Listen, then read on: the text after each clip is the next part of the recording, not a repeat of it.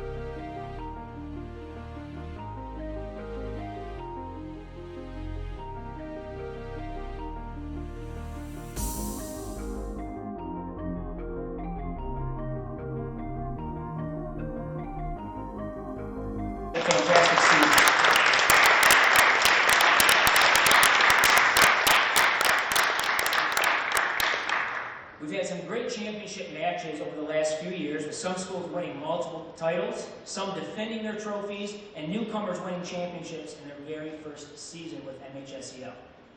On the screen here, you can see some of the past winners over the last few seasons on these 3 state titles, with some of them here today to defend their titles from last fall or last spring. Today and at our conference event yesterday, it wouldn't have been possible without the help from our friends at Oakland University. This is such an amazing venue for esports competition. We had such a great time, as I mentioned yesterday, last year when we held our spring championships here. We knew we wanted to come back. So a special thank you to Chris with the facilities, and especially to Carl Leone, the director of esports for Oakland University. Carl also sits on our advisory board for our league and is a great thought partner when it comes to planning and organizing events to promote high school and collegiate esports in the state of Michigan. At this time, I'd like to invite Carl up to share a few words.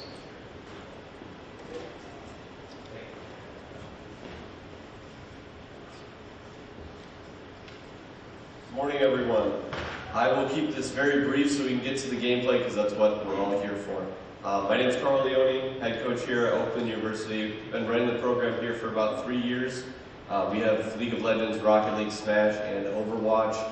Currently recruiting for next fall. We're under athletics. We give the same amount of support to our esports athletes as we do our Division I basketball team. A lot of that comes through academic support, nutrition, dietitian, you name it. We have a lot of support here. So we're just excited about fostering high school talent in esports. This is something that, 5 years I couldn't have dreamed about hosting something like this. So incredibly exciting for me. If you want to talk to me about maybe a future here at Oakland, feel free to come right up to me and talk to me or get a business card from me and we can have a conversation about that. Good luck today, everyone.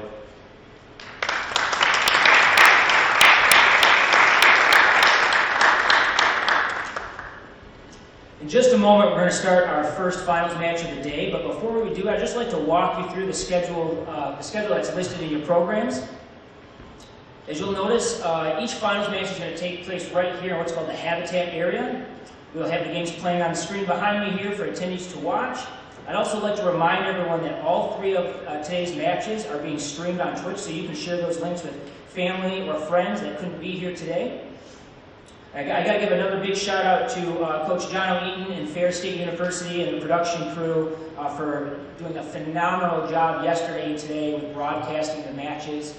They did an awesome setup in there. You might be able to peek your head back out over in the Grizz Den later today to check out their setup, but they do a great job with this, and so we're very, very appreciative to have them help us stream our matches today. We'll give them a job.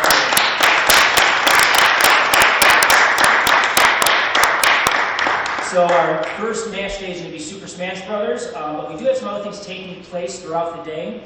So during that match and other matches, actually in the Gold Room A, which is up on the main floor and kind of down this hallway, we're going to have different learning sessions throughout the day.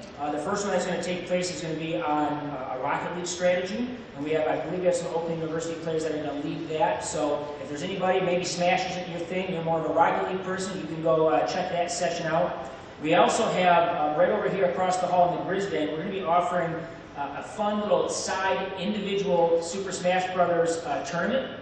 So if there's any high school kids here today that want to play in a Smash tournament, we do have some small prizes for the top 2 winners of that. You can get more details about the registration.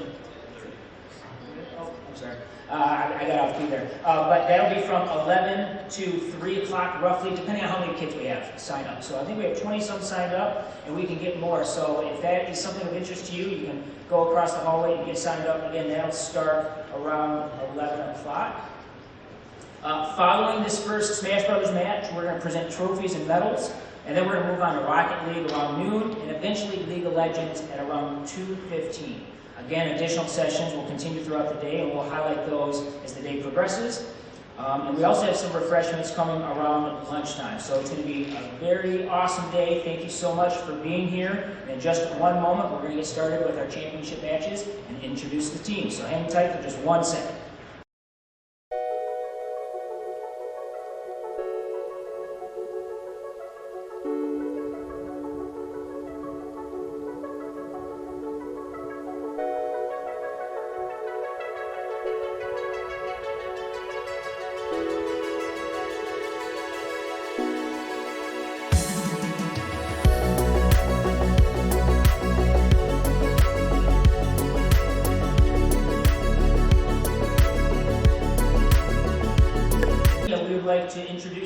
stage is Novi High School.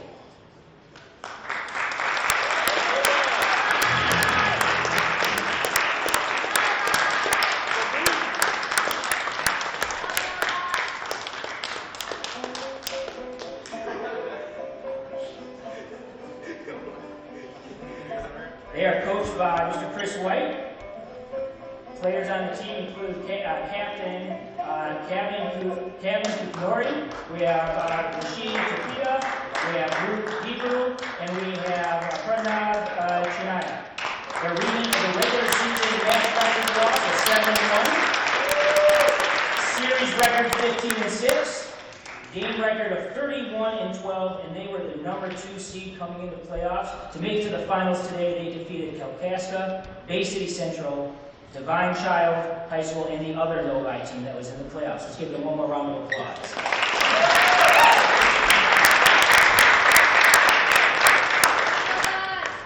And they will be taking on the Bloomfield Hills Blackhawks.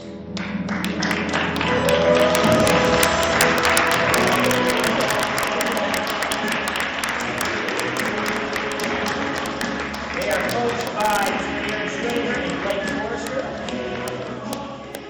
Players include Rob Rabinowitz, Alex Kravitz, Henry Hutchinson, Macklin Forrester, William Zong, Gavin Langwell, and Zach Johnson.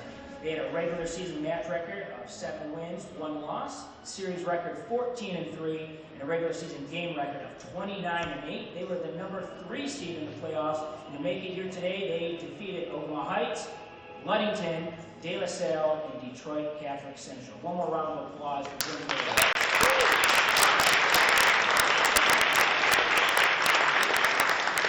Good luck to both teams today. You may go ahead and take your seats and begin your matches. To our spectators, the other areas are now open. If you want to check out the learning session, again, up in the hallway in Gold Room A on Rocket League. It'll take us just a few minutes to make sure the stream is ready to go. And when that is ready, we'll start our first match of the day. Thank you very much.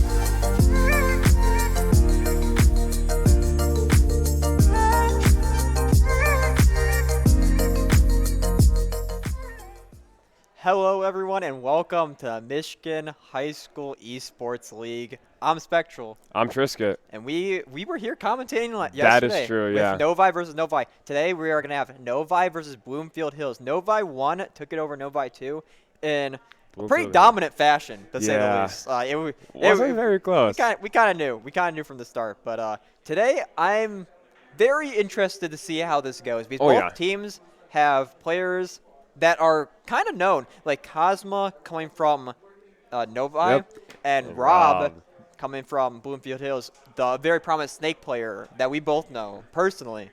Probably the second best Snake in Michigan, so it's going to be an exciting one. Very exciting stuff we're going to see today. I'm curious to see who's going to come out on top. So we're going to be starting the day off with Smash, which is very exciting. Very exciting. We all love our Smash Bros. Got some early morning Smash. I wouldn't have it any other way. Exactly. And we saw all the players prepping, especially Rob and their team. Hills. The second I got here, they were practicing. They were literally here before I even got here, and I Me got here too. at Yeah. 9. I got here at 9:30. Yeah. So yeah, they've been practicing for a while. Definitely excited to see how that preparation helps them out during the match. And they were prepping the characters that they were going to be playing, like DDD and stuff like that. Oh, yeah. So we'll see. We'll see. Novi, they were getting some practicing too, right on the side over here. Got the whole team. So hey, preparation coming in from both teams, but who will come out on top? That is the question today. If I had to say who I think's a little more favored or a little bit more in advantage here, I'd have to give it to Bloomfield Hills. They were the champions last year, to my knowledge. They were the champions last year. And Novi coming in here with 2 teams at the start. This? But like, oh wait, I think we're starting. Wow, yeah, we're already we're getting to the character selection screen. I assume we're not going to start. They're like, okay, the Fox Ditto. Wow. The Fox Ditto. Okay. Wow.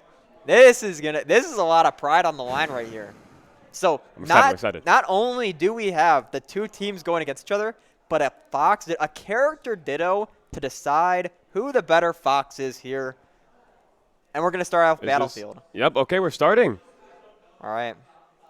Battlefield start with both Foxes. Just gentlemen to it. That's fair. Now the Fox Ditto, it's such, I don't know. I feel like Fox is a character. You got to like so aggressive, so fast, all like really in your face, like an in your face character. Oh yeah. Very aggressive, very fast follower. And as we're seeing it. But also is a glass cannon at the same time. That's Dies true, super early. But also can kill super early. But now in this match, the Ditto doesn't matter. They're both of the same risks and have the same benefits and the same consequences. Yeah. All right. Let's see what question mark here can do. Question mark. It's pretty much a good question on what team they're on. Jokes aside. That was good. Up smash central, man. Up smash. Hey, I like the Phantom tag. That's rocking the spectral kind of lore. You know what I'm saying? There you go. Nice. And both are gonna just take it with up smash. We got this is even. This is even. And as we've said before, the first set decides a lot. I agree. Yeah. The first set. And this is a best of 5. Just remind everyone in the crowd. I'm pretty sure. I'm like 95% sure this is a best of 5. Okay. That's what someone told me. So. Just trading KOs back and forth. Yup. Oh. They both know what they want to do so well. This is so even. Yeah, this goes to show how well they know their character. Yeah. All right. Fox, he did try to get back to the stage aggressively, but the other Fox punished him. It looks like melee. I'm not gonna lie. They are just fishing for that nair because they know if they get that falling nair. Now, down oh wow, up air's just gonna take it. And that's what you get for being too greedy, trying to land with those kill setups. Question mark's gonna take the advantage. Great parry. Oh, and the roll read too. The fundamentals coming out to play. Yeah. There have been a disconnect there. I love that back here. Try to force a tech for the KO. Doesn't find it. Maybe didn't mix up. Love to see it. Oh. The drag down. No I thought he was going to go for up follow-up. smash. He had that hit, up yeah. smash. Up air. Yeah. Wow. Pretty even at first. After that first stop. Yeah, second half, pretty dominant first game. Pretty dominant. The Green Fox just couldn't find the KO for the second stock. Yeah. So I'm not sure if it's just a best. I'm gonna assume that each set's best of 5, and that makes up a best of no. Well, we're gonna find out. Because I don't know which team that Fox was on, but Okay. Well, but exciting first game. It was definitely close until that one stock. That goes to show you in Smash, you always killing the KO is the hardest thing to do. Racking up percent can can come very easily. When you find a player that is able to avoid those KOs so well, that's the hardest part. I agree. The hardest part. If you look at top players, they'll survive forever. You know, you have to put them in situations that make them feel uncomfortable, so you can get those KOs early and efficiently. You know what I'm saying? Definitely seeing that corner pressure and seeing all the pressure that Purple Fox put on in the Ditto. Even in the Ditto, it's a little hard, like, cause like you're thinking oh gosh, I'm sure my character, like my opponent knows what I'm gonna do because we're playing the Ditto. He's played Fox just as much as I have. but the confidence and the pressure coming up from the Purple Fox just shows that this is going to be a tough set for the other Fox. And making it hard to get that Oh, yeah. KO, and getting all that extra credit and it leading into a kill before they even find the second KO. Yeah. So if I'm the other Fox, I'm asking myself, like, what can I do to come back now? What is it going to take? It's going to take a decent-sized adaptation. Oh, character switch. And we're getting a character switch to town. I was about to say, character switches on Dittos sometimes happen, and when you're picking stages in Dittos, it's more what you're more comfortable with until you switch characters. Yeah, I think for the Ditto especially, like, it's not like, especially it's all the better for the Zero Suit now because the Zero Suit knows what the Fox can do, and the Fox knows less what the Zero Suit can do because they don't play Zero Suit, I'm going to assume. Yeah. But it's also, you're probably pulling out your pocket, That's true, so probably not as good as your Fox. Not as good as your main, potentially. So, is it worth the risk? We'll see. Phantom's going to have to prove something. So far, Fox is racking up a bit of percent. It doesn't really seem like neutral. The Zero Suit isn't finding Hey. the right. Oh, never mind. I believe the Purple Fox is part of Bloomfield Hills because I recognize the color they use. Yep. So I feel like Bloomfield Hills is the Fox. Doing so many safe as I say that, okay. But doing so many safe options we see. Oh, yeah, that could have definitely been the stock. That was definitely And a great out-of-shield punish. Yeah, try to get back to stage aggressively, and it's going to punish it with the up Now, smash. if I'm Fox here, I am backing off. It's definitely tough. I think, especially Fox, is such, like, with how fast Fox is, Fox can just literally back off and not do anything. Yeah, and then he can go in with the speed in fast bursts and just blow you up, Puts the opponent at such a disadvantage. We're going to see what the Zero Suit can do to come back, though. Look at this extra credit the Fox is doing. It's not letting Zero Suit breathe at all. And almost lapping in Taking percent. it easy, yeah. Lapped in There's percent. the lap. There you go.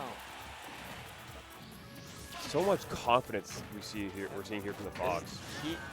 They know their up smash is gonna kill it. I think it's also like takes the weight off his shoulders. This Fox, like, okay, I'm up now. I don't have to worry that much. And there it yeah, is. there it is. There it is. The KO is gonna come up from the up smash again. I'd love to know how many KOs they've got. Oh yeah, I don't think the secondary was the option here. I don't think the pocket was. Yep, but hey, Uppy's gonna take it even on town. And you gotta realize, Fox also thrives on FD, and Town and City's FD for a third of the stage. Yep. So Turns into Kalos, turns into FD. Yeah. Such a versatile stage. That's why I love it. I like that platform drop with the bear. Kind of cute. Wow. I didn't even know that hit. Yeah. Definitely. That was so good. The empty hop grab. Yeah, this is looking like a 2-0 right now. This Fox got some fundies. This Fox knows what they're doing. This Fox definitely has some fundamentals. He paid attention to your presentation about how to play neutral. I guess so. That's going to be a 2-0 for, I believe that is Bloomfield Hills going up 2-0. Yep, yeah. Okay, yeah, Bloomfield Hills going up 2-0 so early. So this really puts Nova in a spot where they have to think about their next choice so carefully. Because if it is a best of 5, this does give them a bit of leeway because do they want to burn their... Well, I actually don't know. In best of 5, could you use one of your players twice? I have no clue. I have never played in a best of 5 in this format, but we're going to find out. Go with the flow, see how it goes. Because usually you would want to use your best player in second, especially if you lose. Oh, yeah. Doesn't matter. But in a case where you won your first match, you can kind of wait off to use your best Definitely, player. just like I was saying, puts you at ease. Yeah. Makes you feel more comfortable. Like, okay, but it gives you all the more confidence to keep pushing, especially I think team morale, team mentality. Like now that you're up 1-0, you don't have to worry as much. It definitely is very good going up 1-0. That definitely allows your play to flow smoother. Yeah, definitely does. I wonder what stage we're going to next. And that was a 2-0, but I'm not sure if they play out another match because it's. But we're gonna find out. We're gonna find out. I think. Oh, you mean best of 5 instead of best of 3? I'm assuming it's three best of 5s to make up a... That would make sense. That would make way more sense. That would make sense, yeah. But it looks like they're switching. I think they're probably switching. Probably, yeah. I'm curious now who's going to come. So, well, they've already had to decide their order before the match. Yeah. So it's not like they're thinking right now, okay, who are we sending in next? They've already picked their person to go next. So whether they like it or not, they're going to have to make a move soon. They're going to have to figure out some solution to this strong Bloomfield Hills team. If I'm in Novi's corner, Yep. Cosmo's got to come out now. Oh yeah, I agree. Cosmo's got to come out. That Inkling That looked Inkling. phenomenal yesterday. Phenomenal yesterday. If you guys Definitely didn't see it, that Inkling. A piece of art. A work of art. Piece of art. So. Such smooth movement. The movement was kind of crazy. And it does look like we're going to get new players. Yep. So I'm curious now. I'm curious if Novi was already, because I walked in on a strategy session and it sounded like they were already thinking like, okay, put our second best. Wait. Oh. Oh wait. Never mind. So no, it is best of 5. Yeah, it is best of 5%. I wonder what was happening. Okay, well, anyways. They're probably just talking about what they should be doing. Maybe yes. Maybe I think you can take a timeout. Anyways. I do like the Fox. Do the match. Switch back to Fox. Going back to the Fox deal. It was it was closer. Yeah, it was closer. Even, Definitely closer than the Zeros and Fox match. Yeah. So it was just they couldn't find the extra credit. And even he's sitting here. Okay, the confidence. Like okay, switch back to Fox. I'm gonna show him what I'm made of. And definitely, seeing as it's coming out here, they're dominating their first stock so far. It is very little. Phantom, yeah, Phantom's definitely showing like, hey, I'm not just gonna let you steamroll me. I'm gonna show you what I'm made of.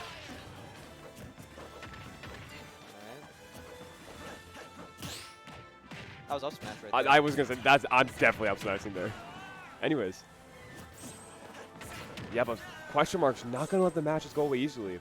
I do like the up air. Just try to chase for the up air. Just barrel. Oh, that was so good. Did you see what he did with up? He stalled it. Went right against the stage. Such good character knowledge. Very but up smash. Phantom does not care about his character knowledge. He's going to show him that he's the better Fox. Yeah, and sometimes you just got to put more faith in your main, you know? Oh, yeah. Like, my main's, yeah, okay, well, but even game now, 2 stocks apiece. And that's what the Green Fox was struggling in the first game, too, is those aggressive, getting back to stage. Oh, you know? wait, would he? He popped up. He popped up so you can get that the can happen? block, yeah. Hey. That's not SDI, is it? No. Okay, anyways. Back to the match. Wow, yeah. Just all over Phantom right now. The parry, I'm seeing a little bit of reminiscence of the last match, or the first match. The fishing, the aggressiveness from Phantom, trying to. But still, even game. It's even right game. now. What, just like last time, even game. Though it feels like Phantom's slipping away a little bit. Maybe that's just me. Oh, maybe not. Maybe I was wrong. I'd be glad to be proven wrong. Even game again, yeah. Such an even I want to see more down smashes instead of forward smashes in there. Just well, and the Nair up smash. Fox's guaranteed kill setup. KO setup.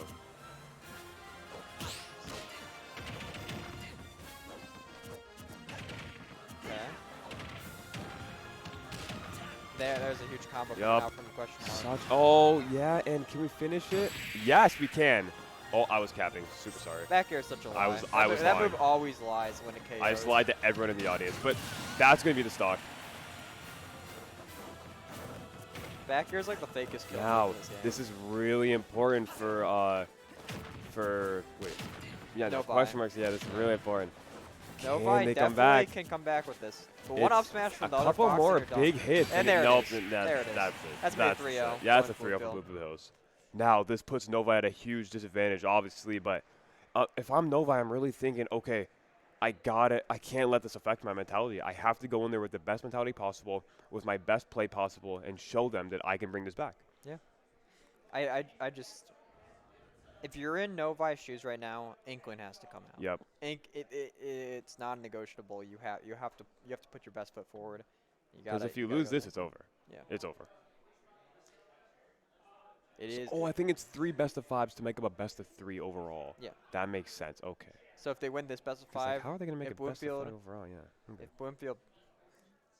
No, I'm pretty sure it's 3 best of 5s that make up a best of 3 overall. Okay. Okay, got it. That makes a lot more sense. That makes a lot of sense. So okay. 3 best of 5s. Yep, 3 best of 5s that make up an overall. So if Bloomfield wins this, they win. Yep, they win. That's what I thought. So that maybe I would be really impressed if Bloomfield Hills saw this coming and they put Rob right now. Like them up 1-0 instead of just saving their best player for last. No, yeah, I think they put Robin right now. Yeah, that's what I'm thinking, yeah. Yeah. Because you can't risk, especially if it's blinds, you know. Oh, you can't risk. Mario Kart? No, where does this thing? Yeah. Yep. So you can't risk the potential of losing game 1 if you're either of the teams, especially if you're blind picking, because something can always go wrong. Oh, yeah. Bloomfield knows that something can go wrong. Even if they won, they don't know. That's hindsight, you know what I'm saying? Yep. So Rob and Cosma, I expect to be both going in right here. So. Yeah, but I'm very excited for this. Two of probably the best players in this league, in this room right now, in this looks like, yep, Rob and Cosma on these setups. This is going to be an exciting set, folks. This is two players that are known within the scene, especially Rob. Especially Rob, yeah, goes to locals, puts in the work. Cosma not as heard of, but the talent, his skill level is just there. He's there. Yeah, I had heard of him prior to this before he goes to Afterglow and stuff like that. And Rob, obviously a movement threat. It's going to be on the Arcadian crew battle. You know, a Michigan threat. Yeah, Michigan threat. And a Michigan level threat. Potential PR in the next couple of seasons. Yeah. So. Hoping that for me too. Anyways. Oh yeah, but definitely this set now predictions, like I think this set's going to definitely be a little even. Let's talk about matchups here. We're seeing probably Inkling from Kaz and Snake from Rob.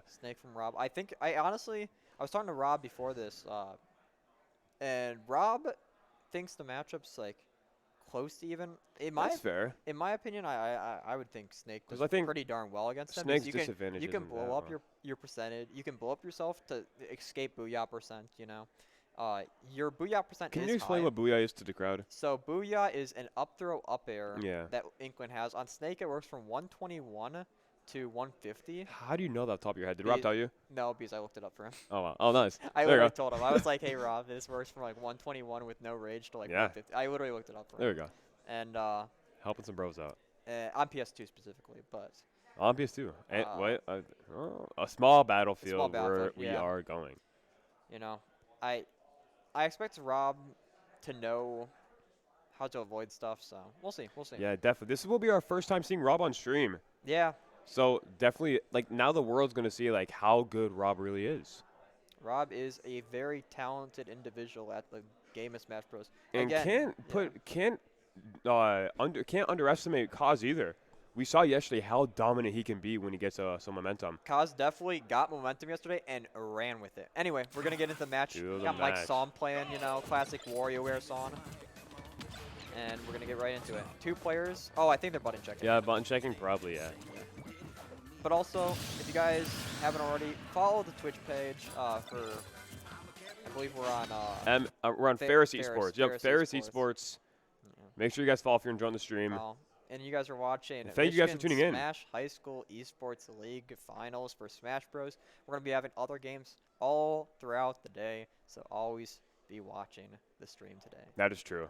So make sure you stay in touch. For sure. Anyway, got their button test done. Button test done. Now we're getting to the real match. Man, now we don't have Mike's on anymore. Oh. Wonder what song we're getting. We got F-Zero Medley yesterday. That's true. Yeah. I wasn't. I'm a bit, I don't know, because I'm always listening to, like, I'm curious if even any of them are listening to, like, their own music, because it's definitely, I asked one player for advice once, they're like, you know, if you want to get better at the game, just find a song you enjoy, listen to something. Anyways, getting back to the game, we are going to see it. All right. Great double attack. Man, he just ran and dash attacked at his face. That's what I do on Smash to start the game. Just a quick dash attack. Anyway. This might be a slower-paced match just because Rob wants to set up, but we'll see. We'll see. Yeah, I think both players definitely going to feel their opponent out. Rob, as a player recently, has been being less aggressive, which is better for Snake. Because Rob used to be a very boxy, heavy Snake. Yep. But we'll see. We'll see. Cosma definitely wants to get in your face and just go in. We've seen that from him all throughout the weekend. Yeah, definitely. Got the berry. Oh, almost got it. I saw what he was going for. Yup, and there's the Booyah. Not going to kill, though. It's also going to stale the Booyah, so. Yup. Maybe he wants that, though. Maybe he wants that. Great up smash read by Kaz. Kaz taking the first stock. Kaz taking the first stock. Rob down now.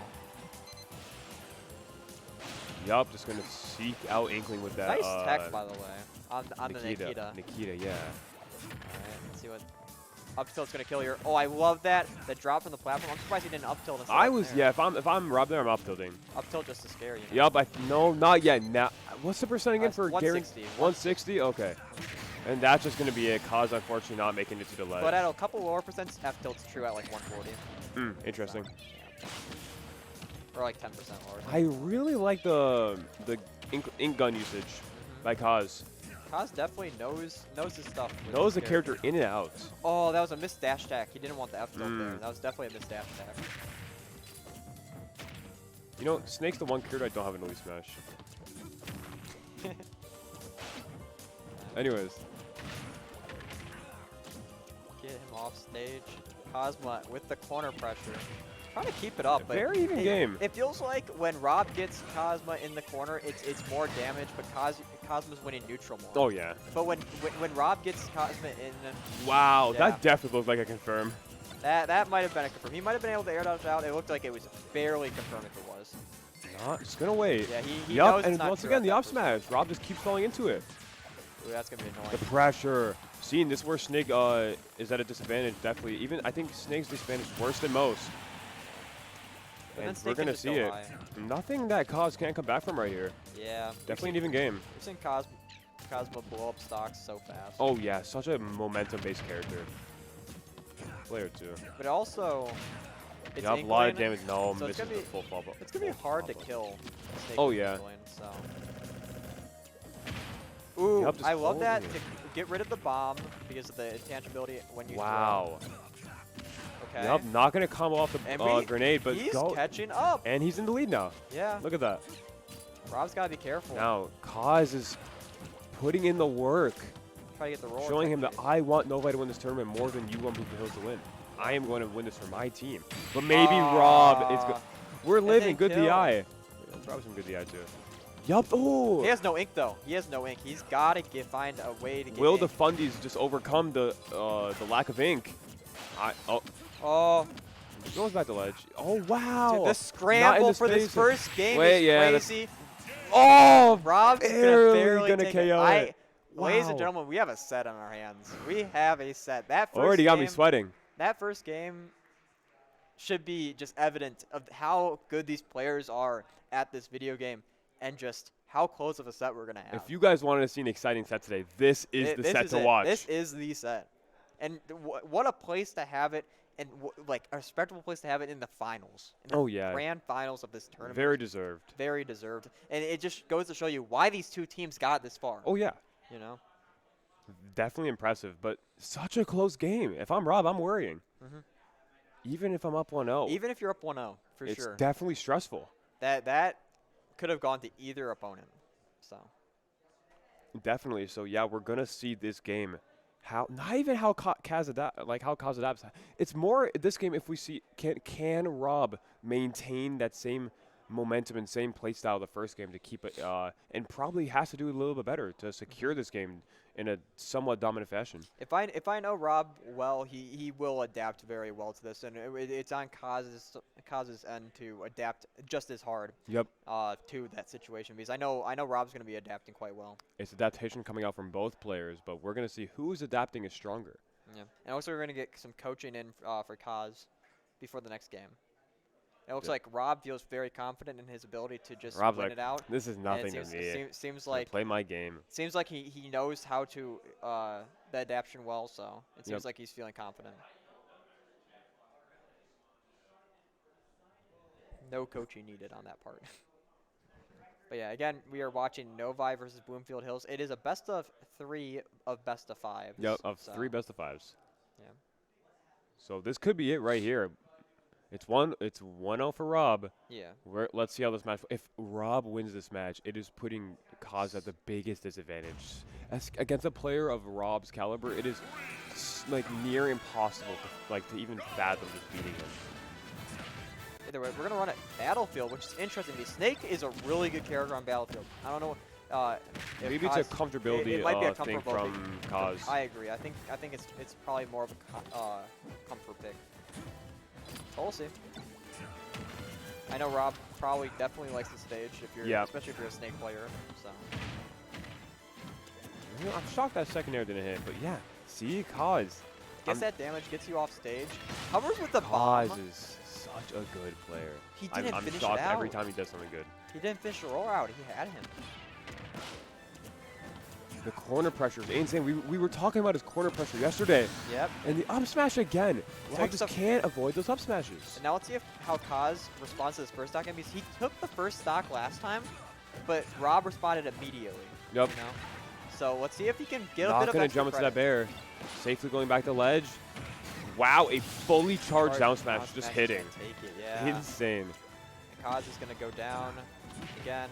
But will Kaz get demotivated or just keep that? Will that motivate him all the more? We're going to find out. Oh, Rob. Yup, is great grab throwing. read. And look at this. It just turned into a situation where Rob was down by a lot, but now he's in the lead by a lot.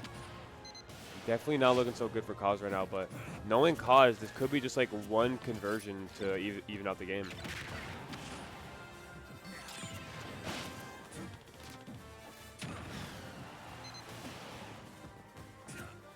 Right. Yup, great jump read right there. Now Rob knows what he kind of wants from the corner because he's seen it. And a down smash killing again, covering the roll. And it looks like Rob knows exactly what Cosmo wants in the corner now. And Rob can just take it easy at this point, not having to worry about what's going to happen next. Rob doesn't have to approach. Oh, yeah. It's all Inkling's job to approach now. When you're down against Snake, it's one of the worst things in the game to happen. Yep. Alright. Oh, wanted the grenade conversion there, but not going to time it right. And then realized they tried to pick up the grenade, but it was too far. Kaz, yep. Just quick booyah. There you go. And Not looking good for Kaz right now. Yeah, Kai, and when you're down with Snake, you take so many trades when you're down against Snake, and when you're down against Snake taking trades, it's just, you're going to lap him for sense so easily. Oh, yeah. Since he's such a heavy, it just feels so endlessly hopeless sometimes. Yeah, the up smash, but hey, Rob avoiding it this time. Right.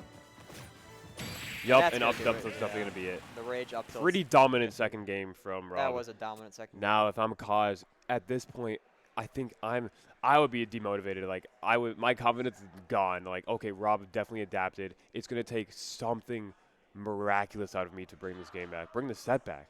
And it is possible. It looks like we're going to get Battlefield again, but it obviously possible.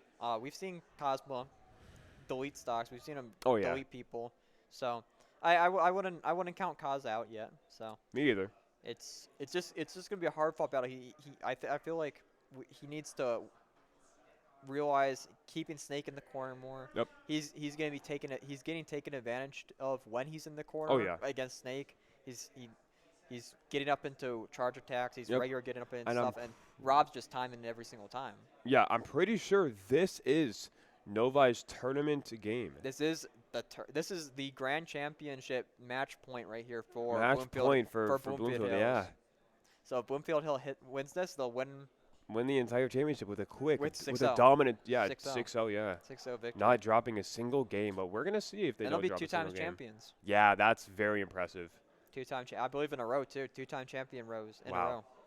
Very impressive. For the Michigan Smash High School League. And make sure you guys stick around to the stream because we'll have Rocket League of Legends coming up soon after this. Yes. So stick around. Definitely not going to want to miss it. But yeah. Obviously our Twitters are under. Mine's actually at Spectral_Austin. Mine is at Toma_Tristan. I will say there's the guy that has at Spectral stole it from another person that had it like it was like a locked account. And then they took it from a person that and then he took it and they like do like Bitcoin now. Wow. Yeah. Or something. He has like 2 followers and I'm annoyed. No, it happens. Yeah, it's a popular name. It's a cool sounding name. If I'm coaches and I'm talking to my players here, being down 2-0 in a situation like this is stressful. I think Rob's just talking it with his boys right now, being like, "Yeah, I can win one more." They're just laughing it off. I think if you're in Kaz's situation, it's gonna be very hard. As a coach myself, if I'm Novi, I'm telling my players, okay, we're down 2-0. Wait. Yeah, down 2-0. Almost down 2-0. Almost down 2-0 in like the overall set. So I'm just thinking, Kaz, gotta bring your A game. Give it your all. It's just literally give it your all. Whatever happens, happens. There's not much more you could do. Yeah, especially when you're versus someone like Rob. So yeah, playing against a character like a player, a character and a player like Rob. Yeah. So I don't know. Kaz definitely can pull it out of nowhere and just surprise us all. And if I'm the coach, I'm just play your heart stressing. out. Just play your heart out. That's it, I'd yeah, be that's all you can stressing, do. but like, if you're in the situation, you have nothing to lose at this point. Yep.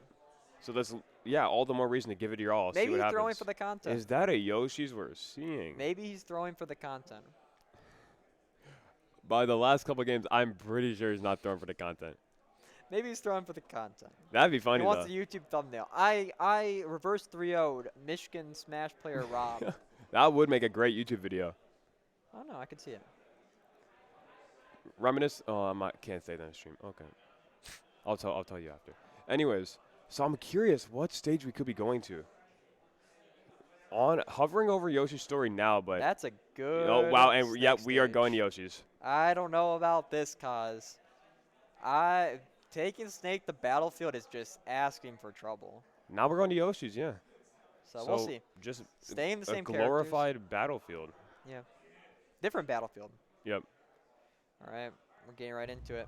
Game 3, match point for Bloomfield Hills. See if they can close it out, or see if maybe Kaz will just bring it back. Saying to himself, I'm not going to let the 2 games affect my mentality. I'm going to show you what I'm capable of. I'm going to show you how powerful I really am. And we've seen Kaz take the first stocks in both these games and just not like getting matched up so easily by Rob. I think that was a double jab there from Kaz. Yeah, incoming jab is so good. You can do like 26%. And then all you already inks you, so it does more damage whenever you get other hits. It's crazy. Like Rob trying. Even game here. Oh, that does 2-frame, I'm pretty sure. Yeah, it does. And I mean, if you're in Rob's situation, you're up 2-0, you have nothing to fear. That's true. Nothing. All the better getting an early kill. Yeah. Early KO. Alright. But again, just like the first games, Kaz is has a commanding lead right now. So. Alright. Oh. And Rob just gonna blow himself up. Just the blew first himself KO. right up there. Giving Kaz a present. Maybe that's a mind game thing. Yeah, maybe. Like, wow, that's Kaz really likes the roller into wave bounce downwards. And the waveland, yeah. Waveland, yeah. Rob, such a dominant presence on the stage right now. Even him being down slightly, it's basically like he literally did just give Kaz the lead. So if I'm more scared if I'm Kaz here. All right, well, what's he gonna do? In the corner, Snake. He's Threw it got to up, but nothing was there. capitalize on this corner. Yup, great play from Kaz there, grabbing Rob out of shield. And look at Kaz is now. Yeah, if I'm Rob, I'm actually now regretting blowing myself up. Well, of course, I'm gonna guess he didn't do it on purpose, but wow, that was so smart going above the Nikita. There's just that to wave land get him out of it. Waiting, yeah, up smash. I actually really like that up smash because he was trying to bait out an air dodge. And it's safe. Yeah, and it's safe. You see, yeah, it didn't get punished. Okay. Rob is. The down throw up tilt's gonna. Rob's kind of losing it right now. Yeah. This, oh wow, yeah. That's wow. We got 3-1. So even with Rob giving him a free first stock, he couldn't even take the second one. Yeah. Maybe that coach was telling Kaz some crazy things to inspire him. Shout out to the coach. As we were saying before, Kaz is definitely far from out of this. We've Yeah, seen him definitely do this. a dominant lead right now, I'd say. Yeah. It'll be a little hard for Rob to bring us back, but nothing Rob can't do, definitely. Wait, maybe I spoke too soon. Maybe this will just be the match. No, not yet. Not yet. Yup, can't do anything right there as Rob. Rob, Snake can't do anything. You just gotta respect it. Any good, you gotta respect it. You gotta let it just move on. Right. Yup, okay. Hitting Snake Good shield when he conversion. has grenade conversions all the way. You already know. Great. Now that puts him completely away from our ledge situation, Yeah, from the our ledge splat bomb trap. is definitely smart. All right, Nikita out. Nikita not gonna hit Kaz. Yeah, maybe the Yoshi pick did work. Okay.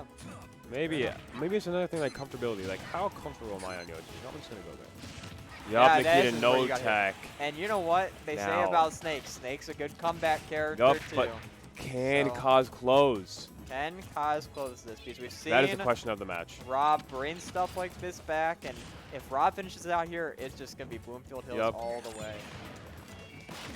And I want to see more Smash. I want to see more Let's Smash see too. if let's see if we're gonna see more Smash.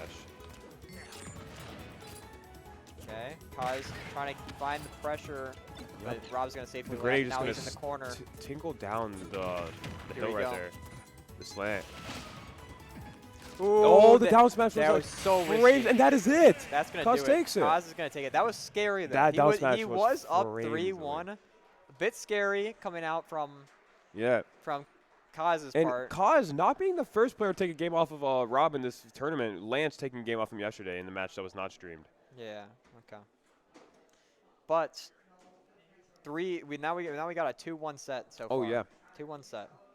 Now a little stressful for Rob, but maybe not. Like towards the end, the Rob was definitely coming back. Yeah, Just, if I'm Rob here, I'd be like, yeah, I just played that first game. I couldn't find that first stock. Yep. And that first KO was really struggling for me, but I brought it back by the end. So oh yeah. if I'm Rob, I'm not really threatening. So it's just one game. If you lose this the next one, then you gotta worry. Then it's stress. Then you gotta worry. A lot of stress, but definitely, if I'm Rob here, I'm thinking, okay, it's fine. He took he took his first game. I'm just gonna show him what I'm made of and show him that it doesn't affect my mentality. Yeah. He's like, hi, Donna. And Rob's been here many times before. Yep. Especially with PR players around the state. He's been in this situation before. He's taken countless sets off of and reversed many people. One of them being Dilster. I know he came back against one of Michigan's Dilster, best. Recently in a movement he was saying. So Very impressive. yeah, very good player in his own right too. So if for stage picks here, I'm wondering. No, we're still getting some coaching from the coach. Novi just having a team talk right here. Like, And hey, if that team talk worked, do it again. yep. And now you see Bloomfield Hills And having that little talk. I'm sure Rob just telling him, guys, I got this, and don't worry. Yeah. You can trust me. And if it goes to game 3, I believe we have the Wolf and the Little Mac. If I'm not mistaken. That probably is true. Yeah. Or 'cause wait, I know, maybe the Wolf's the Fox. I know the Bloomfield. The only player from Bloomfield Hills that hasn't played left is the Little Mac. Mac. Yep. It's the Little Mac. But I don't know what other characters that Novi has. I know they have, well, of course, Cause. Who did they say that They have yesterday? Wolf. They had a Wolf Bowser. No, yesterday. it was Bowser. It was Bowser, Wolf. Bowser, and- Wolf. So I think Inkling, the Wolf's yeah. probably Fox because he probably also plays another space Yeah. animal, The Star Fox characters. The Star Fox characters. They usually go together. So I'd assume it's probably the Bowser and the Little Mac. Yep. I So. can agree with that. Both characters that have a lot of like weird armor mechanics, like Tough Guy and Super Armor. Yeah. That's definitely a weird matchup. I assume Bowser wins, but man, that would be crazy if we got there. And who knows, with that dominant lead for most of that game, Rob was bringing it back. Yep. But now I don't know. I think Rob has the mentality now. Like, it literally doesn't matter to me that he took that game. I'm going to show him that it doesn't matter to me. And that's so I can important to still have. sweep. That's so important to Yeah. have in Smash Bros. To keep your mentality up, to just know, even if you lose a game to someone who maybe like you're like, I was bringing it back on, I shouldn't have lost that game in the first place. That's very important to have that little bit of ego in a way. Yep. Just knowing that you could better And play sometimes. as a player who's been in this position, definitely like, okay, you lose a game to someone who you're probably not, like, you wouldn't think you lose to. But it just shows all the more, like, doesn't matter. I know this player through and through. I'm going to show him that he's not taking another game. Yeah. All right, it looks like the coaching's commencing, and we're going to get right into game number 4 of this set.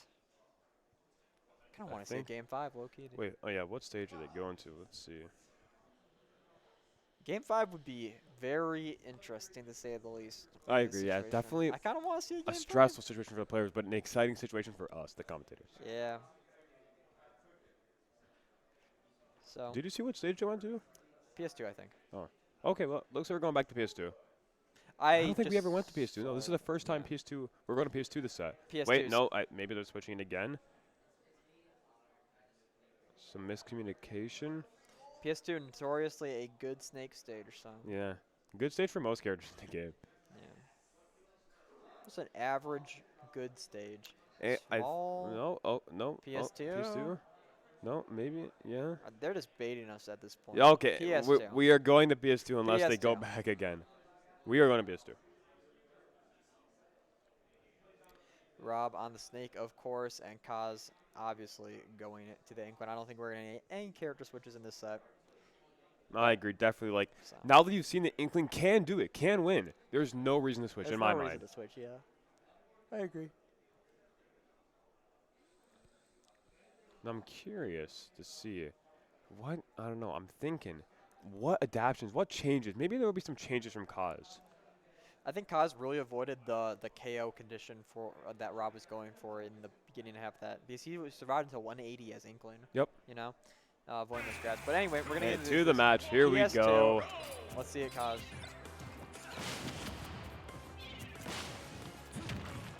All right, starting off the match already strong, but we've seen Kaz start off Kaz always starts off strong. It just Rob knows how to bring it maybe back. Maybe it's like a taking notes thing from Rob. Like, okay, I'm just gonna adapt to like what you're doing first. I'll get hit by some of the things you're gonna do. Then I'll adapt to that.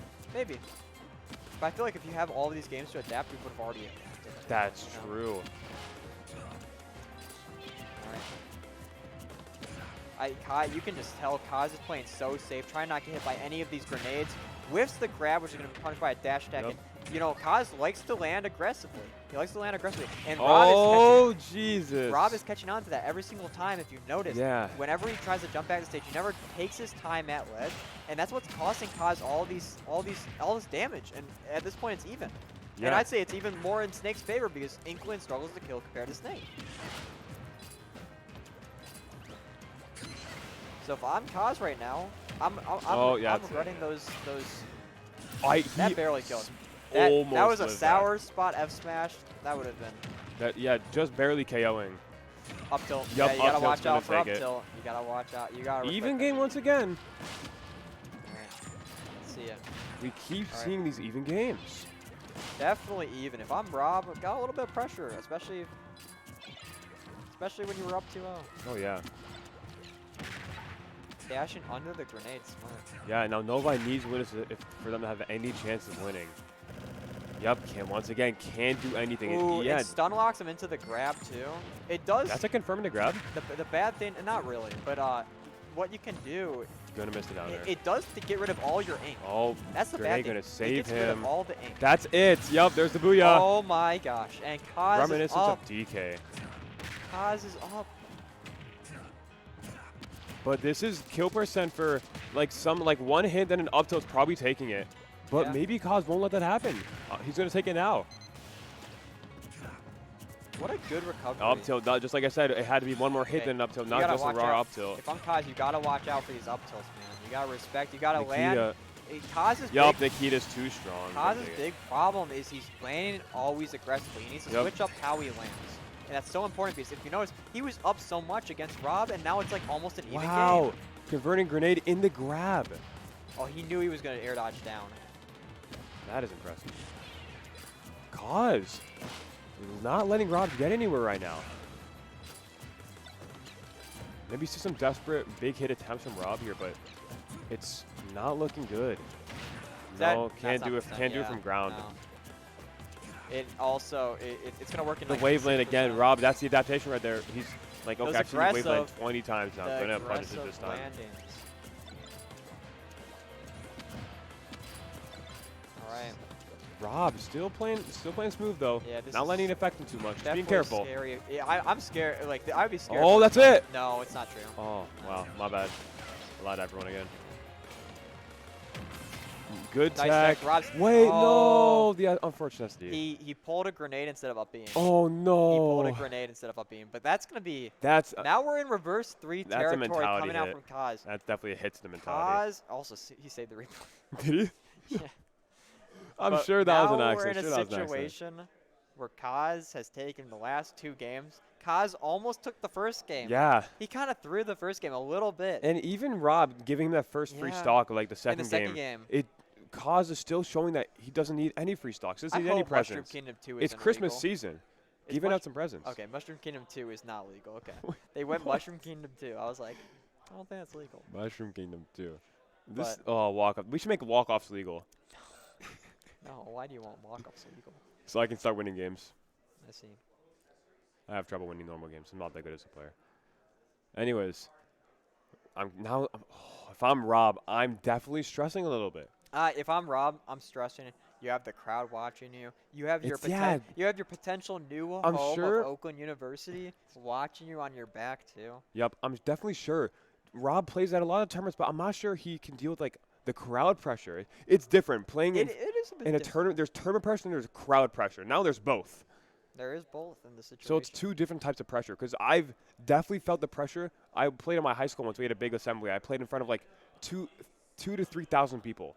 There is definitely a difference between tournament pressure, but it's like pressure about winning the game, and like pressure to like, I guess make sure the audience is enjoying the match, but like also like to show the audience like that you can actually like that you can play good. That you can win. It's so much pressure. That you can show up and show out.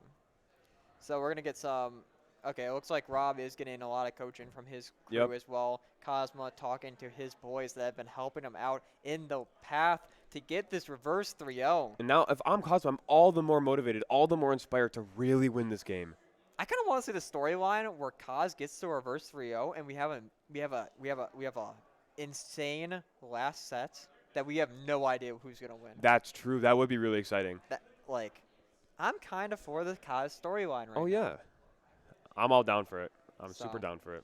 I don't know. I think we're gonna find out. I think it tells a super cool story. But anyway, you guys are watching the MHSEL, the Michigan High School Smash Esports League. Again, we're in a best of 5. We're in the second best of 3 set of all the best of 5s. And if Bloomfield Hills wins this next match, they will be crowned your Michigan High School Smash Michigan Smash High School Esports League. That is correct. Champions. So very stressful stuff for both players. Novi gets this. We're going to a game 3. We're going to a game 3. Another best of 5. Yeah, another the best last of 5. best of 5. The last best of 5 in this best of 5 set. So that's confusing. It is confusing. That's confusing. But the people will understand. I've said it enough. It looks like Kaz is ready now. It looks like Kaz. Coach, give him like, hey, you got this. That's the hey, you got this. That is the hey, Pat. You got this, Pat. I saw that, Pat. That is the definition of the hey, you got this. My Definitely, definitely. Let's get it. Other coach talking to Rob now. That is interesting. Maybe some trash talk. That would be fun. I doubt it. How you lose his last 2 games? How are you letting this happen? That'd be funny, man. That'd be really funny. Yeah. Oh, maybe Rob got some complaints. I can't believe your player's beating me. Can you tell him to stop? Can't have it anymore. Can't have it.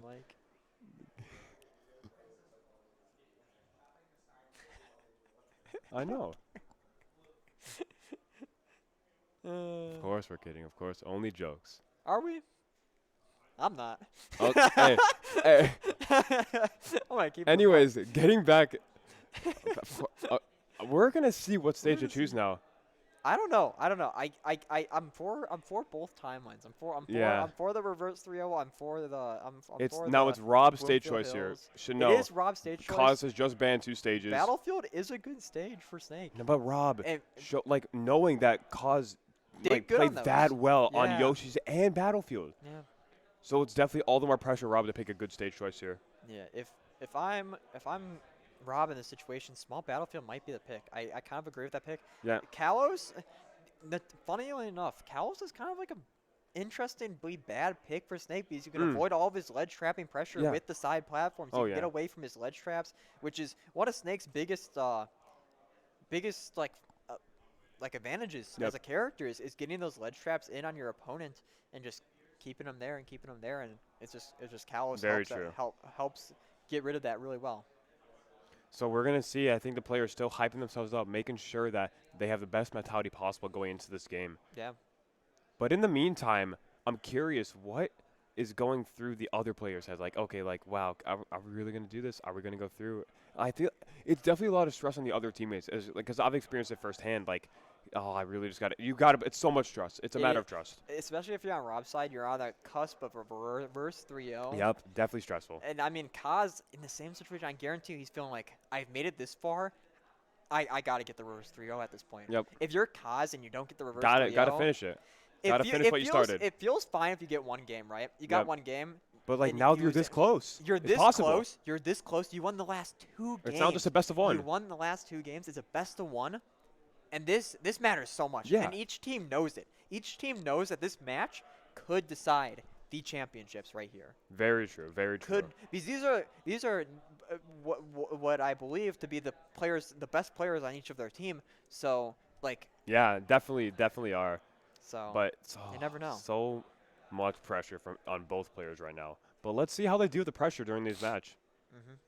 Well, if Lilat's legal, no, yeah, it is. Lilat, he might go Lilat then because you can hide C4. And showing the trophies here. Yeah, those what are the winners will go home with. You either go home with a gold trophy or a silver trophy. The and smaller silver one. I will tell you, I want the golden trophy. If I'm Bloomfield or Novi, we want the golden trophy. We don't want the silver trophy. We are only first. People only remember first. Yep, I'll quote something. It's like, first is the only place that matters. Anything besides first is a loss. Oh, that's map selection and rules. Yeah. Okay. So they were trying to decide what map to go on. So it wasn't trash talk from the coaches. I knew it. But then again, I knew it.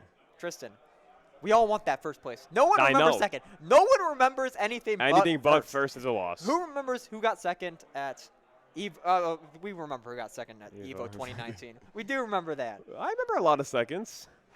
Decent amount. Who got second at Super Smash Con 2019? Leo. No. Samsora? One of the two. I forgot. No, I'm pretty sure Samsora won that. He did win that. Yeah, it was Leo who got right, second. Right. Okay. I was right. Fair enough. How are you going to quiz me and you're going to get it wrong? Fair enough. Okay. Come on. Anyways, but definitely every player in this match right now wants first. No one wants to go home with a second place trophy. Still nice, though. Yeah. Still nice, though. Still picking the stage. On Yoshi's story right now, though. On Yoshi's. I don't know. I don't know where I'm going. We're going between a lot of legal stages right now. Are we going back to PS2? I think PS2 or small battlefield. I honestly. Because obviously they have an equal chance of winning at PS2. It's not like big disadvantage to either player. I could see small battlefield. But we're going around a lot. Okay, yep. PS2. We are going to PS2 for just the final match of this set. Classic PS2. Could be the final match of the tournament.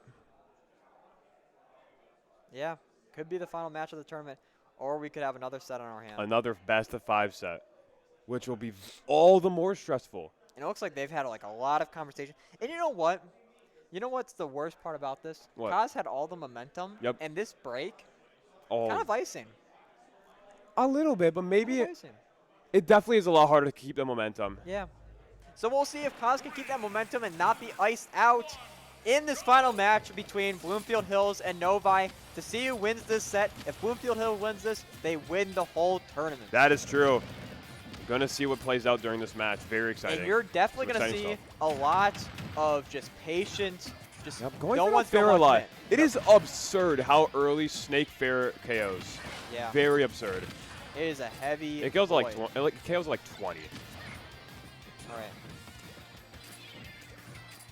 Brought us flat bomb. But most of the same stuff we've been seeing for the last couple games. Just a lot of bomb, a lot of early grenade from both characters. We're seeing that the percents are more even on the first stock instead of Kaz running away with the first stock. It's more of an even percent. It is. Yeah, it is. Because last couple games has been like 0-90, like 10-100. All of these games, Kaz has got in the first stock, but Yeah, but now even game. Yeah.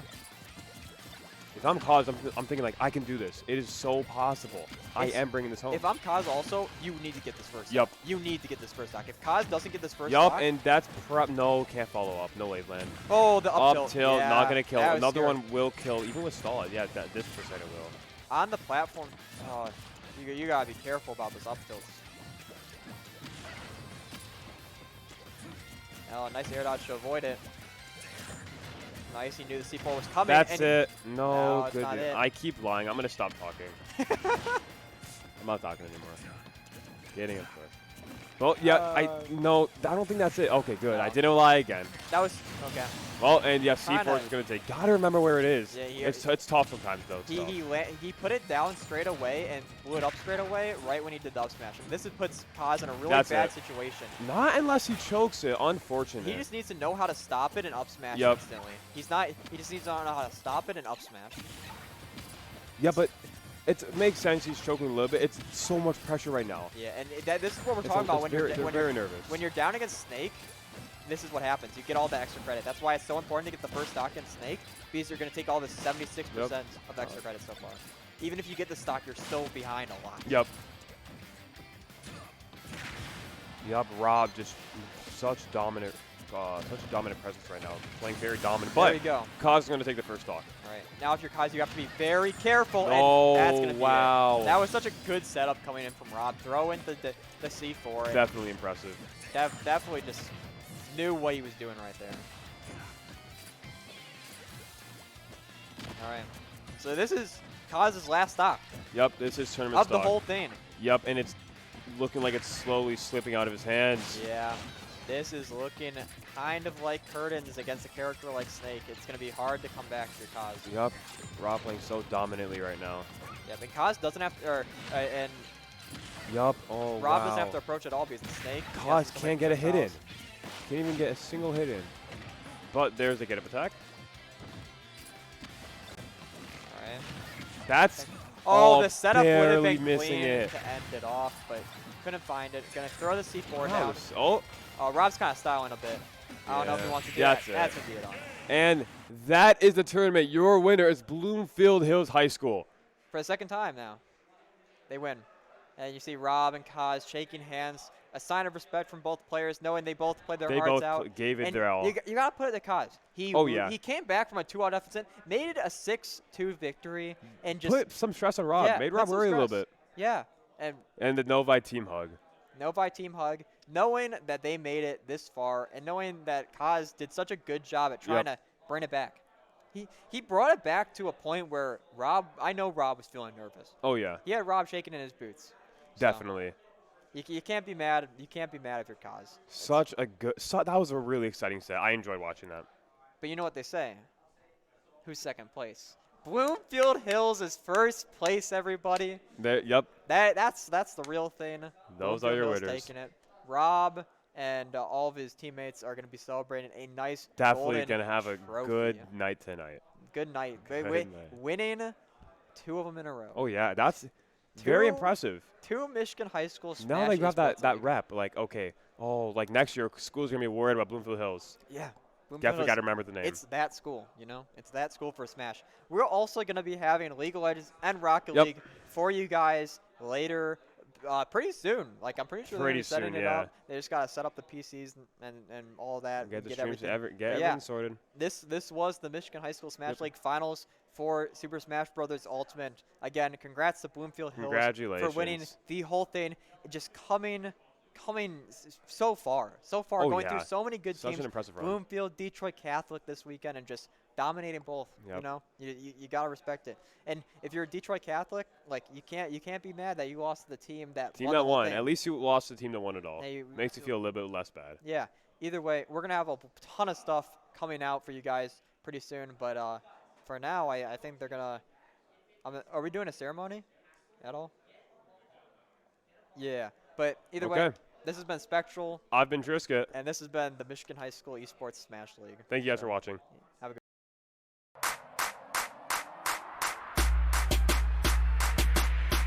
The top 3 benefits that an esports program provides for a school district that an administrator needs to know: student engagement, scholarship opportunities, and career pathways. And that doesn't necessarily mean that they have to be professional players, but gaming is a $140 billion industry, which means that there is a plethora of jobs out there.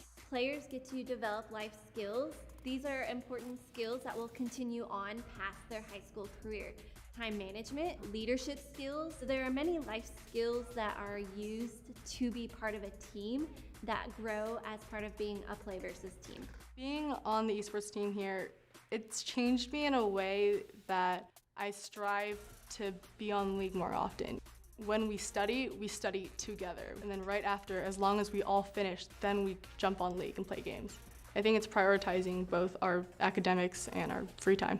You can get into schools with scholarships for esports now, and people who play esports are more exposed to the tech scene and to the game design scene. So there's lots of opportunities there. There's really no limitation to who can jump in on a team, instantly bond with their teammates, and begin playing.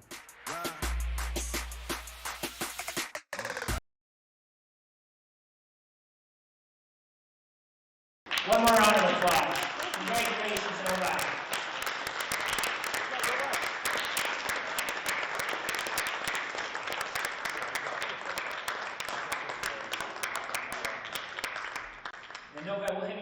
the side to the left there, but don't go far because we're going to do one major large group photo in just a little bit. Yeah, we'll go.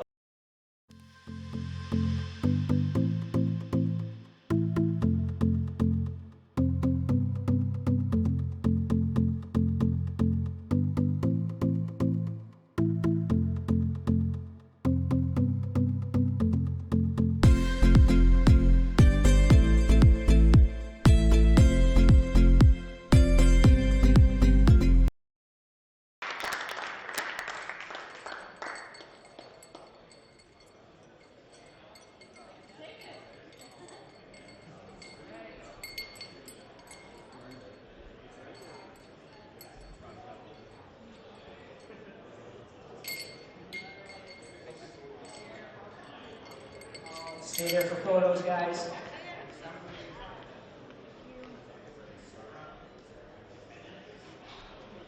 That's nice.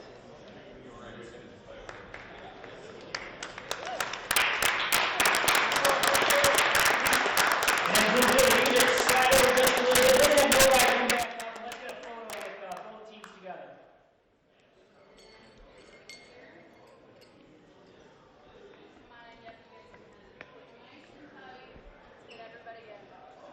Thank you.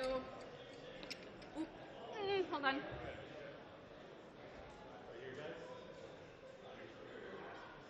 Can you, one more. One more.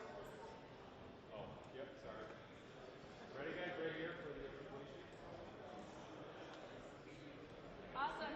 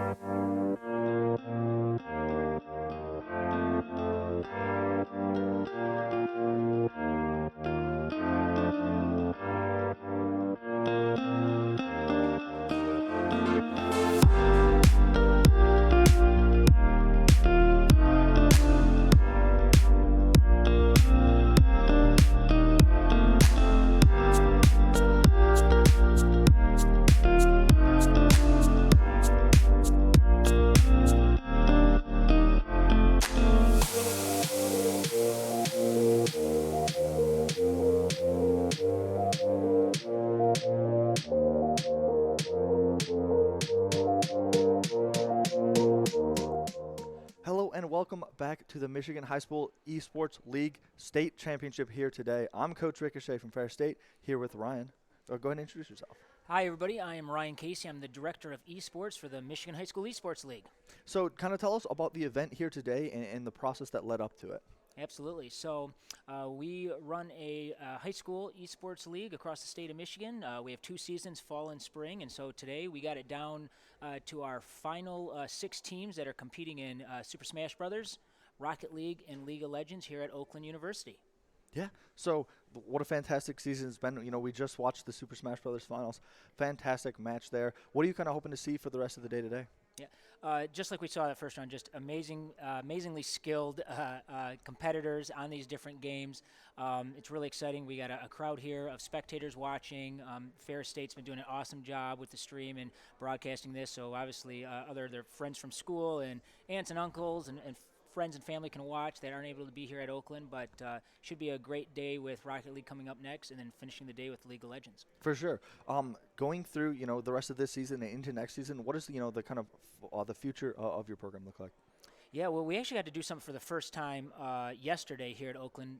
We actually got to run our in-person semifinals matches. Last year we did in-person championships for the first time. Now we brought in-person semifinal matches.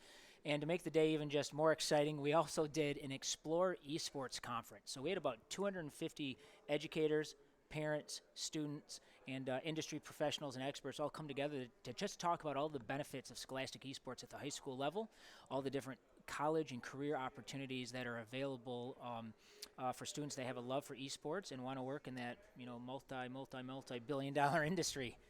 For sure. Everybody here is thankful for putting this on. We saw a fantastic, huge audience yesterday and today. Mm-hmm. So it's really cool to see, the energy in the arena. Those players feel it. I know it can be another stress factor for the players, but it's a cool experience, to give them. I know when I played on stage when I was a player in college, it was a fantastic experience that I won't forget, and it's great that we can give those to high schoolers. Absolutely. We want to celebrate them just like we celebrate, the high school quarterback or the 100-meter sprint champion runner. We want to celebrate these kids who are just as gifted, just in a different type of sport. So it's been exciting to do that. I'm looking forward to doing this again in the springtime. We got some awesome things planned. If anybody wants to join in with MHSEL, we're going to be hosting some regional tournaments all across the state. We got some tournaments planned at Divine Child High School, a tournament scheduled with the Motor City Cruise at Wayne State University Fieldhouse. The Cruise is the Detroit Pistons G League basketball team. We're going to head over to the west side of the state and work with Grand Valley State University and the Grand Rapids Griffins for a tournament. Spring championships at Western Michigan University, and then hopefully when your facility is ready, we'll head out to your place at Fair State sometime next year. So really excited. We should be setting some records next year for enrollment in our league. We're projecting to have about 75 or more schools and over 200 teams competing across 7 different game titles. That's fantastic. I love to see how many different high schools have gotten into this. Some of the schools have been in it for a long time, but it's really picking up steam, and we're really thankful that you guys are kind of pushing the envelope with that. Appreciate it. It's been nice. We have schools from the UP participating. So when you can have a school from the UP taking on a Southeast or Metro Detroit team, and you didn't have to do any busing. There's no nothing like that to figure out. So it's been really exciting. I'm excited to see the growth that we're seeing, and just ready to have a great day of competition and keep it going forward next spring. Yeah, thank you. Thank you guys all for tuning in, both in person and online. So we will be back shortly here with some Rocket League matches.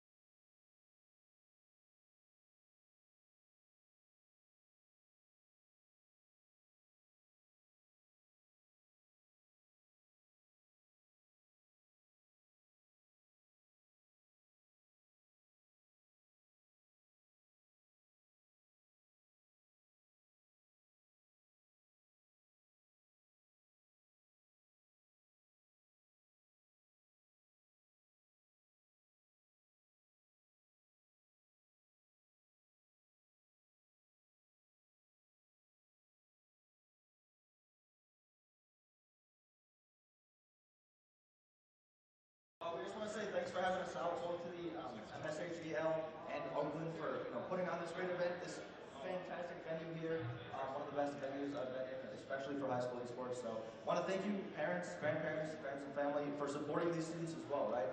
Back when I was in school not too long ago, this wasn't something you saw, right? This wasn't even something at my college when I started there. So to see the level that it's grown in the past 3-4 years, thanks for Play Versus for helping MASSP set everything up as well. So big round of applause for you guys, the families, for supporting your students and doing what they want to do.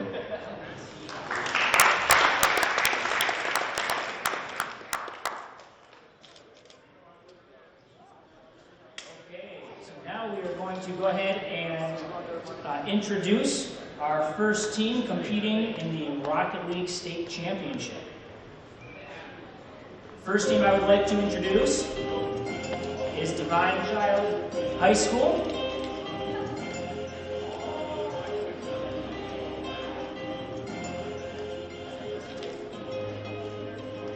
They are coached by Mr. Matt Mooney and Eric Hines.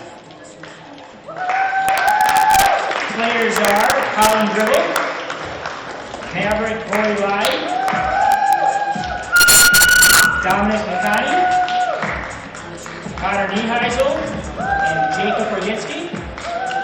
They had a regular season match record of 8 wins, 0 losses. A season game record of 24 wins and 3 losses, and they were the #1 seed in the playoffs, defeating Sparta, Anchor Bay, and Novi to reach into today's finals.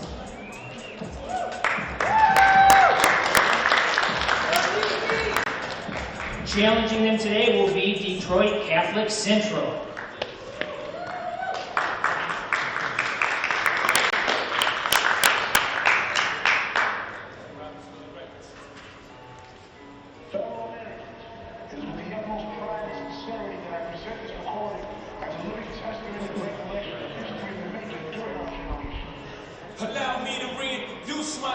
They are coached by Mr. Stephen Ujai and Brandon Falk. Players are Marcus Glad, Jacob Bennett, Ethan Darga, and Jack Beck. They had a regular season match record of 7 wins, 1 loss, game record of 23 wins and 4 losses, and they were the #2 seed in the playoffs, defeating Mackinac Island, Belleville, and Davis. Good luck to both teams. Our Rocket League teams may go ahead and take their seats to begin, get ready to begin our matches. To all our spectators, it's going to take just another moment or two to get the stream ready, and we will get started with the next championship match. Thank you very much. Bennett, good luck, man. Good luck, Kevin.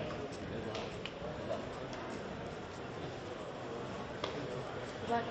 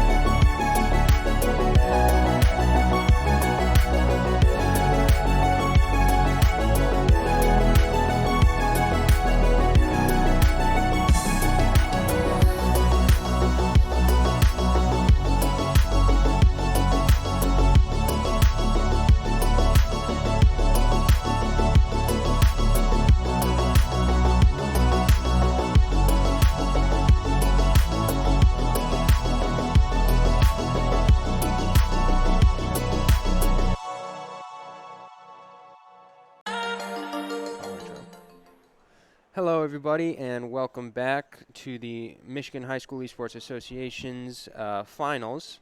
We're going to be looking at Rocket League today. Two teams we got, Divine Child, Falcons, against the Detroit Catholic Central. And right next to me, I have Stev, my co-caster. I'm Roz. We're going to be covering the action for you today. Hello, hello. Yep, we got finals today? Yep, grand finals, best of 7 grand finals. Hopefully we see a back and forth knockaround. Hopefully it's not just a clean 4-0 from one team. I'd like to see these two fight it out. And from what we've seen from the gameplay, I think we're definitely going to get a close series. Yep. I haven't seen too much myself just yet, but I'm excited to get going with finals. Hoping to see some close games. Just love, obviously when you're playing, you like to roll the other team. But here, I'm just happy to see some close games, some good games. Yeah, and we definitely saw, when I had Jax on the desk yesterday, we were watching Divine Child play against Novi. And Novi really came out swinging in the first couple of games, but DC was able to pull it out at the end. Player to look out for definitely on the DC side is Opbomb. We're going to definitely try and see what he can do on the ball. Against Novi, he was doing some great air dribble plays, some great shots on net, great pressure that he was applying. So I'm really looking forward to see what he can do against this Detroit Catholic Central team. We also have Detroit Catholic Central on the other side as well. I haven't seen much of their gameplay, but I'd love to see what they can do as the number 2 seed coming into this, I believe. So, you know, they haven't had an exactly free bracket on their side, but they've got here nonetheless. And I think the biggest thing from them is just shut down Opbomb, go from there, right? Do you know if they, so Opbomb on one side, do you know if there was any sort of star player on the other? Unfortunately not. We weren't able to look at Divine Child's game yesterday against Davidson, I believe. So we weren't able to see their gameplay and see what they were up to. But from what I've seen, they have good coaching staff behind them. They got a good group of players. So I'm sure one of them will come out as a star player. It's not an easy feat to get to the grand finals of the state championships. So I'm sure they at least have one star player on their team that has been kind of carrying the torch. Love to hear it. Love to hear it. We'll be getting into the game shortly. We're just making sure everyone's ready to go. Controllers are cleaned, analog sticks are set. Hands are warm. Hands are warm. Hands are washed. That's another big thing. Gotta have warm hands. So yeah, we'll be getting into this game shortly. And yeah, as I said, they got to find a way to shut down Opbomb. I think the best way probably is mixing in some demos. First man rotation. First man goes in, gets the demo, gets out. I think that's probably their best look into this team. And as we see on the video here, we got, I believe that's Detroit Catholic Central. Yeah, Detroit Catholic Central on the screen. Sharing some words with their coach, getting ready to go. We see a few laughs from them. Yeah, they're just looking locked in overall.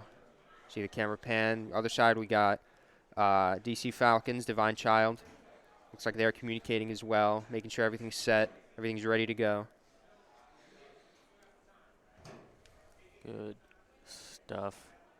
Loving the setup we got here, too. Oh, yeah. The PCs at the Oakland University Grizz are very powerful. And, monitors are looking good as well. I believe they're 144 or 240 hertz. Depending on which ones you get. So we definitely got best of the best setups that you could have for a gaming tournament. Of course, Rocket League, you don't necessarily need best of the best to run it, but it does always help.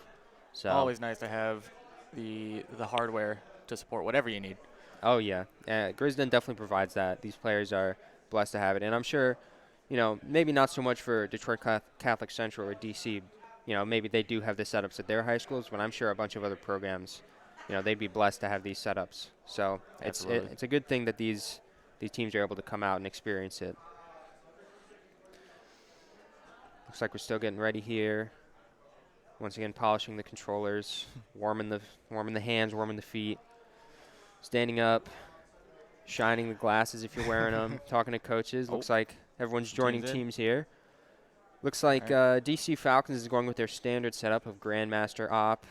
OU got him. Looks like we're getting in here for the first kickoff. There we go, first kickoff. Yep. Yep, it's going up for Detroit Catholic. Got some players on the field here. Kachow 1. Grandmaster Cobb goes up for the aerial. Goes off the crossbar, unfortunately for him. Op-Bomb trying to come in to recover for it. Bit of a double commit on the side of DC Falcons. They're going to look to recover. Op-Bomb going up for the cross-map air dribble. Let's see if he gets it. Sushi playing patient. Just trying to cut that out. Grandmaster Cobb going up. Can't read that name. Kachow with a clear. So far in the first 30 seconds, we have very much a back-and-forth game. No team willing to commit themselves fully. As Sushi plays this out mid for a teammate, but gets cut out by OU Got him. Here, Kachow taking a 50 all the way to the corner. DC Falcons with a bit of extended pressure, but Sushi's able to clear it out, possibly for a counterattack. Op-Bomb cuts it out, goes for his air dribble. Coming in now, looking for it, gets the save. Does Sushi. Meow Meow trying to clear it, doesn't get it. And we see that was the second cross-map air dribble from Op-Bomb. Wonder if that's a shot on target. And it goes barred down for Op-Bomb, catching the defense off guard for Detroit Catholic Central. Fantastic shot from him. Able to completely beat his man and just put an absolute slinger on target.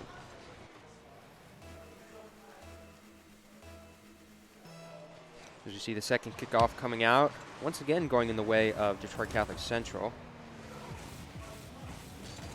Grandmaster trying to take it off the corner, gets it to the middle. Not quite able to close out on it. Meow Meow taking it slow, no boost in the middle. See, once again, DC Falcons pushing Detroit Catholic Central into their half, preventing them from getting out. Low boost numbers on all sides of the field. Op-Bomb here, just going to hit it away, possibly for a teammate. Oh, you got him, wasn't able to recover for it.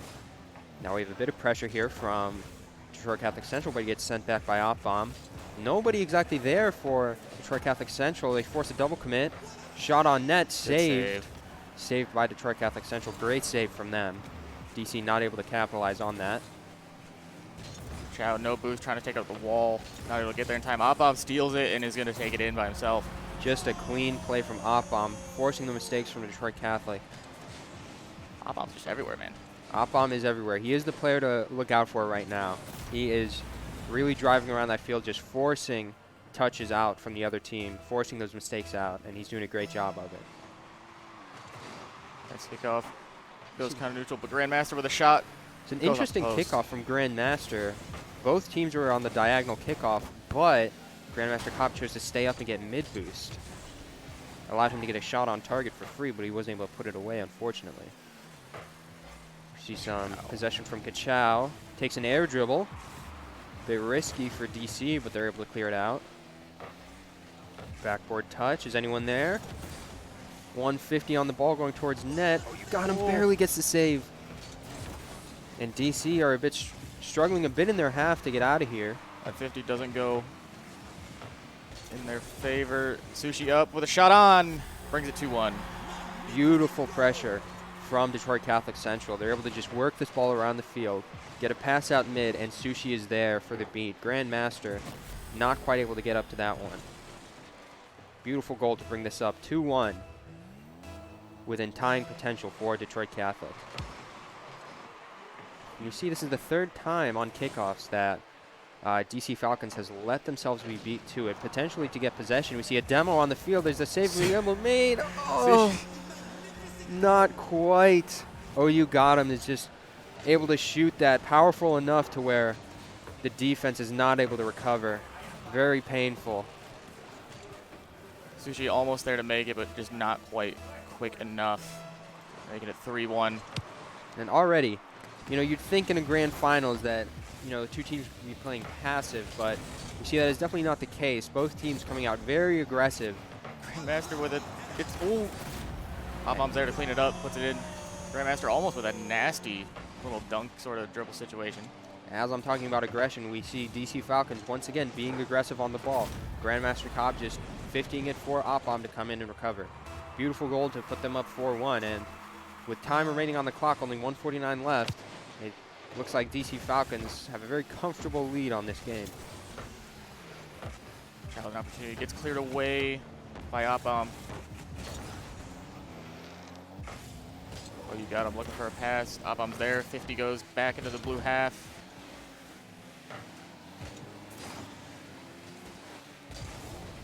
Taking it. OU takes the aerial 50s. Keeps going again for a second.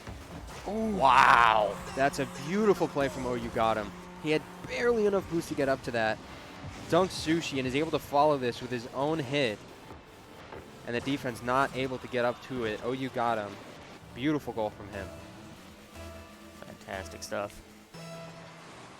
So again, let's see this kickoff. Once again, DC Falcons lose the kickoff. I'm starting to think they're doing this on purpose just so that they're able to gain possession off the ball immediately. It is arguably, I don't want to say better, but it's definitely viable. Grandmaster gets demoed. Able to clear that out. Yes, it's most definitely viable. You see players at even the top levels intentionally losing kickoffs just so that they can gain possession immediately off of it, potentially for a goal. And we've seen this DC side with their kickoffs, they've lost them intentionally every single time, and every single time they have, they've gained possession for a possible goal-scoring chance. As you see blue up again, and Oppam's there to finish it. Great fake from his teammate. Not sure if it was intentional or not, but nevertheless, Oppam is there ready for it with the finish. Looks like it was intentional. Great pass off the corner from OU got him. Beautiful teamwork from the DC side. They're really running away with this with 43 seconds left. It's going to be very hard for Detroit Catholic to come back here. That kickoff has been practiced many times just by the way that looked. That went straight to the man out to the left, straight for a shot on goal.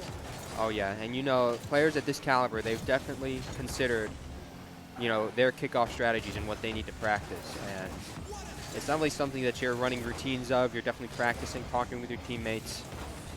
It's something that you got to consider if you're on any sort of competitive team. Demo from Oppam. Grandmaster with an opening. Gets it by 1. Can he get it by 2? No. Mimi's there for the save. Although with the clock taken down, it doesn't matter too much. This is looking pretty sealed in the favor of DC Falcons. Done and dusted for DC Falcons. They're able to take game 1 off of Detroit Catholic Central. And from this first game, 6-1 with, what is that, 18 shots? That's a lot of shots. Wow. 18 shots from DC side. Looks like only 2 from Catholic Central. We're seeing a lot of offense on one side, not a lot on the other. What do you think they need to do to come back in this game for Catholic Central? Shut down Oppam. Shut down Oppam. As we see, 4 goals on the side of Oppam. Other teammate had 2 goals, but he was definitely leading the offense for DC Falcons. And yeah, like we said at the before the start of the game, Oppam is the player on DC to look out for. If Catholic Central want a good chance into this series, they need to start focusing down Oppam, targeting him with some demos, maybe just preventing him from getting on his air dribbles that he likes to go on. Yeah, if he's not putting the ball in the net, he's setting up great passes and great opportunities for his teammates. And if you can't shut that down, you're going to struggle against this team. Yeah, and we saw all smiles on the side of DC. Definitely feeling comfortable in their position. 6-1 is, I mean, you definitely feel comfortable if you won 6-1 in the first game. So absolutely. Great stuff from their side. Catholic Central, we saw some good looks as well. They were getting some demos in. They had a good shot by Sushi, a play out to the mid. So if they can keep doing that, if they can shut down Oppam and keep doing those passing plays out mid, they definitely have a good chance of getting back in this series. Absolutely. That was only game 1. This is a best of 7, so we got a few more games to go here. Definitely don't want to let that shoot down the mental too much. Oh yeah. All they need is just a mental reset. Game 1 is game 1. They got, at the very most, 6 more games to play, you know. Best of 7s are very long in Rocket League. True. As we see some pressure from the orange side immediately.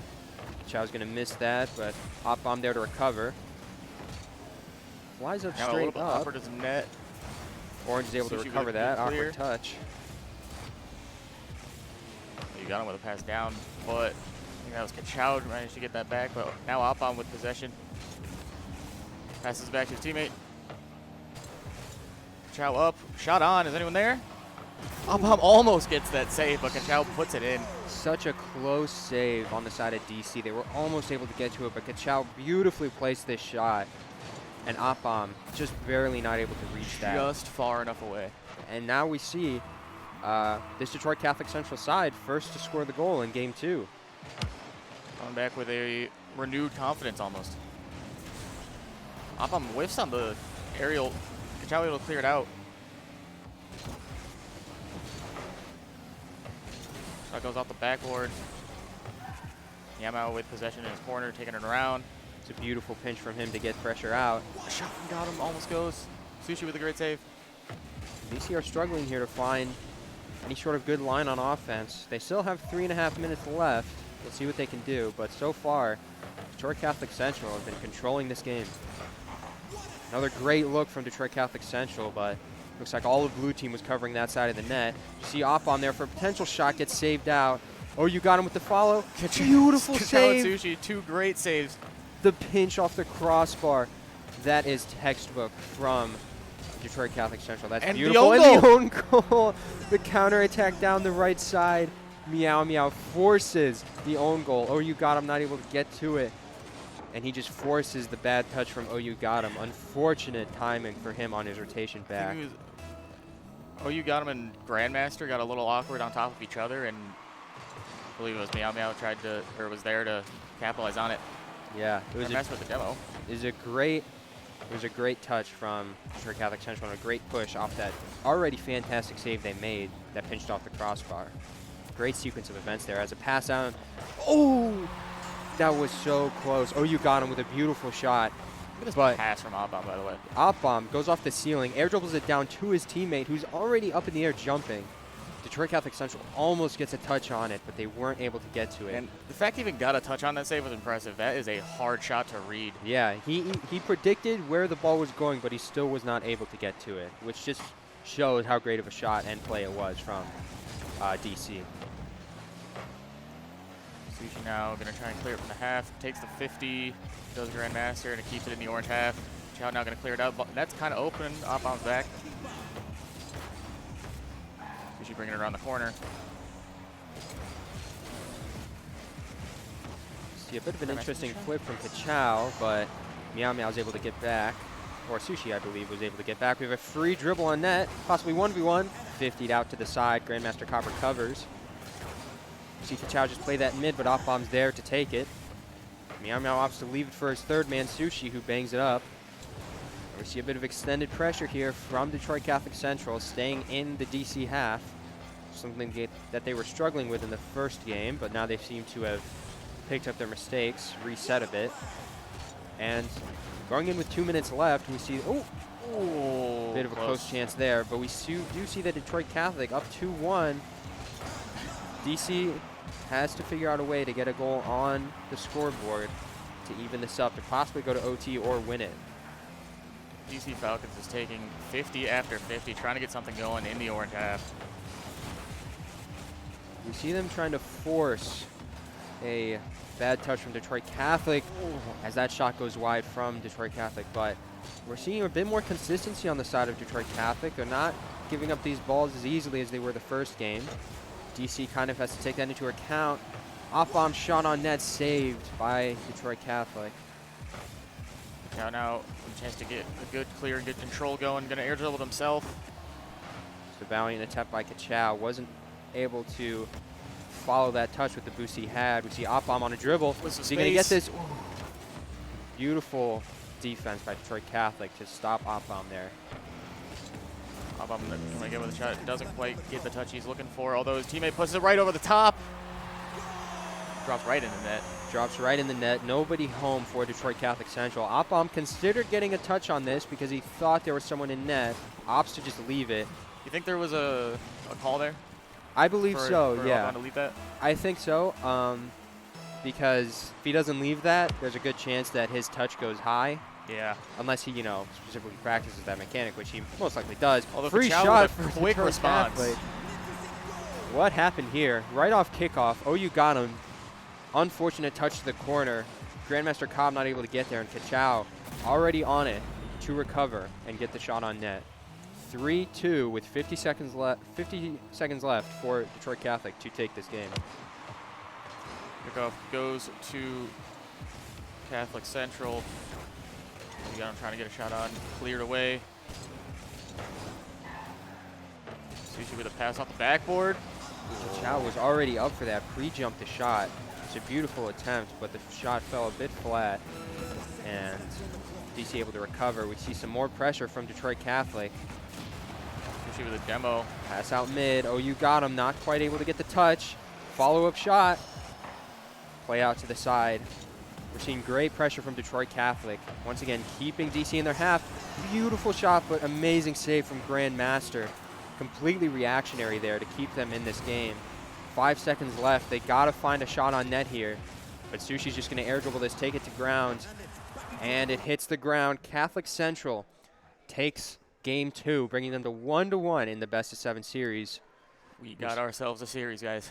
We're seeing elation on the Catholic Central side. Coaching staff really locking them in. And we're also seeing headsets off for Catholic Central, really focusing on getting that information from the coaches, you know? And what sort of importance do you think that had, you know, taking your headset off in between games? If definitely in a LAN setting like this, I think it's definitely worth it. You know, sometimes you get almost too dialed in, and you're so focused on what you're doing that you lose the sight of what's going around with your teammates and all that. So it's good to take a step back, step out, get that coaching information, get that, because coaches are going to see things that you necessarily won't. Yeah. And you want that information going into the next couple games. Of course. And, you know, it's most likely the case that Catholic Central did that exact same strategy after game 1. You know, maybe that, you know, headset off, talk to the coach approach really helped them take this game off of DC, you know. You know, of course, and then after game 1, we saw that, you know, DC still had their headsets on. They were still, you know, talking. Of course, Smiles on their side, but, you know, without that coaching element, they may be at a disadvantage compared to this Catholic Central side. And I guess we'll see later on in the series how well that sort of LAN coaching style is going to work on the Catholic Central side as we get into game 3. 3 getting underway and a bump off the kickoff. Kickoff falls very flat, doesn't really go to the sides. And do we see a sub here for yes. DC? Yes, DC actually, this is not uncommon. During their semifinals match, they did sub in Dom as well as another player, Mythics, I believe. I believe these subs are tactical, but Dom was a pretty consistent rotator and player during their semifinals match. I'm interested to see what he's able to do here. As we see, once again, some extended pressure from Detroit Catholic Central. Shot on net from Kachow. And DC just barely not able to get up to it. Kachow just lobs that one in from midfield. It's a beautiful 50 out mid, and Kachow is able to capitalize on it. Just make sure, who came out for DC? Was it Grandmaster? I believe so, yeah. There were a couple of players in around the same spot for DC. We see Sushi up for a shot. Beautiful save from Dom, able to get up to that. Most likely would have been on target from Sushi.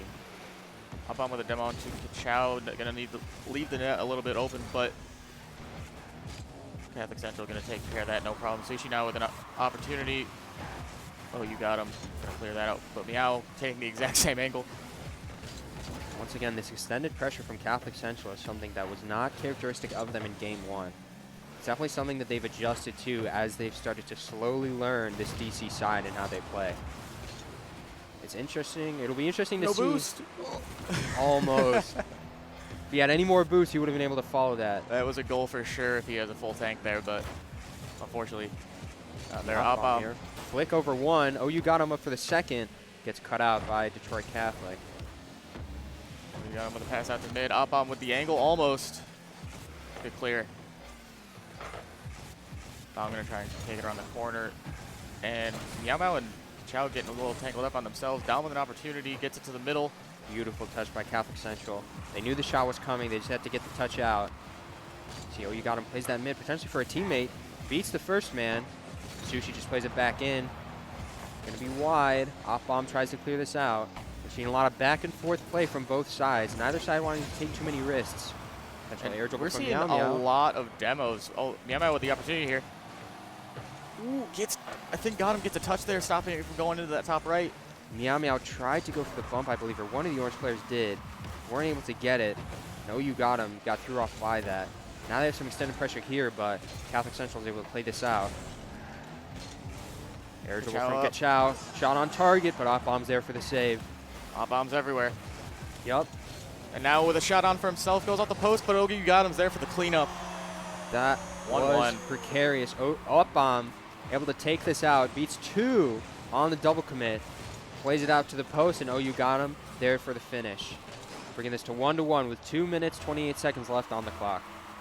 And DC Falcons, they haven't gotten too much out of it, but they've been going for a lot of demos. I'm not sure if it's just they're seeing the opportunities more frequently and they're taking them, or if it's on purpose. And OU got him with a shot, almost goes in there. I'll give them the benefit of the doubt. These demos do seem targeted and purposeful. And of course, if you're going for these demos consistently throughout the series, Catholic Central is going to feel the pressure from them. Absolutely. Those rotations are going to take a hit. So it's all about just making sure those demos don't get in the way of good Rocket League gameplay. See some bumps on the side of DC unintentionally from the spawn. He spawned right on the rotation. OU got him, wasn't able to drive around him. DC do not get scored on in this attack. There's another demo for DC Falcons. Sushi with a clear. With a shot on net, it's open. Sushi able to put a shot on target. It looks like one of the blue players backflipped, unfortunately. They weren't able to get back to it. And Sushi was just able to capitalize on it with the low boost he had. Great shot on target. I love that goal explosion. It's a great complete little side note. Very cool goal explosion. Moving on. They've added quite a few interesting goal explosions, and that certainly is one. For the side of DC, they were the #1 seed coming into this, still are, and Detroit Catholic is definitely giving them a run for their money currently.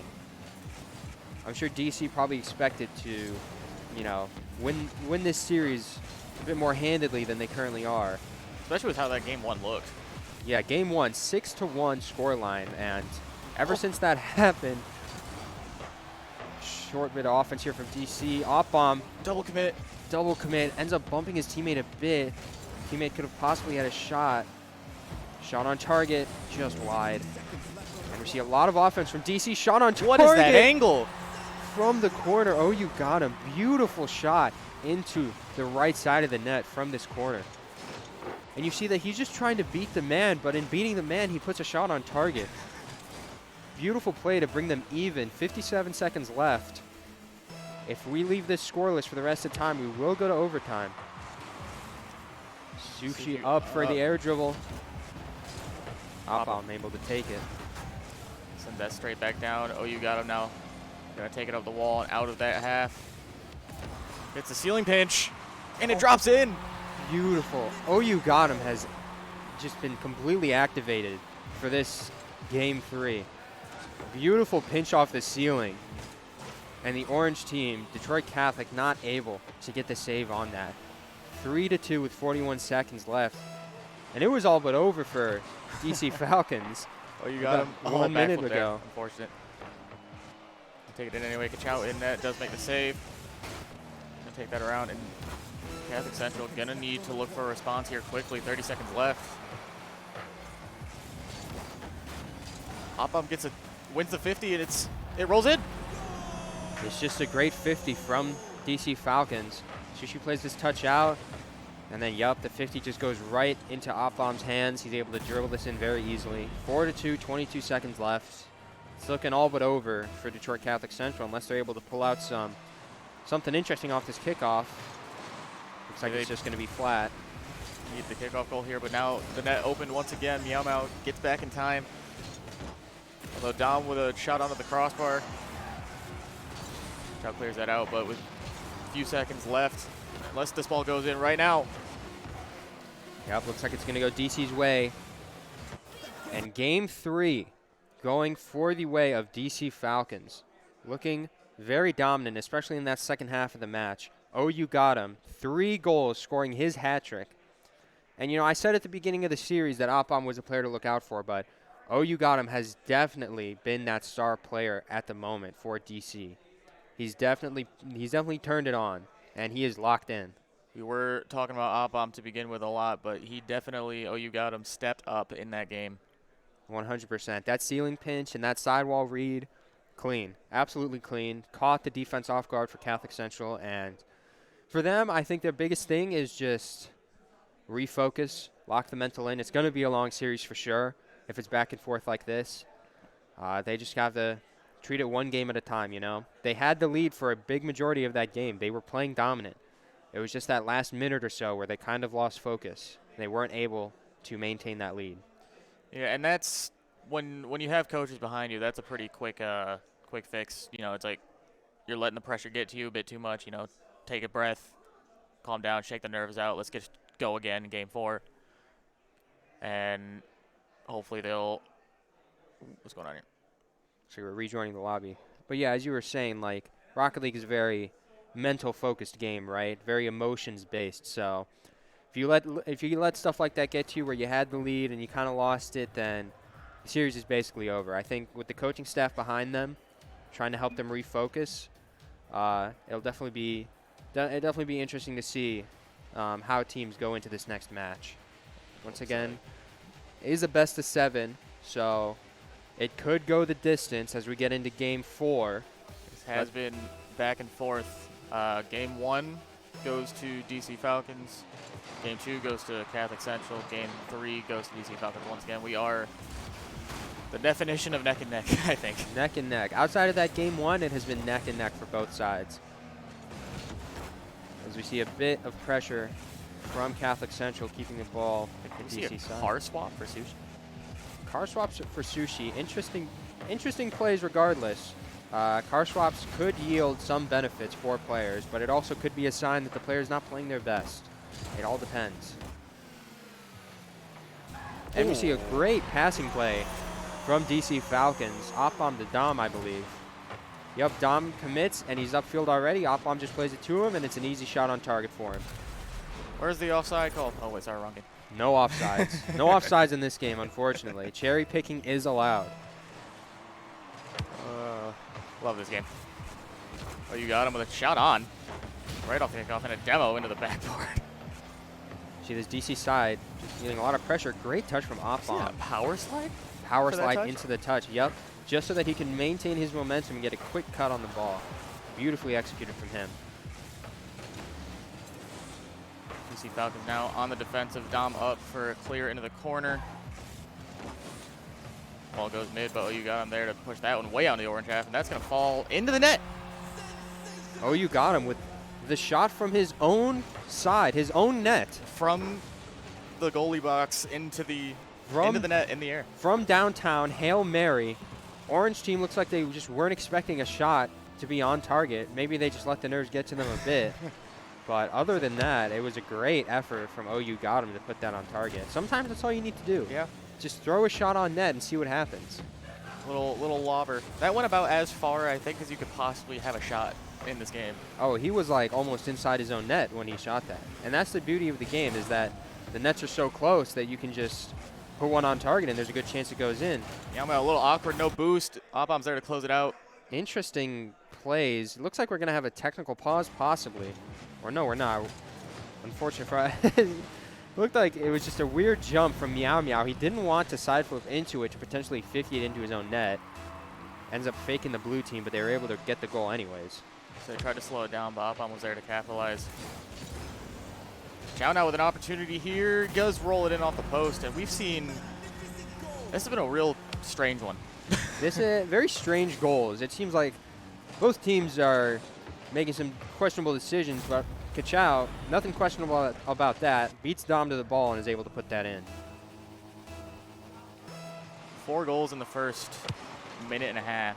1.5 minutes gone, 4 goals. Both teams, once again, coming out of the gate swinging. Ooh. Another shot, Sushi able to be there for the read. It looks like whoever was on the goal line did not expect an orange player to be there. Op-bomb, yeah. Unfortunate for him. But Sushi, great stuff being there. Great heads-up play to be able to capitalize on that. We're back to a 1-goal game. Sushi with a very clear win on that kickoff. Oh, you got him there to take the pressure off a little bit. See some interesting misses coming out from DC. They may be playing a bit more nervous now that the game has evened up a bit within 1 goal. It gets played to the corner. Possible shot on target. Goes on the backboard. Meow Meow not able to get the second touch. Op-bomb taking it in. Going up with it by himself. Good, he off the crossbar. Not quite able to get it on target. And we see good patience from the side of Short Catholic, recognizing that the ball was on the crossbar, knowing that they didn't have to jump immediately. But we see DC still in the half of Catholic Central, maintaining that pressure. Very low boost, both Abam and OU got him. 0 boost in that moment. Abam with a demo. Down with a chance to put it on target, not quite. Kachau clears it back the other way. Do we see a shot on? No, not quite. Beautiful pass out mid. Kachau was unfortunately a bit too close to the play, wasn't able to get a good shot on. But I'm loving the looks from Catholic Central. The team play is looking great from them. Ooh. This ball just gets to the corner. Catholic Central opting to leave it. Playing a bit of defense here. Op bomb for the air dribble. Possibly to play this down for a teammate. Nobody's quite there for the finish.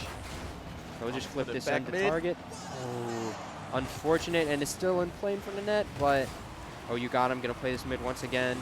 DC just trying to get this ball out mid for any sort of look on net, but Catholic Central playing these balls out very well. Oh, goal line save, Sushi. Goal line save as well. Catholic Central are stuck in their half, unable to get out. This pressure from DC is suffocating. Pressure's hot on, but I mean, they're making the saves where it's important, and they're keeping it close, trying to just get it out of their half. Sushi now with a chance. Doesn't quite get the read off the wall here. The demo trades out. It looks like everybody's starved on the side of Catholic Central as well. Being stuck in their half for this long means they can't get boosts. They might have a bit of a breakaway here. Gets 50'd off the crossbar. Meow Meow gets B. I think they decided, once they got that clear, I think they decided just clear out, scatter, pick up boost, and we'll just get it back on the next play. I don't even think they wanted to even push the offensive there. 100%. Sometimes the goal is just to get some boost and reset for the next one. Not every chance is a scoreable chance. And a weird this one might be, though. Comes out, and Sushi will capitalize. Beautiful shot from Sushi. Recognizing that the goalie was a bit awkward on his line, you got him to turn away, and that allows Sushi to take the shot. There was a real interesting interaction to put that ball in the middle there between, I forgot who it was. Anyway, 3-3, 30 seconds left. 3-3, 30 seconds left. If this stands, it will go to overtime. Oh! Amazing save initially, but Opbomb's there to recover for it. DC up 1 goal with 28 seconds left. Catholic Central needs something to happen quick here if they want to stay in this one. We saw Sushi had to pre-jump that save as well, but the pre-jump landed the ball right across the post, which just bounced back out middle for Opbomb to recover. See some pressure here from Catholic Central. See if they can do anything with it. Out, struggling in the corner to get it around. Sushi now. Final 10 seconds. Looking to do something, pops it up. Dom's there to deal with it, though. See Kachau with the last play of the game here, potentially. Ball's got to stay up. He gets demoed. The ball shoots up off the corner of the ground. See Opbomb just opting to dribble this. He's and going it to hits kill the that. ground. DC Falcons take game 4. Putting them on tournament point. Yep, match point. 3-1 in the series. This is the first time that a team in this grand finals has won 2 back-to-back. Other than that, it's been back and forth. Really interested to see what the Catholic Central side has in store. And that, they looked like they were struggling a little bit with the defense there. Just, I think coaches to this point, they're going to be telling them, to get those clears, get it away, take the pressure off, get some boost, reset, and then go on the offensive. I think they were on a consecutive, like DC Falcons was basically on offense for, I think, 2 minutes straight almost. Yeah. In that game without really a solid clear from Catholic Central. The boost game is going to be critical for Catholic Central. If they're going to get starved in their half, they need to be able to find boost to get these clears out. DC has been doing a great job keeping Catholic Central in their half, not letting them get out, get boost. Catholic Central, they need to find a way to get out. Like you said, with those big clears, with those, boost grabs. As we see here, Dom has remained in for this DC side. They haven't made another substitute yet. Looks like they're satisfied with the performance of the roster so far. Sushi still rocking that Fennec. And with a shot that drops down, wow. Looks That like came from way up top. Came from way up top, bar down. This is just the power of the Fennec. Beautiful aerial from him, spinning all the way up to get the momentum on his car to properly shoot that in. And DC Falcons almost able to make that save, but Almost got there. not close enough. 1-0 with just under 30 seconds gone. And if you're Catholic Central, you are loving that early kickoff goal right now after the pressure that all of last game gave you. Oh, yeah. 1-0 can, oh, yes, it goes over one, but Dom's back. Dom's there for it. As I was saying, you know, it's a double-edged sword to go up 1-0 so early because, yes, you have the lead, but you have to defend that lead for 4.5 minutes. Absolutely. Although with a shot down. Looks like they won't have to defend that lead for too long. Kachow follows this touch up to make it 2-0. A much more comfortable look. Meow Meow with a beautiful demo there, too. Yup, completely takes out the defender. Not sure if he would have been able to get back to it regardless. He seemed a bit pushed up, but the demo did secure the goal. Great play, great team play from them. Chow with a good aerial 50. Oh, you got him now trying to get it into the orange half. It goes side on off the touch goal. of Kachow. It was a beautiful save from him, very reactionary. Flick from Meow Meow. Off bomb there to recover. Chow not going to send that down. Oh, you got him. Going to take that around the corner. Sushi with an opportunity here. Gets cleared away by, oh, you got him. A little awkward. Bit of a mistouch. Kachow possibly able to follow. Oh, Ooh, Sushi just barely. misses. Sushi not able to get connection on that touch. Likely would have been a goal if he could have. Opbomb playing this out mid. Goes across net, no touch. Dom didn't want to commit to it. Thought that an orange player might be touching that, so he opted to play safe.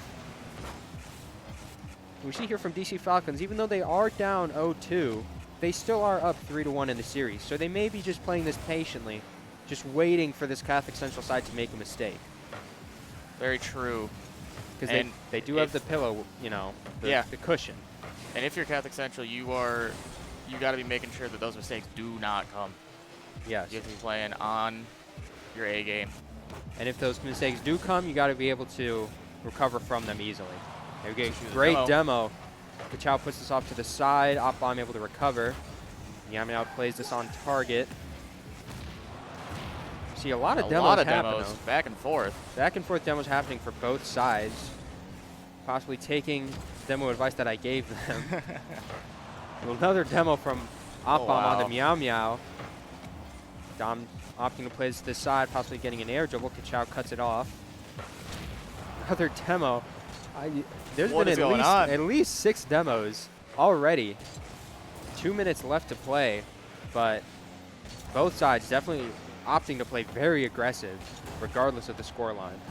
Catholic Central spending way more time on the offensive this game too, and with a shot from Sushi, gets cleared wide by. Oh, you got him. Yeah, I think they saw what happened last game with how they were stuck in their half so much, and I think this game they're opting to just stay on offense as long as possible. And you know, it's hard to not be on offense when you're getting demos like that, and Kachow gonna put that one in easily. Because I think the entire blue team was dead. Blue team was not home. Great 50 from Meow Meow out to Kachow, and all he has to do is slot that on target. It's going in. 3-0. 1 minute 50 left on the clock. It's looking all in favor of Catholic Central, but there's still plenty of time to play, plenty of time for DC to come back in this game. The bumps in the demo right off the kickoff. What happened to this Catholic Central team? This may just be a grudge match at this point. Shot on target, Meow Meow, just wide.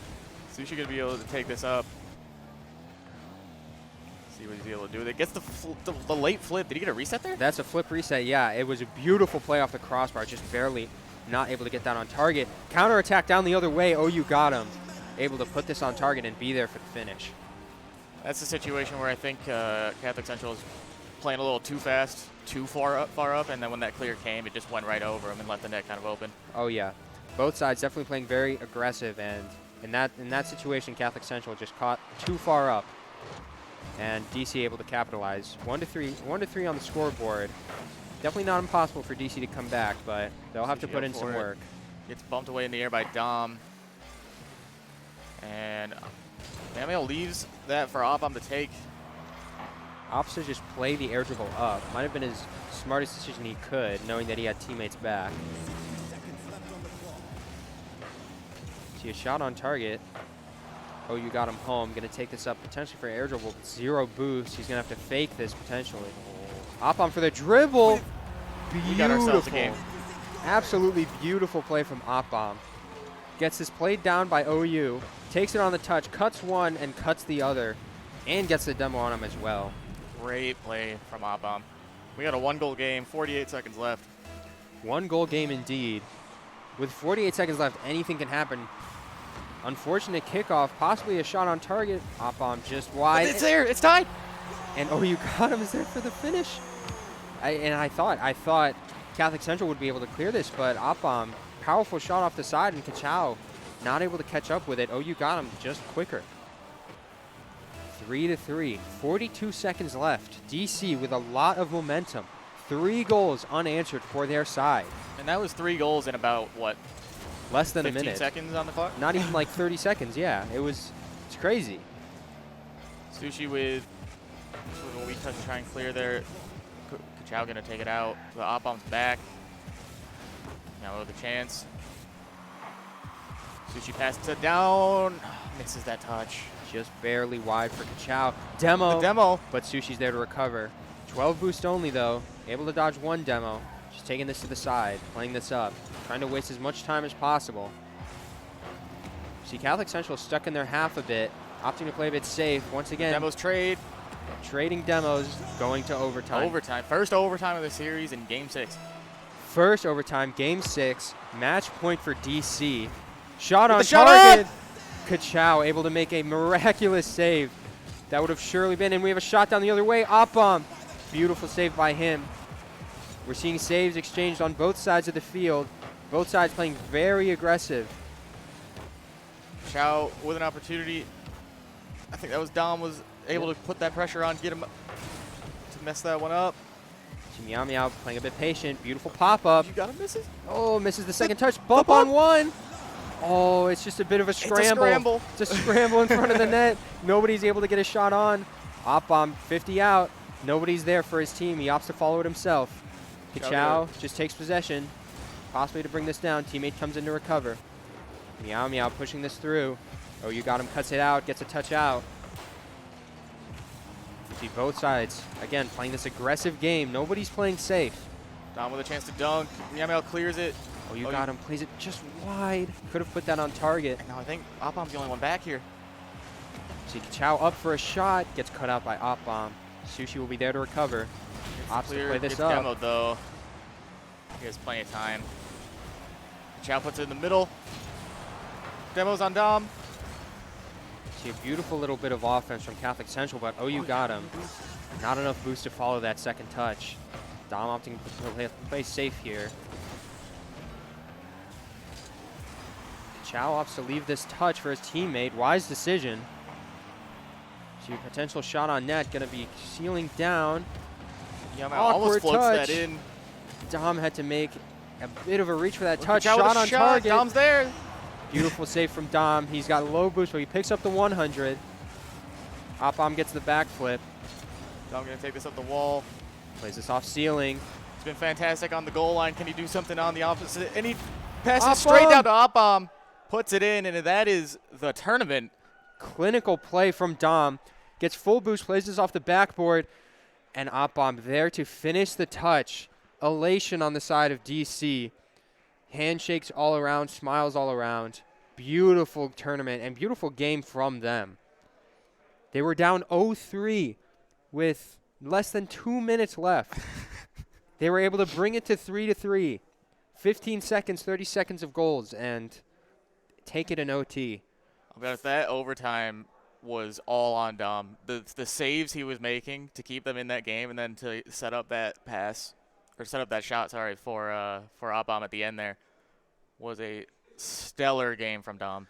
Very stellar. DC played a very good game, and Catholic Central played an equally good game as well. Both sides were very aggressive. It was back and forth the whole way. And, you know, the scoreline for the games is 4-1, but, like, you wouldn't be able to say that from the score lines that they were having. The games were back and forth. Demos flying, shots flying. Everything was going well for both teams. It's just that DC was able to pull out in the end. What a series, what a game, what an everything. DC Falcons close it out. DC Falcons close it out, and they've won the grand finals. They've won the state championship. Glory goes to them. You saw handshakes go all around. Fair play to all the players. Handshakes, well wishes. And it was a great performance overall. It was a great series. That overtime, great stuff. Wow.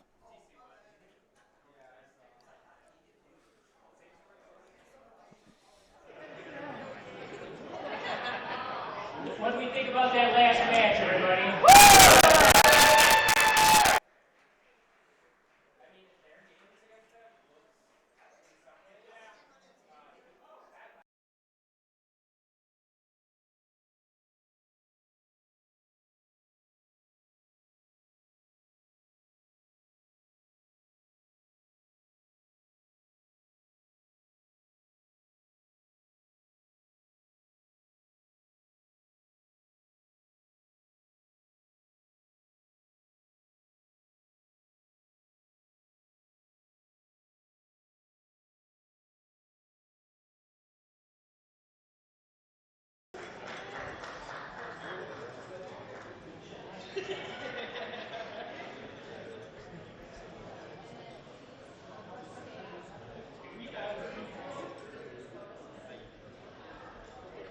All right.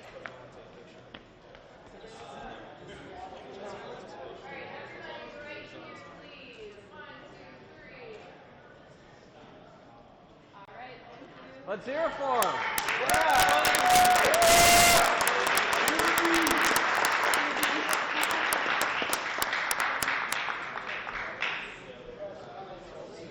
And now we are going to honor our 2022 Michigan High School Esports League Fall Rocket League champions, Divine Child High School.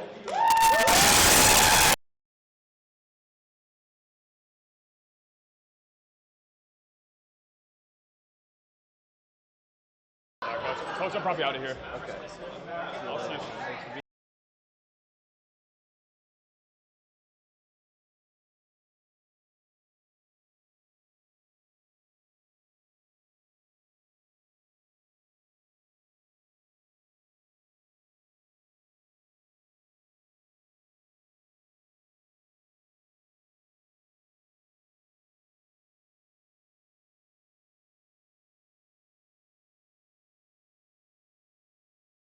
I need everybody to look at me. 1, 2, 3. Thank you.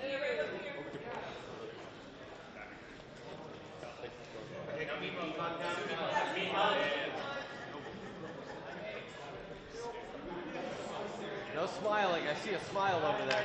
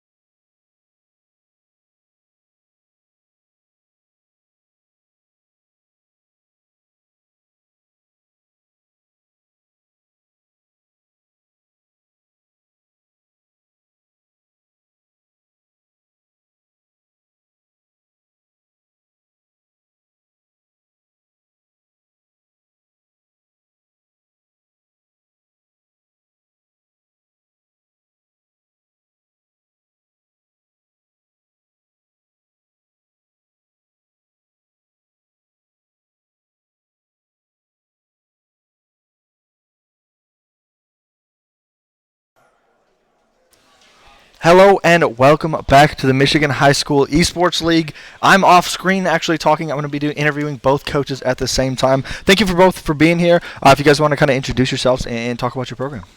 Thank you for having us. Yeah, 100%. So I'm Matt, Coach Mooney, from Divine Child High School. This is probably my 5th or 6th year after starting the program way back, and so this is our first time really getting to make it to the big time.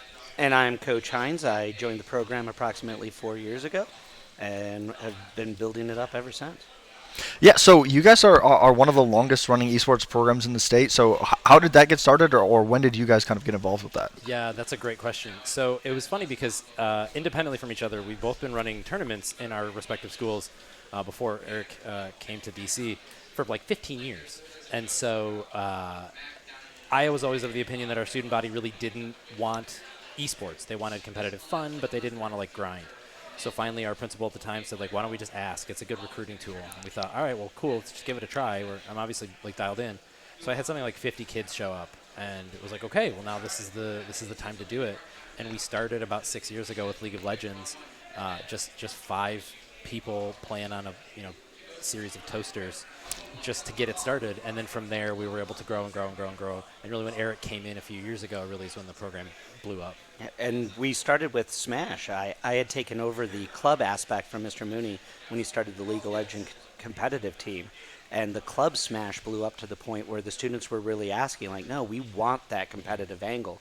And we started hunting around for school districts. I think we played Birmingham, Ferndale. This was all pre-COVID, of course. But the students just loved that aspect of getting out there in front of other students, being able to shake hands and play games. We actually held a tournament, and I'm not sure that it's the first tournament in the state of Michigan, but it's got to be one of the first, where we had 4 schools come to Divine Child, have an in-person tournament. It was 11 hours on site. It was a grueling day, but it was really like our first exposure to what this can be, and the kids were on fire with it. And we we had awards, we had all kinds of stuff. So it was our first invitational, and so that gave us a taste of what this really could be. And this is before the league started. So then when the league started, we couldn't be happier. Yeah, so talk about the difference between back then and how you see the landscape of high school esports evolving, and how you feel about where it's currently at. I think the leagues are the game changers, honestly. Eric took over at a time, especially as we were really starting to ramp up our competition, and it was so hard to find people who were building a program the way we were building a program, which was with dedicated people who were in the schools, who were on fire about the games and the students. Oftentimes we would be running up against a program that had just a warm body who was running it. They weren't really interested in the esports stuff. They just were a moderator of a club because the club needed people. So we were dealing with a lot of kids. And once the leagues started joining and sort of coalescing, at that point we were finally able to be a part of something big, and feel like we were helping to guide something that was going to be the sort of landmark movement in the state of Michigan that it's becoming. And one of the key pieces about working with the kids, though, really did inform us about how fired up these students were. We'd start communications with those other schools. I'd be talking to what I thought was a professional, and it would turn out to be a junior or even a sophomore in that school program. But just from the communication and the emails, they were so excited, so professional to get these things started that you actually didn't realize you were talking to a student. That's glad to hear. What kind of advice do you guys have for new schools who want to build their programs, right? There's still a lot of schools that don't have the programs. What's your kind of best advice to start out? Do you mind if I jump on that? Absolutely, go for it.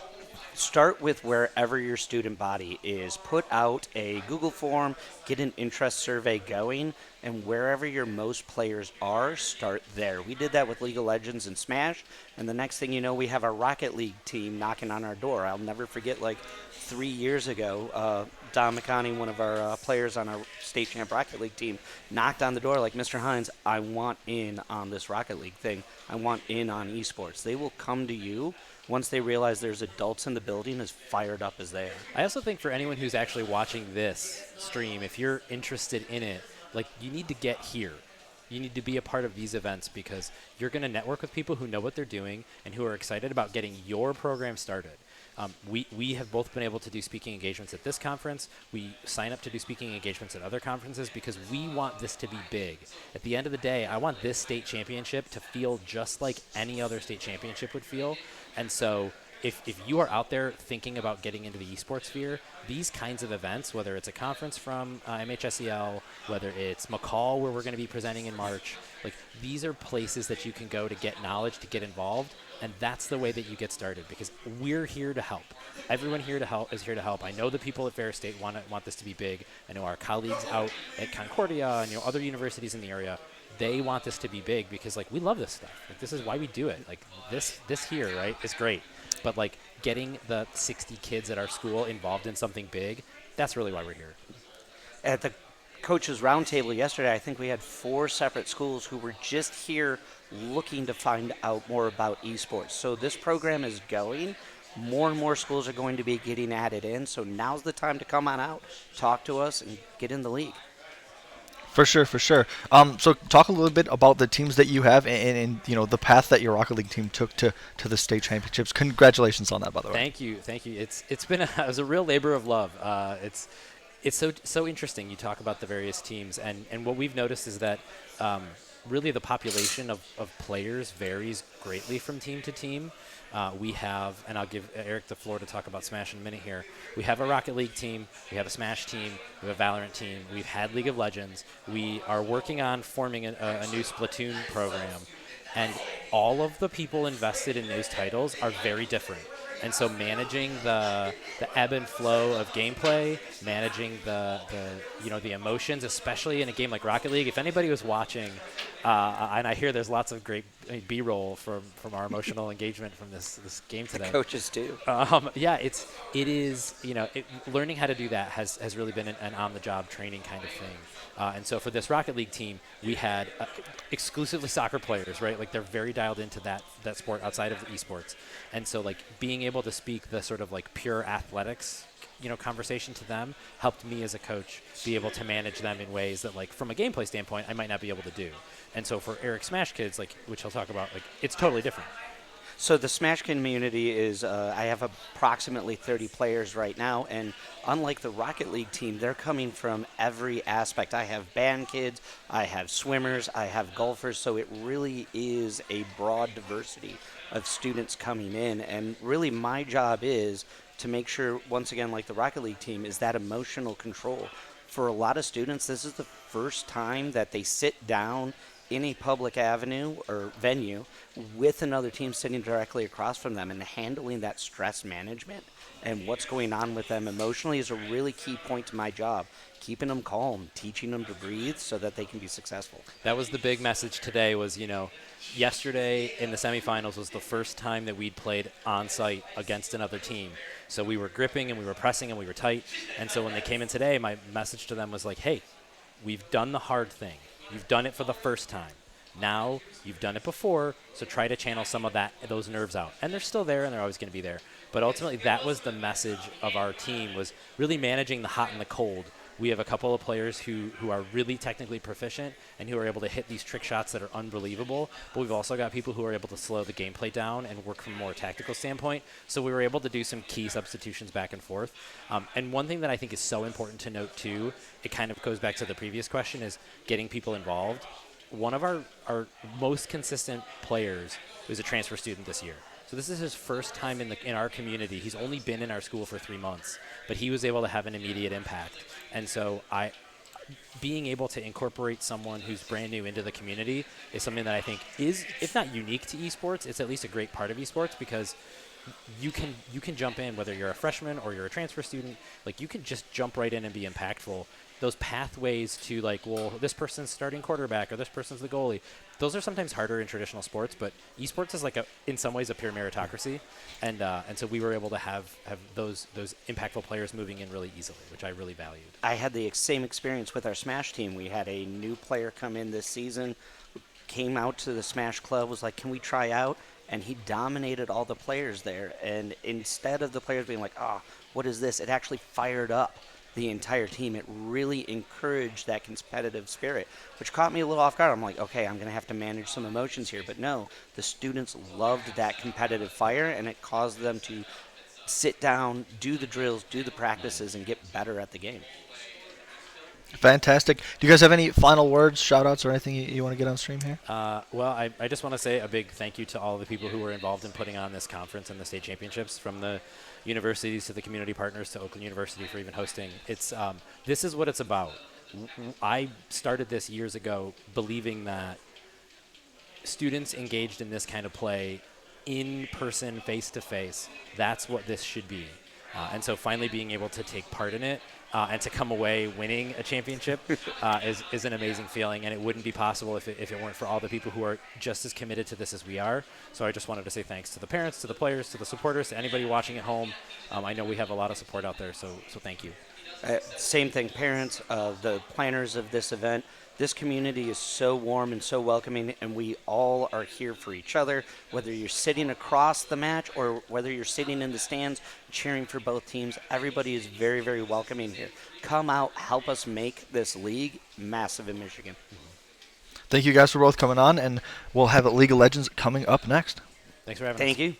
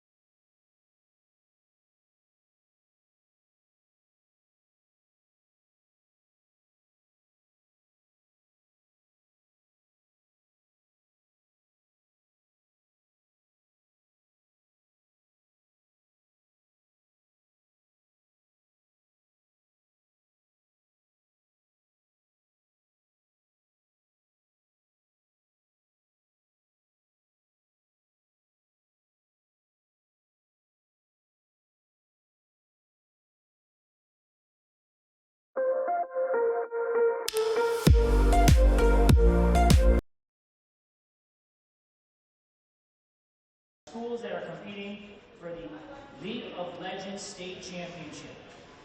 The first team that we want to introduce today is going to be Mona Shores High School.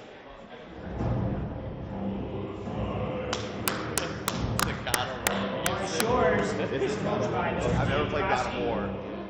This is the God of War. Players include Levi Whitman, Grant Streeter, Noah Farrington, Monte Sanders, Shane Tudor, Alex Priest, and Noah Manuel. Yeah.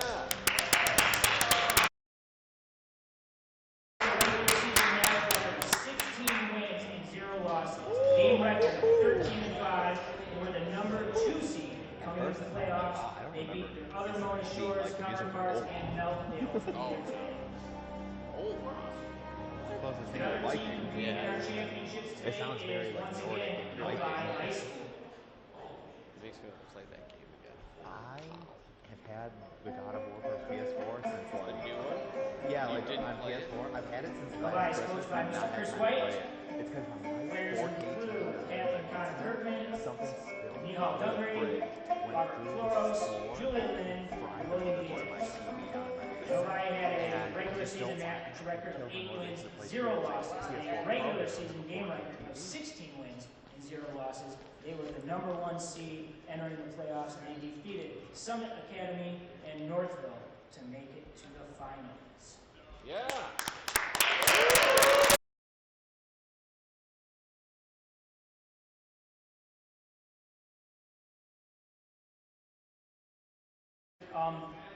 Our other matches have been streamed on the screen, and there's only been a couple second delay. League of Legends is a little different. There's about a 3-minute delay. So what you see on the screen already happened in front of the players 3 minutes ago early.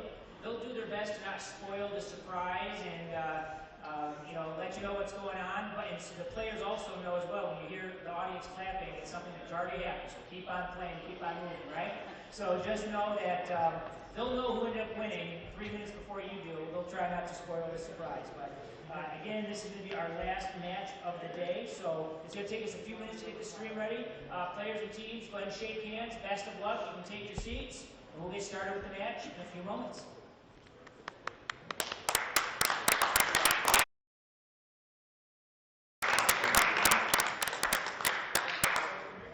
It helps. Oh yeah, and the acoustics in here are great.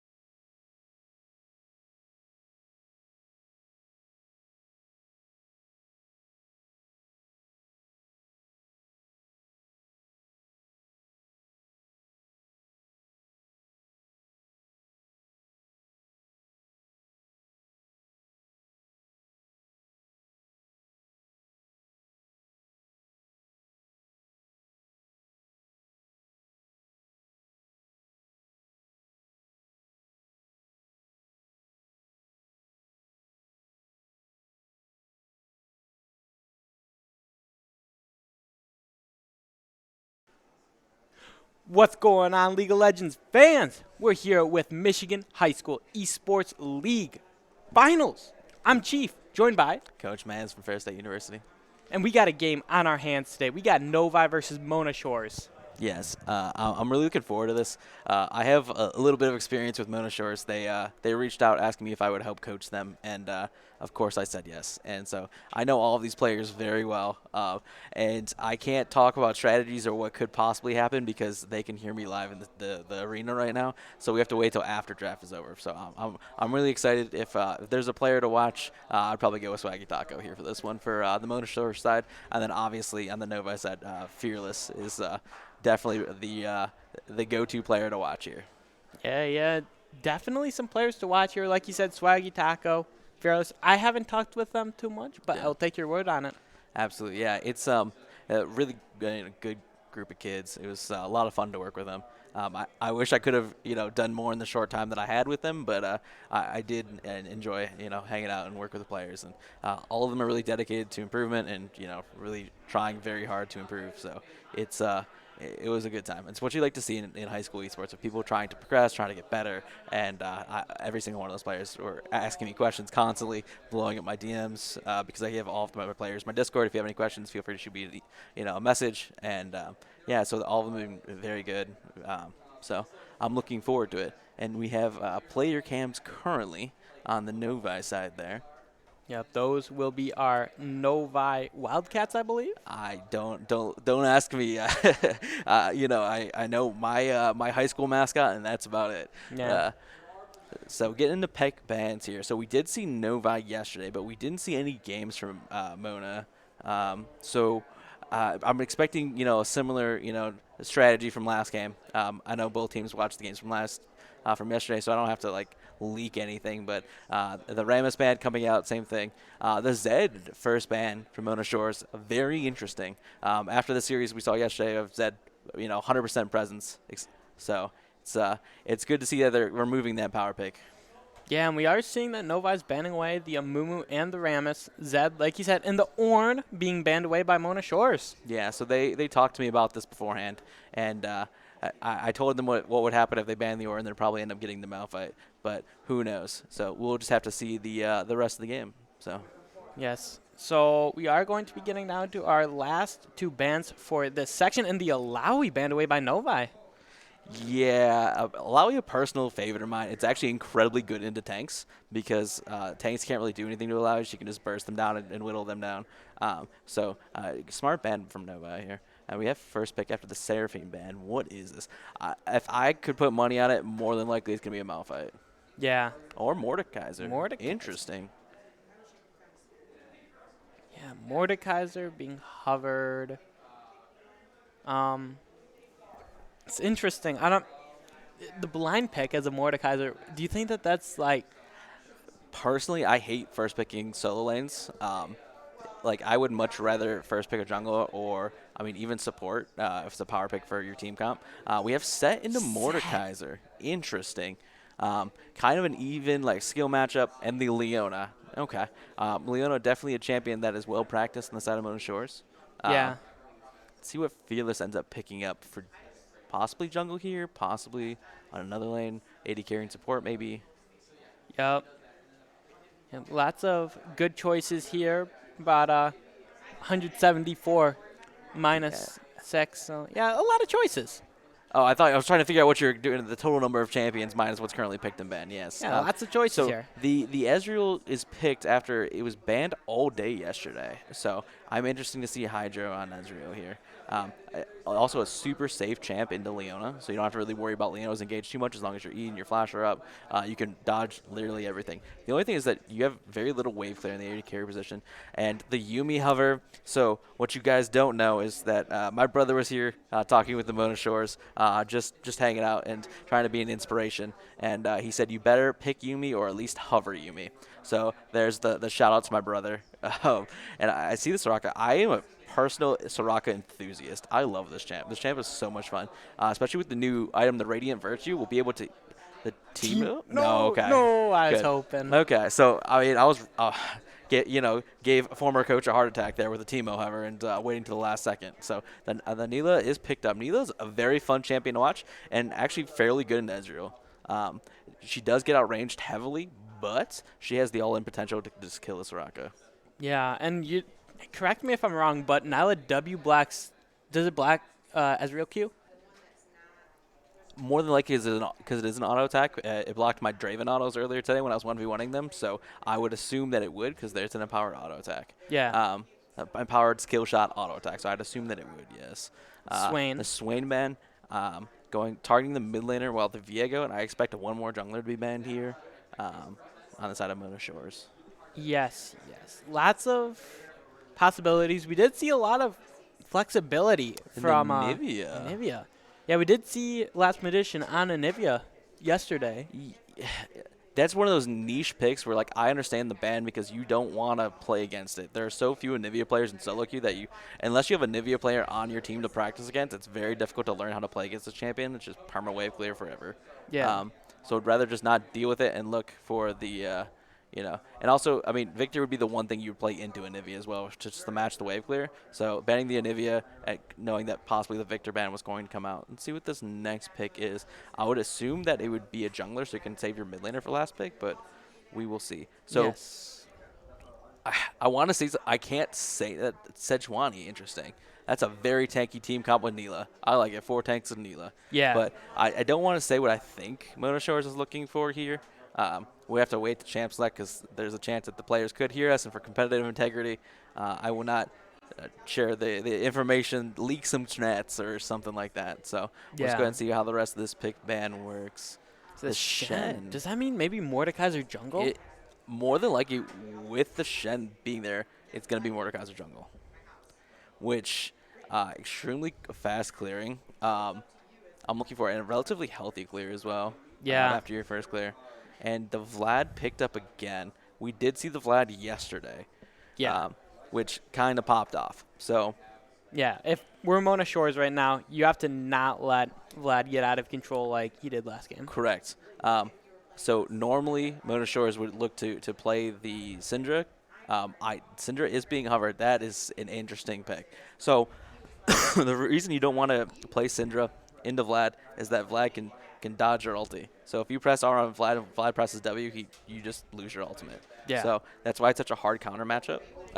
But Swaggy Taco is feeling rather comfortable in this matchup, rather confident. And it was a good draft by Novi, knowing that, like, hey, this is more than likely what the enemy team is going to pick, so I'm going to go ahead and pick Vlad to preempt it and essentially getting a second ban. But Mona Shore's like, you know what, we'll take it. You gave us Syndra, we will play it. Yeah, definitely. I'm interested to see how this goes. I know we were talking about how Swaggy Taco. I know how we said Swaggy Taco is going to be the player we're looking out for on Mona Shores. Mm-hmm. And we'll just have to see how he performs on the Syndra. Yeah, so the way this team comp works for Mona Shores, you're really looking for the Neela to pop off in team fights. You're waiting for the set, Sejuani, Leona to go in, and the Neela to come with, the E dash through, the ultimate, pull them all together, and looking for the Wombo combo. On the side of Novi, this is very much a protect the carries and Ezreal plays safe.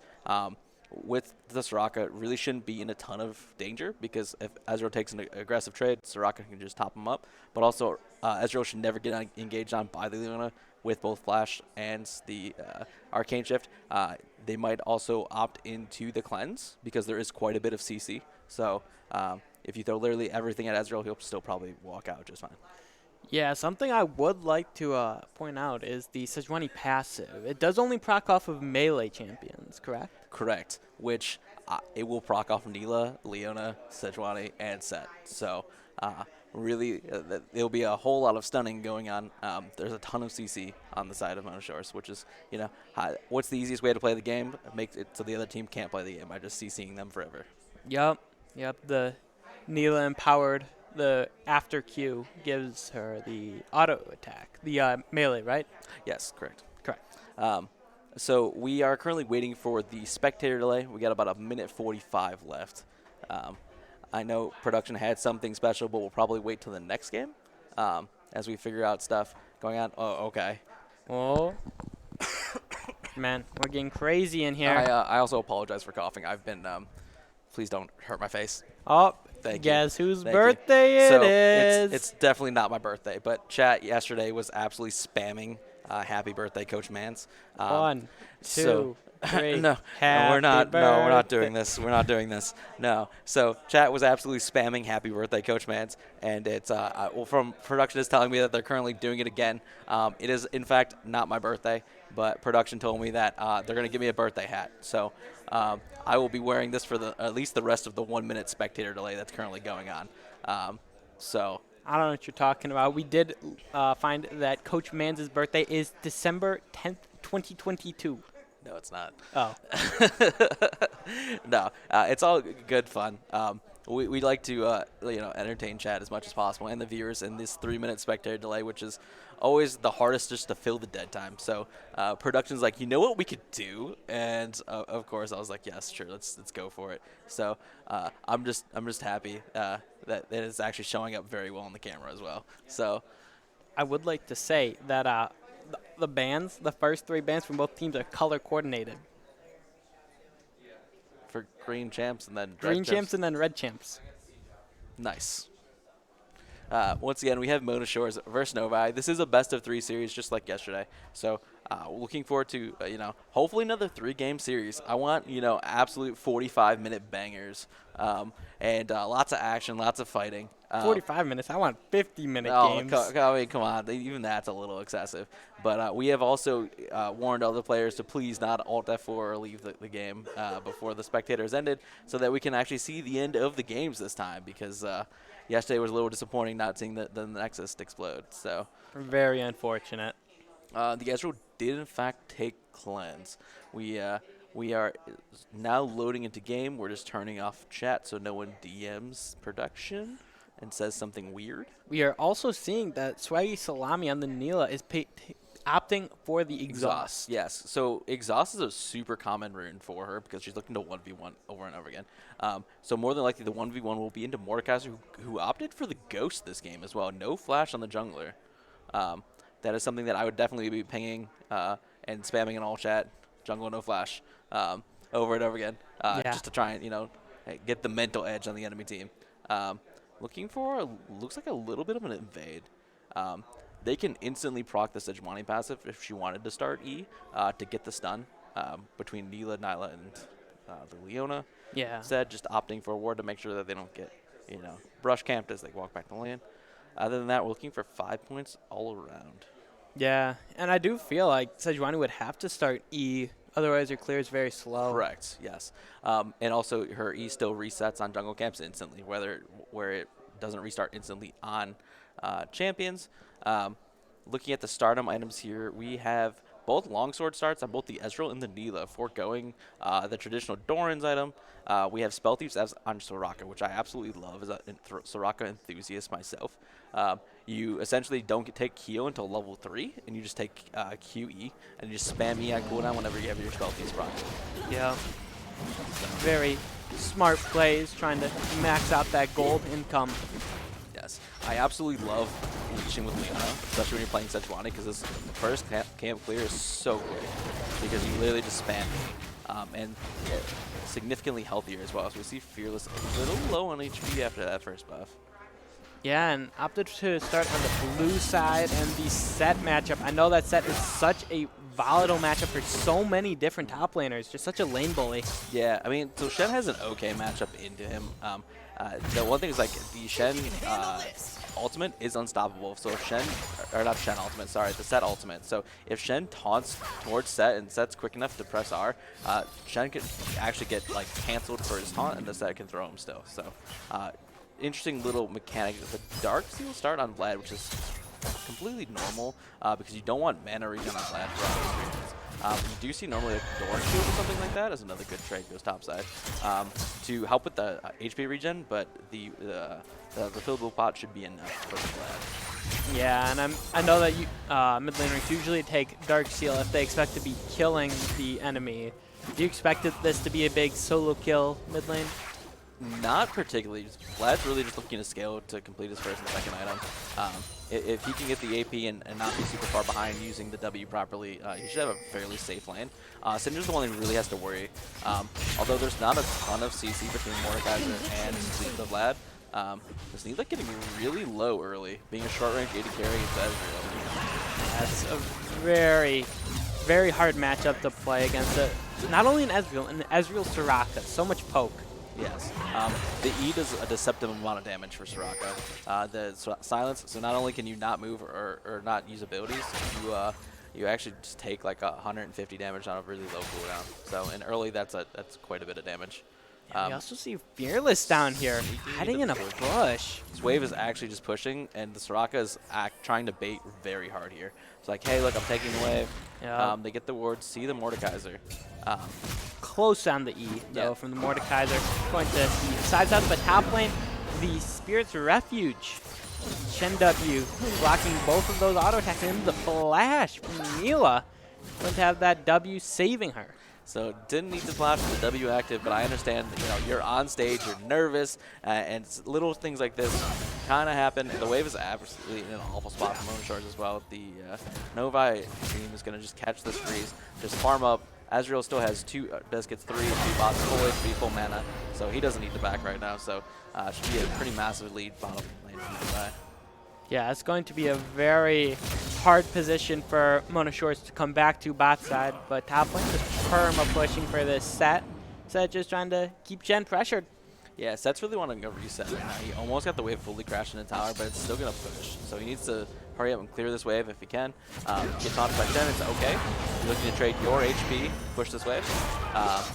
Unlucky miss. The set is an extremely difficult skill shot to get used to, because you can pull them and just get the slow, but it doesn't get a stun unless you hit another friendly unit.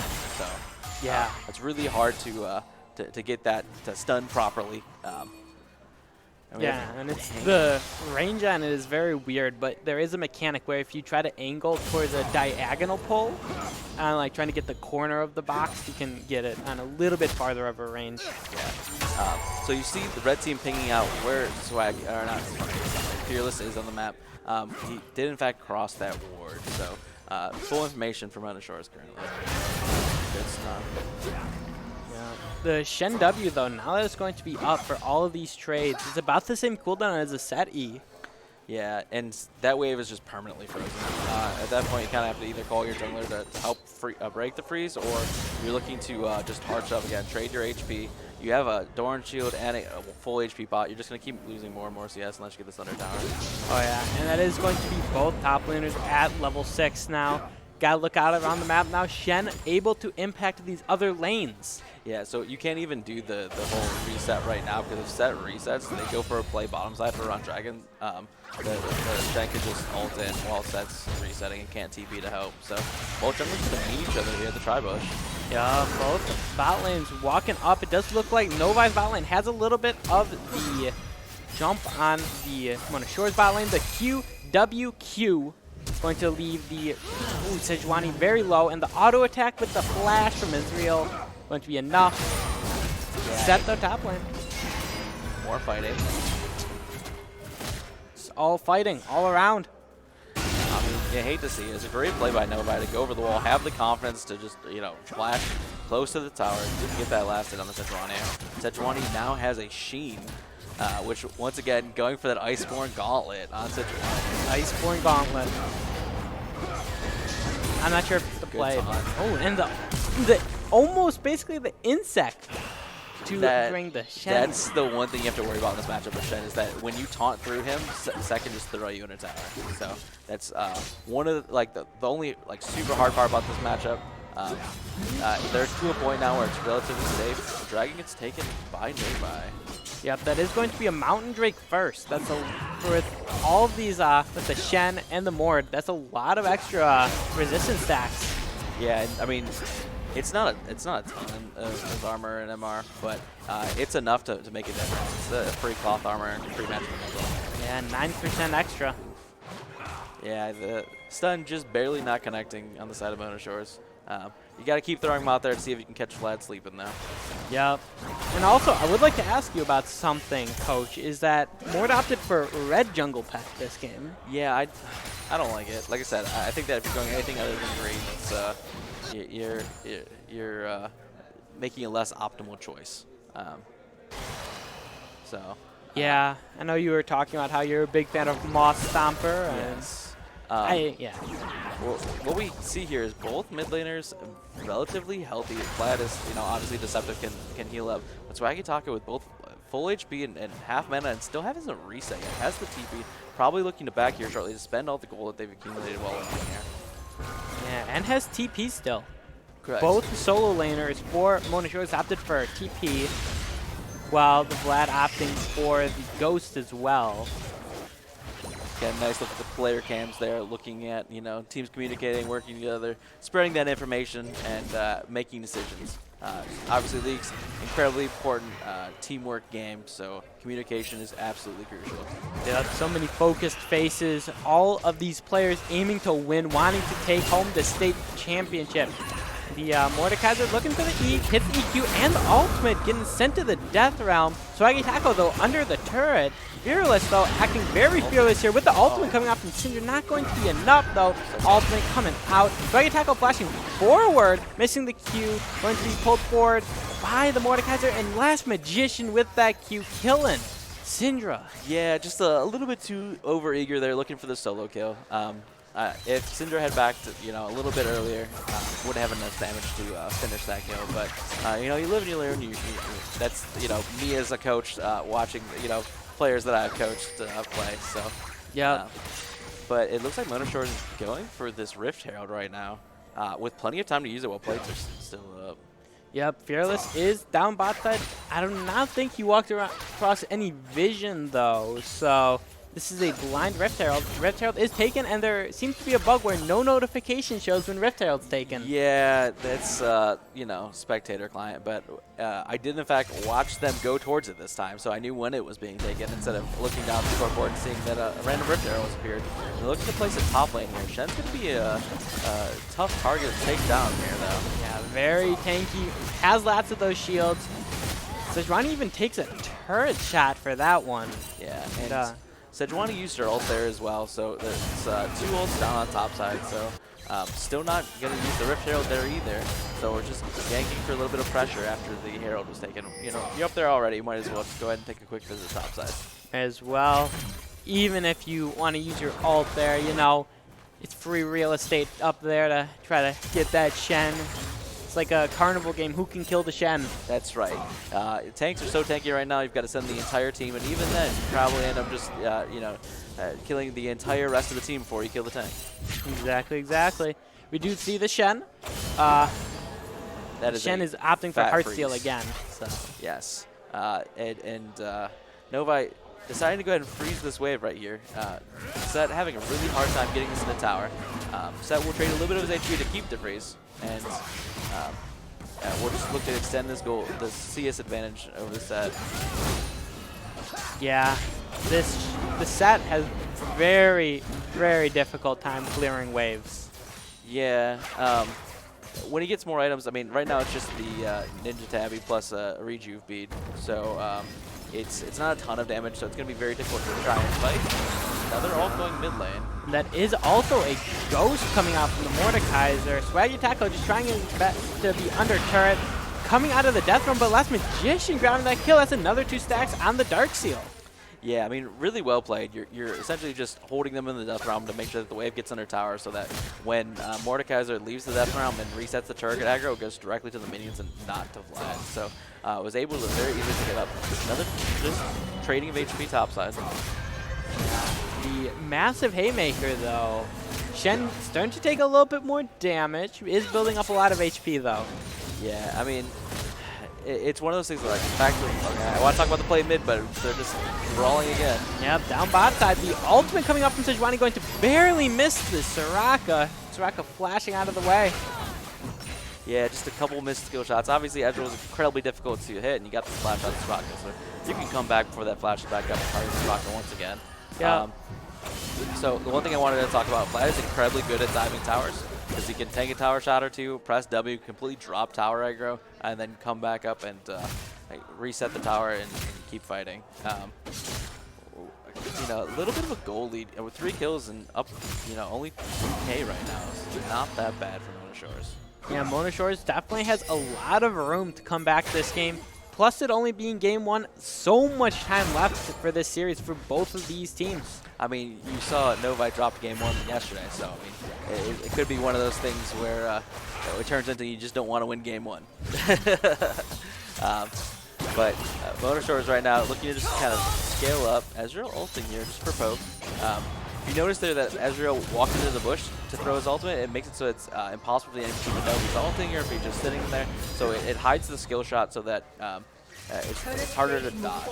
Mordekaiser currently on Dragon as well. Yeah, second Drake going over to Novi. That is 2 Drakes, a Chemtech Drake and a Earth Drake, plus it being Infernal Rift right now.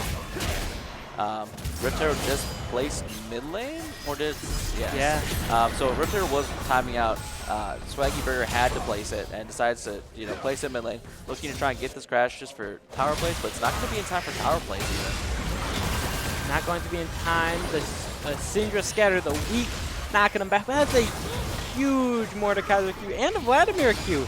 Sejuani not having this kind of having any MR at the moment with the Iceborne Gauntlet. Yeah, that's one of those things where you kind of just have to realize what kind of items you got. You don't have any MR in the 2 very fed carries with completed AP items.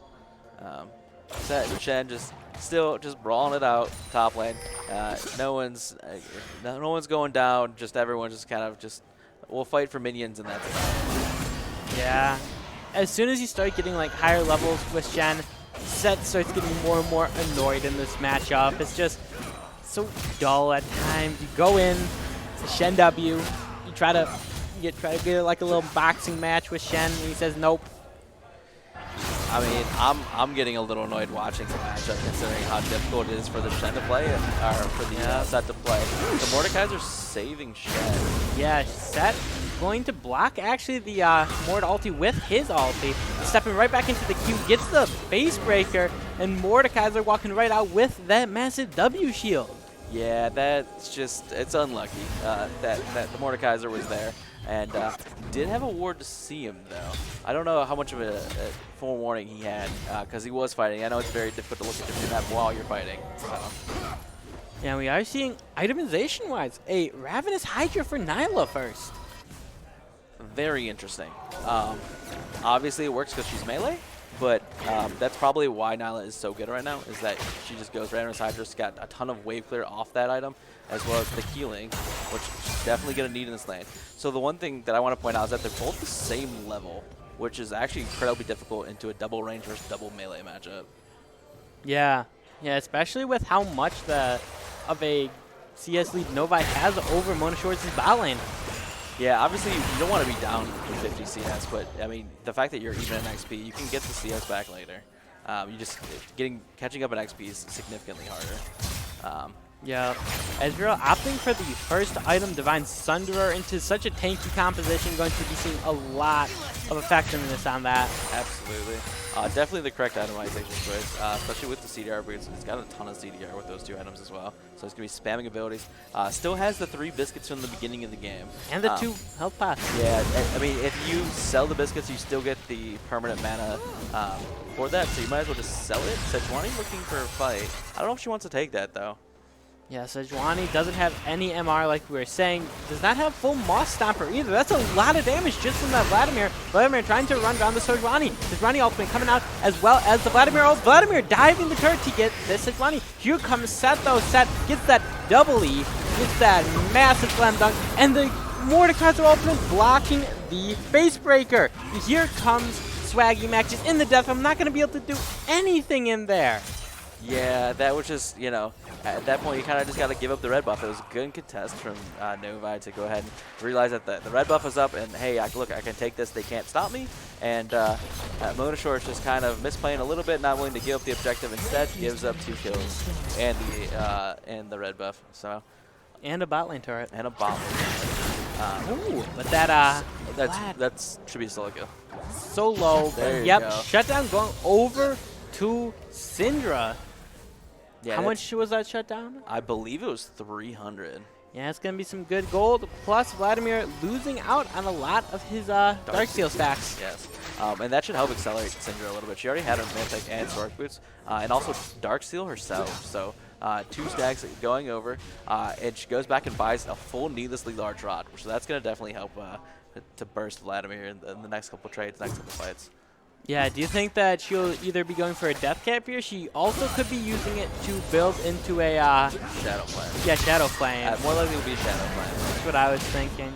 We have, 2 tanks kind of brawling out topside, doing absolutely nothing to each other.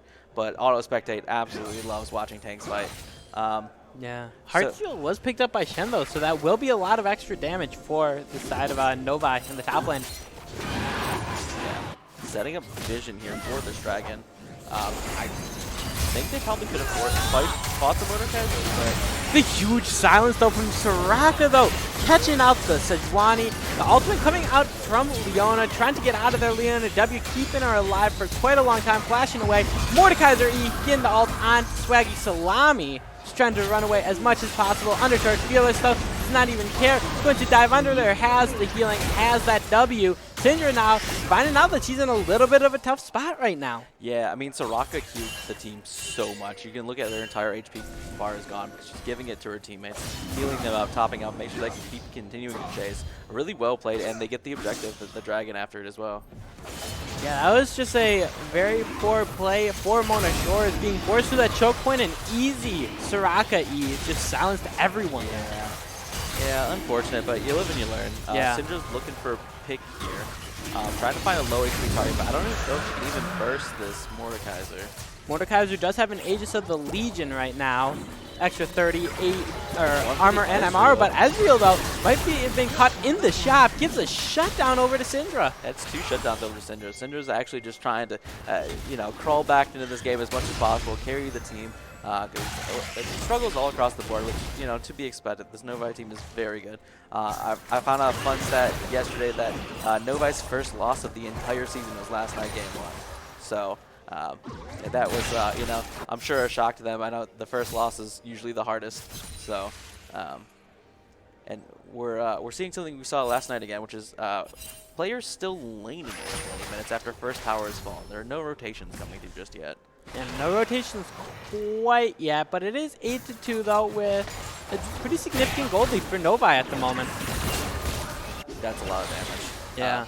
So Vlad will be able to heal it all back up, and Syndra, trading, mana for HP on the Vlad. So she'll go ahead and get this reset. She still has TP to get back to lane if she wanted to.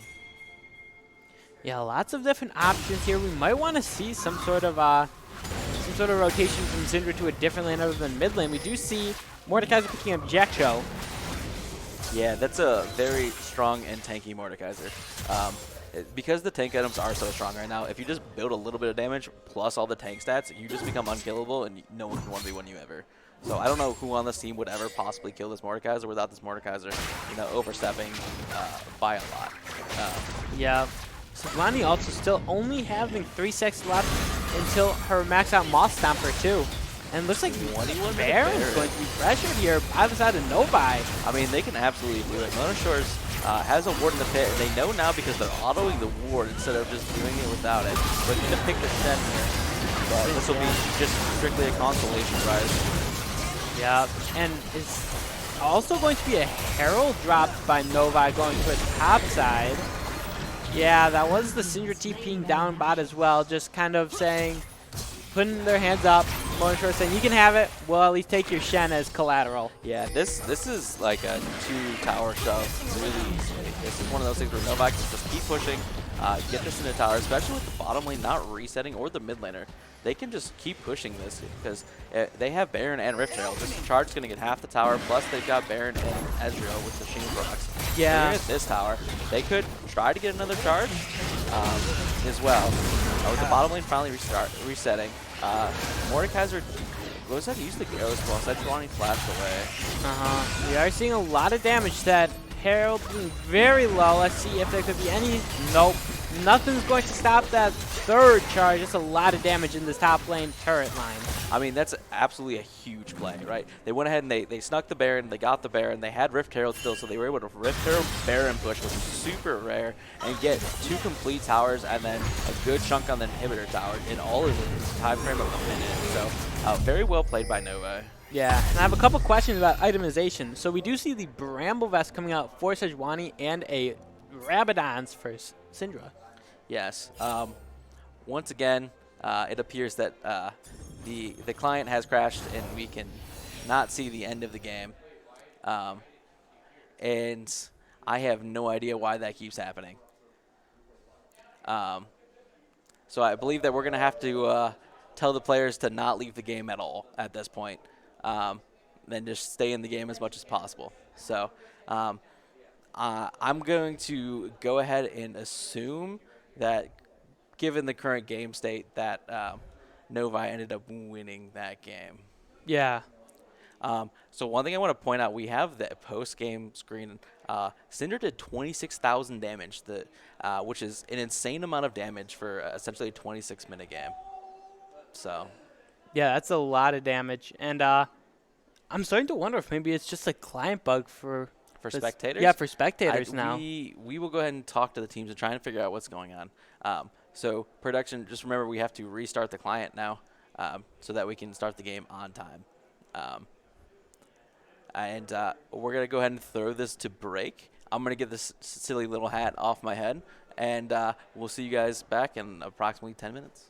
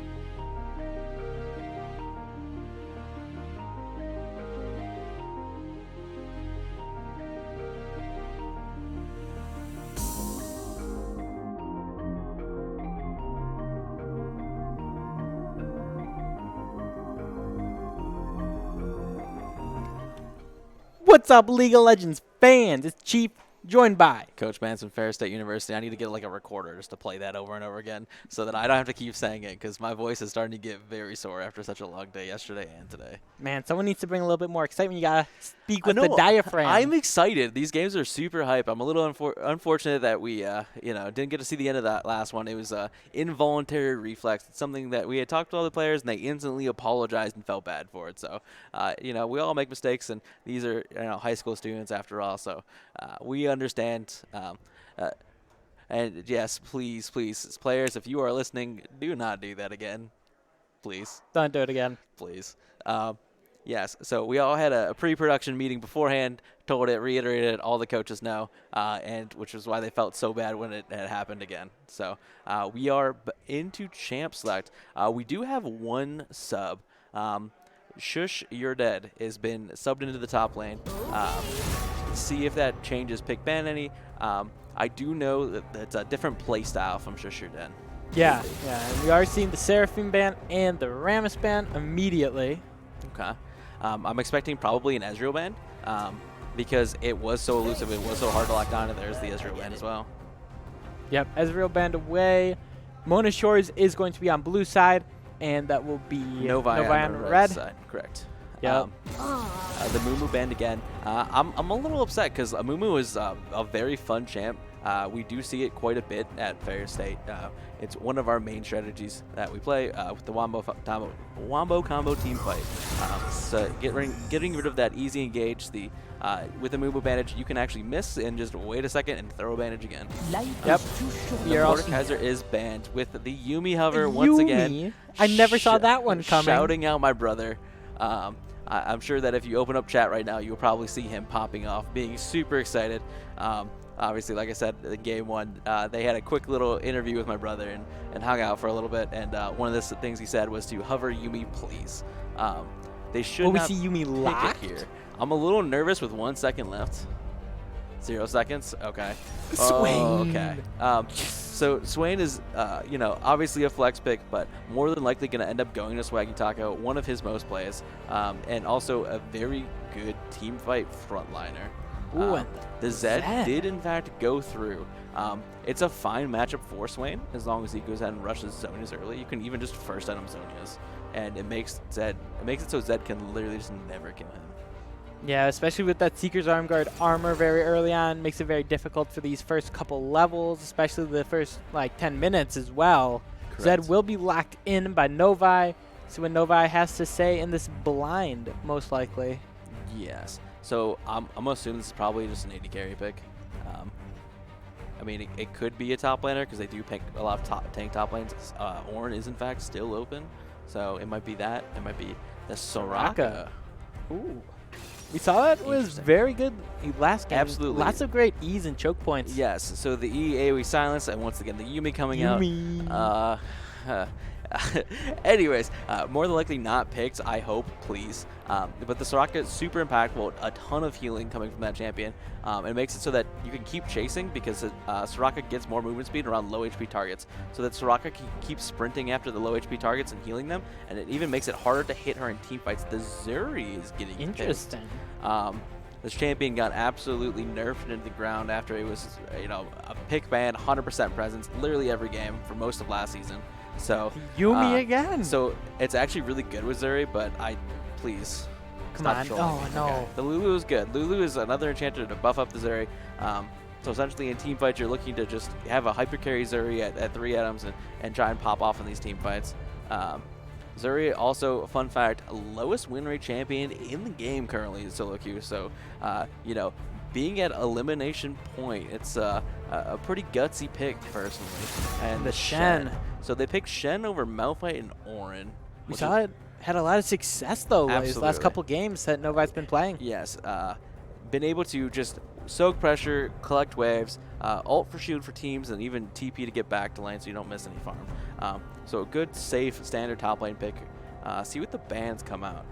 This probably be top lane bans here.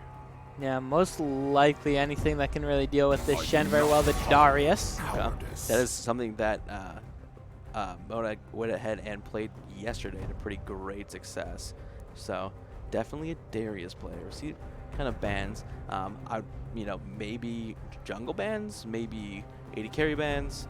I would say probably 80 carry bans since Zeri is such that weak champion. And the Viego, that is a very Correct. good ban because of... I was watching the practice games from Novi, and they were playing a lot of Viego in the practice games as well, so it's a good ban to get out. So Mundo. The Mundo coming out as well. Could be both top and jungle. Samira as well banned away by Mona Shores. Yeah, that's, trying to get rid of the hyper carry 80 carries that they played yesterday. See what we get.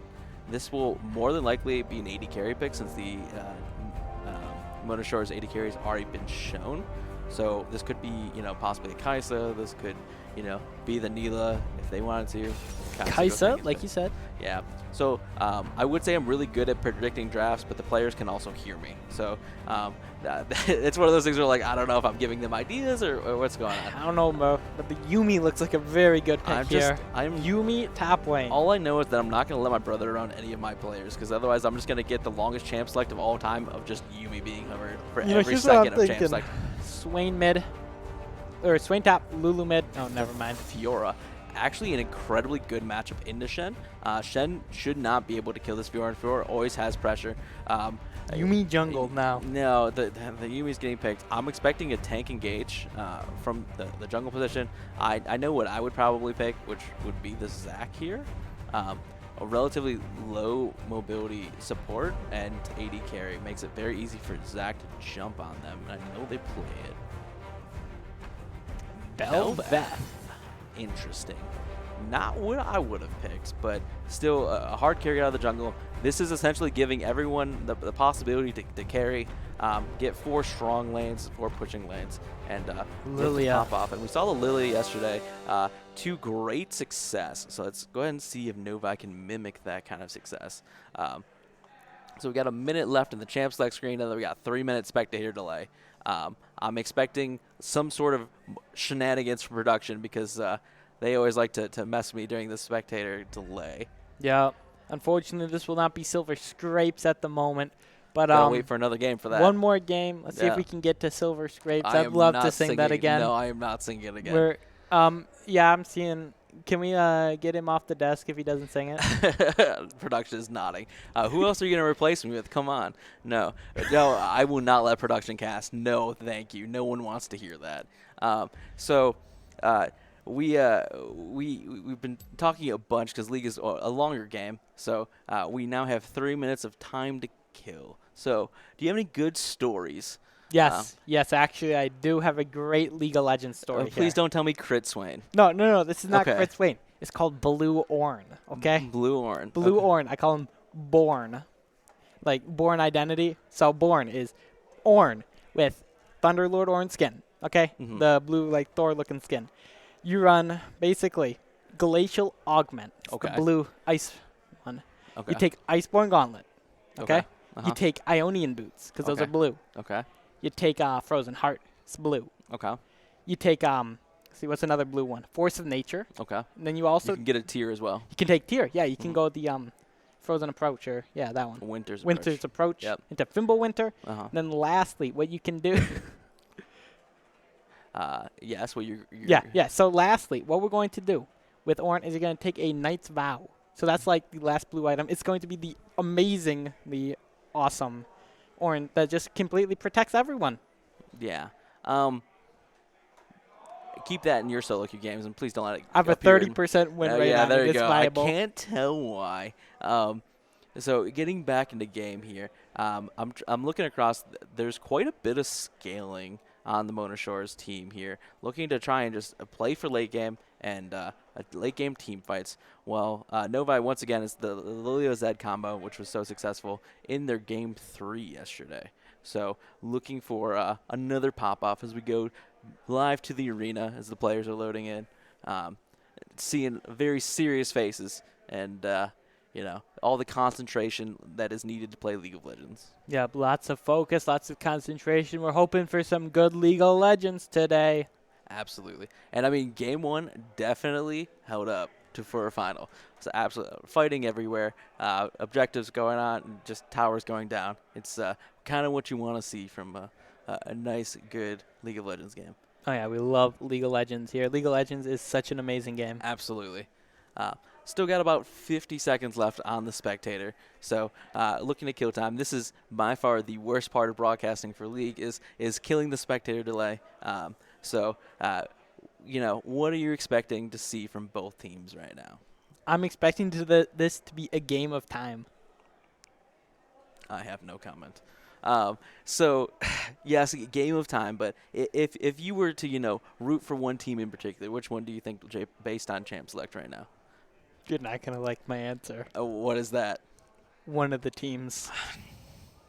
I don't like taking sides, okay? Which is fine. As a caster, we shouldn't be taking sides. We're completely neutral. However, I've already failed considering I worked a little bit with Mona Shores. Obviously, I'm secretly pulling for them, but I just, I'm really rooting for a good game of League of Legends.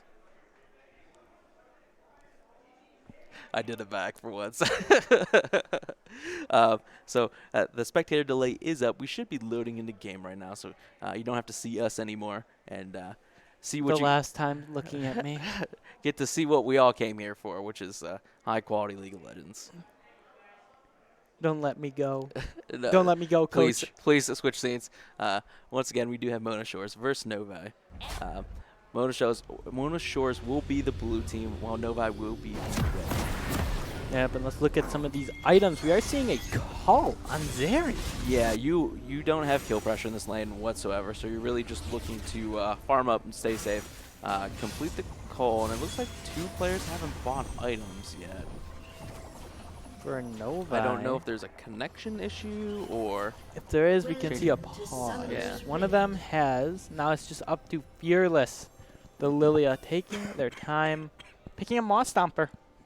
Yeah, see, Fearless has understood the assignment. The green jungle item does, in fact, get a pot this time. Fearless has been skipping pots on a couple of jungle champions just to save that extra 50 gold and invest it towards a different item. And the banana, the almighty Soraka banana. So the top lane for Mona Shores took Ignite instead of TP. There's not a single TP on the side of Mona Shores right now, so that really tells me they're looking to 1-3-1 as much as possible, put Fiora in a side lane, and just look to push and push and push and push, not really looking to group and team fight.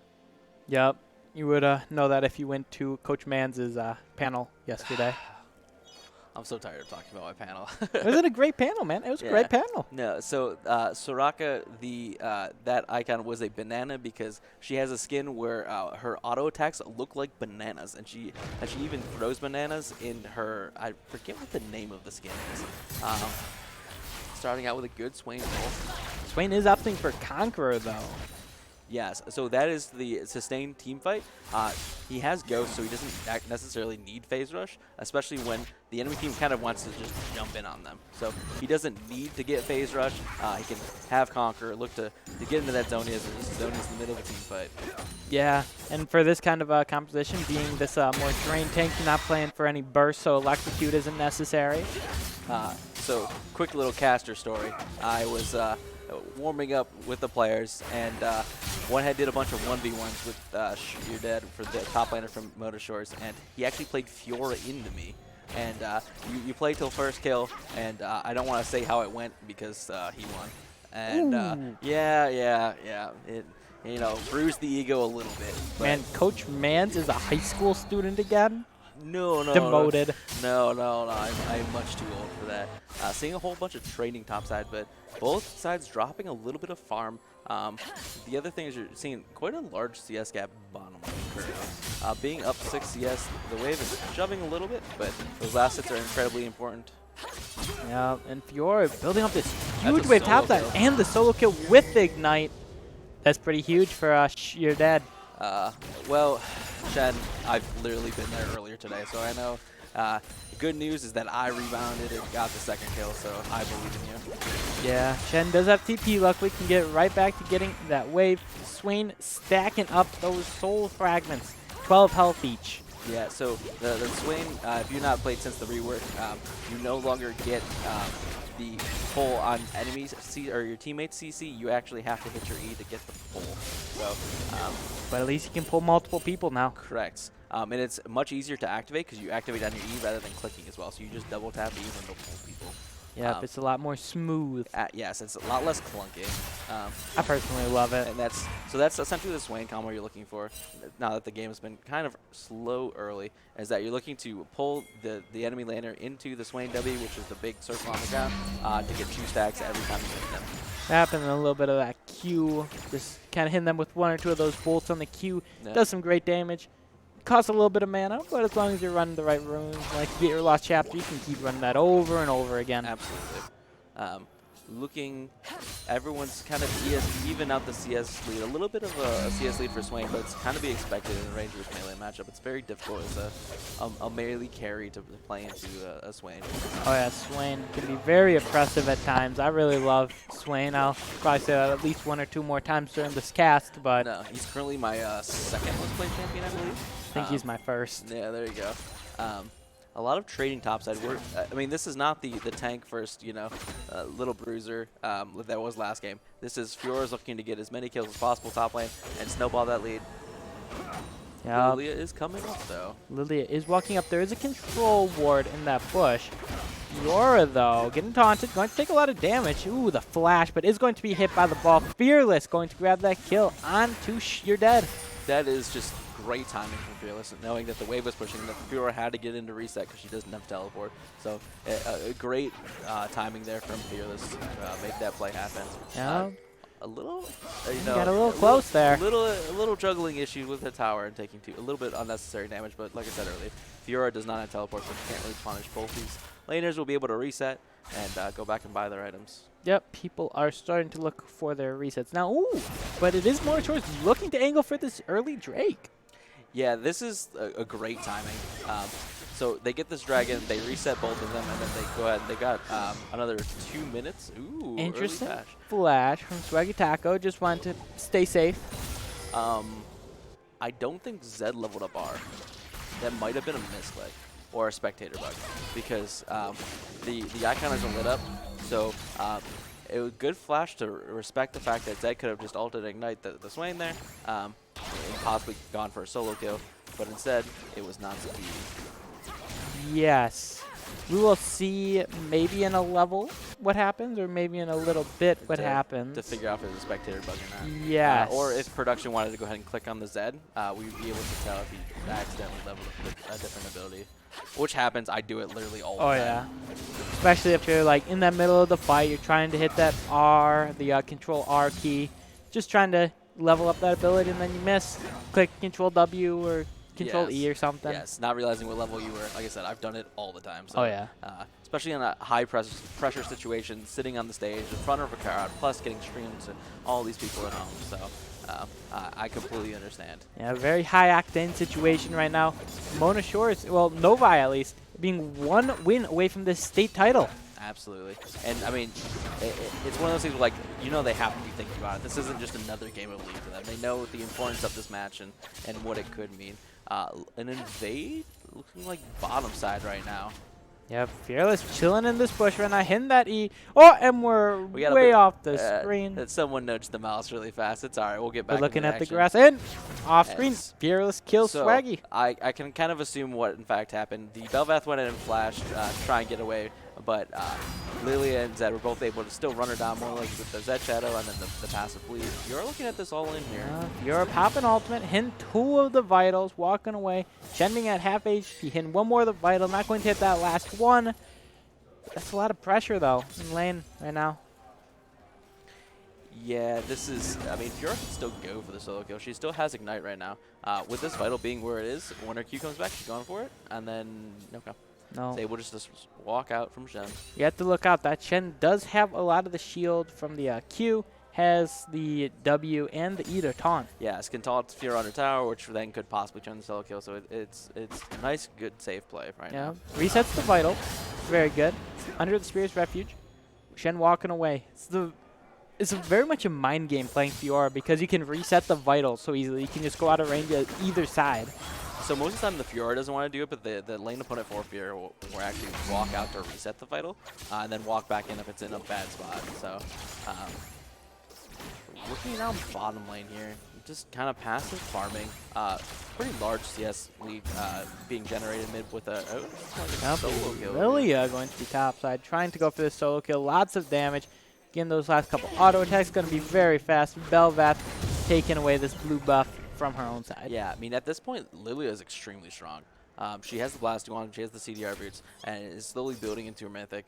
I mean, Fearless is going to be a problem this game for Mona Shores. Getting very far ahead.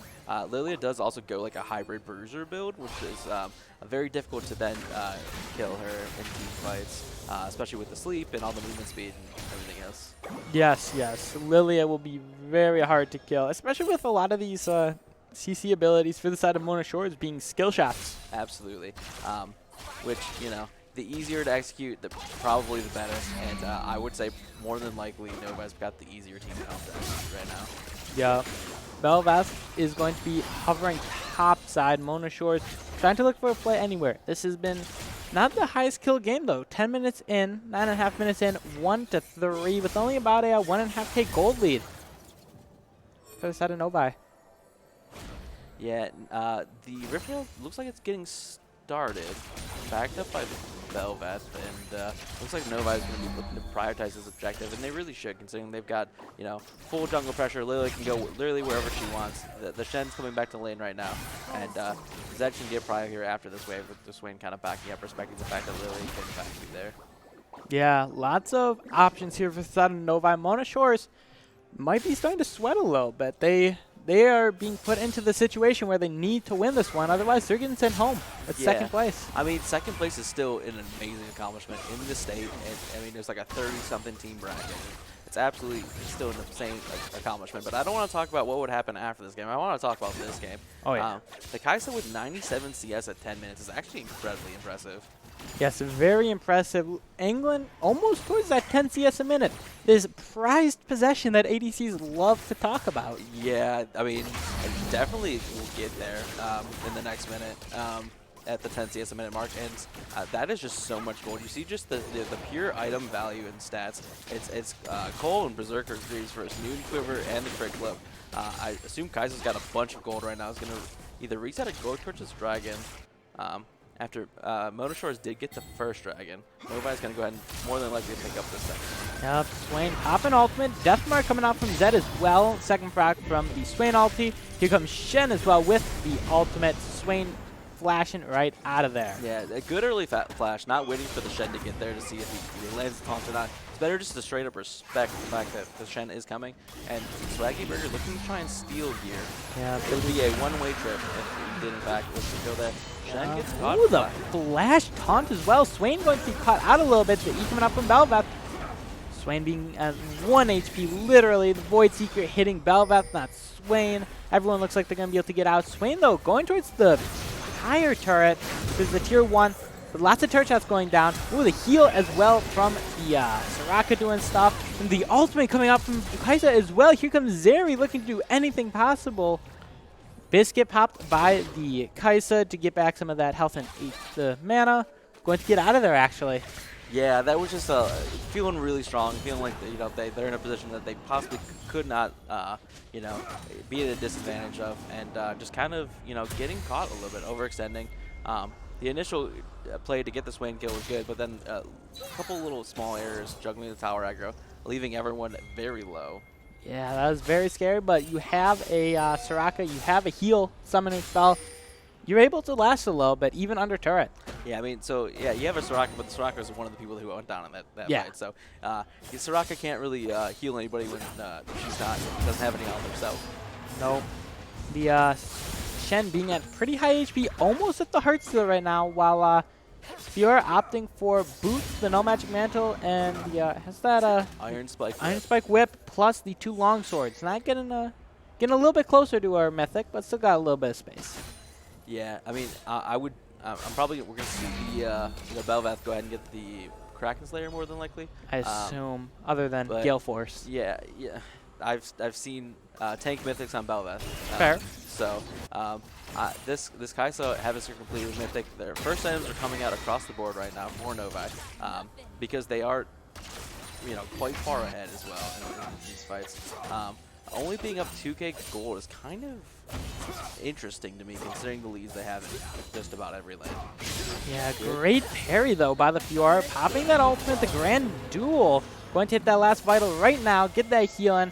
Not enough damage, really, to get... You only get Shen down to about half HP. Yeah, I mean... when I play against Fiora, she just absolutely one-shots me there, but, just a little unlucky. She is a level down currently, but she'll probably end up getting that level by catching this wave. Good trades coming in from Sheerded, though. Yeah, Fearless is going to be hovering topside. Both junglers going to be getting close to finishing their little jungle item Pokemon thingies. And support items, first tier going to be completed soon by both supports. So one thing I want to point out is the Swifties on Soraka. That's a very interesting choice. It's not something I've seen super commonly, but it's with all the skill shots that are on the Mona Shores team, it makes sense to just, hey, I'm just looking to dodge the skill shots and keep as much HP. We have Swaggy Burger there. Yeah, not going to be able to steal away that Baron, the Herald, excuse me. Last Magician, though, using that Death Mark, going to kill Swaggy Taco, though. Going to be in that Demonic Ascension. Here comes Lilia looking to chase down Fiora. Fiora not going to be able to dash over that wall. Flashes away over the turret. Ooh, the double pull, though, from this Swain. Fearless, though, with the W, completing the kill on the Fiora. Yeah, Fearless is kind of just running away with this game right now. Yeah, running away. Dear jokes. Yes, so Lilia's going to go ahead and, get the consolation topside as well with the kill. So this Lilia is going to be incredibly far ahead. Yep, Lilia opting for the Demonic Embrace first. Which, an interesting choice. Gives HP, AP, obviously, but not something super common. Yeah, I mean, I guess it's maybe the HP based off health. Or the AP based off health. Correct, the burn. There's not a ton of HP stackers. I mean, Swain's probably going to have the most HP. Well, no, the passive. Don't you get a passive where you gain AP based off how much bonus health? I don't know. Anyways, going back to the game, Lilia finished clearing out the top side of Belveth and is going to reset, spend all of the gold. Probably going to see almost a completed item here. It's a lot of damage, though, that Shen is able to go give right back to this Fiora. Yeah. Great pull by the Swain.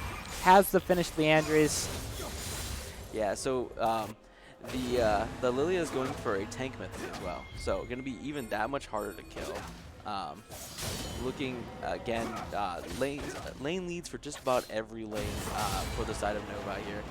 They're going to be looking to force another dragon on spawn here. I don't know if there's a ton Mona Shores can do.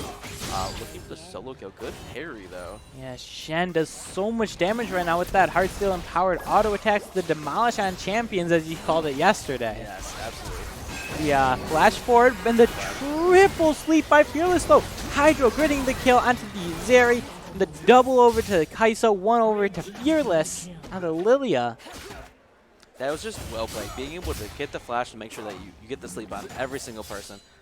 They once again get 2 kills. Now Fearless can go ahead and do this dragon without worrying about contesting, while the bottom lane can just get power damage on bottom lane. Ooh, the parry going to be dodging the taunt. That's also the wish coming out from Soraka. That is a very close fight. Novi grabbing first turret bot side. That's also a huge ult to get out. It's on an incredibly long cooldown early, and Soraka currently doesn't have any CDR in her items. So incredibly long cooldown that they were able just to get out for the Fiora ulti as well. Yeah. So one thing I want to point out is that the Rift Herald is on Zed currently for Novi. With power plates already down, could be looking to just place this mid lane to get some power damage. Most likely probably what he will do. Well, yeah. So comes Belveth, though, landing that W, just doing as much as he can. Belveth popping the E, going to be immobilized right now. Zed getting away. Going to be dropped very low from that death mark. Yeah, so Belveth went ahead and used the damage reduction on the damage from Zed, but didn't actually use the damage reduction on the death mark. So all that damage amped up and procced that part, nearly taking down the Belvath. Yeah, lots of damage from Taco, and we're going back topside. Fiora fighting against this Shen, though. Shen doing a little bit more to this Fiora than Fiora to Shen. Yeah, so like we talked about yesterday, Shen was like one of the premier duelist tank top laners. Like he could win 1v1s against most carries, and with Heartsteel, just making it that much stronger in the 1v1. So obviously Shen an incredibly good pick currently. Yeah, we gave Fiora a little bit of time in the early game, got that solo kill, but Shen started walking away as soon as he started stacking this health and armor. Absolutely. So tank items are much stronger earlier, while damage items scale better later. So if you have a tank mythic versus a damage mythic, you know, obviously the champ on the same champ, essentially the tank mythic will almost always win. Obviously the champs make things a little bit different, and we're seeing the new Scryer's Orb. You actually remove 2 HP on wards when you reveal them. It's 2 HP per each ward. So. Yup. Makes it very easy to clear those wards. Absolutely. It makes Scryers much more valuable as well, because you could reveal vision before, but it didn't do any damage to the wards, so it makes clearing wards so much faster and so much more worth it to make sure you aim those accurately. Yeah, making sure you aim them accurately also gives you a move speed buff in the direction that it went. Yep. You know, Riot Games always trying to find the new next cool thing for all of their interactions in the game. And you can tell by the creative ideas they have for all of their champions. They're getting caught out here. Yeah, here comes Zed, though. Zed has Deathmark available. And lots of damage going down. You're going to be taken very low. Pops the Grand Duel. Gets the healing, though. Shen taking like 0 damage from that, though. Yeah, tank items are real fun right now in the preseason of League of Legends. But we have Novi sieging this bottom lane currently. Yeah, Swain W coming out. Kaisa looking to do anything he can. The dashboard, the damage reduction. Belvath taking a lot, though. And the 5th proc from the Kaisa passive, dropping the Belvath. Yeah, it just wasn't enough with the damage reduction to survive the burst coming out of Novi. And they have all of their lanes pushing right now. They're just kind of sitting in the jungle waiting to see if they can make a play. You know, thank you, Last Magician, for previewing the new enhanced Blast Cons. Wish coming out, but that is a lot of damage. Swaggy, though, able to get it with the burn. Flashes forward with the ultimate, pops Ghost. And here comes You're Dead, just chasing. We're going back mid lane. Taco, though, taking a lot of damage. The healing might not be enough. The flash from Veladic. And the Hydro gets the kill.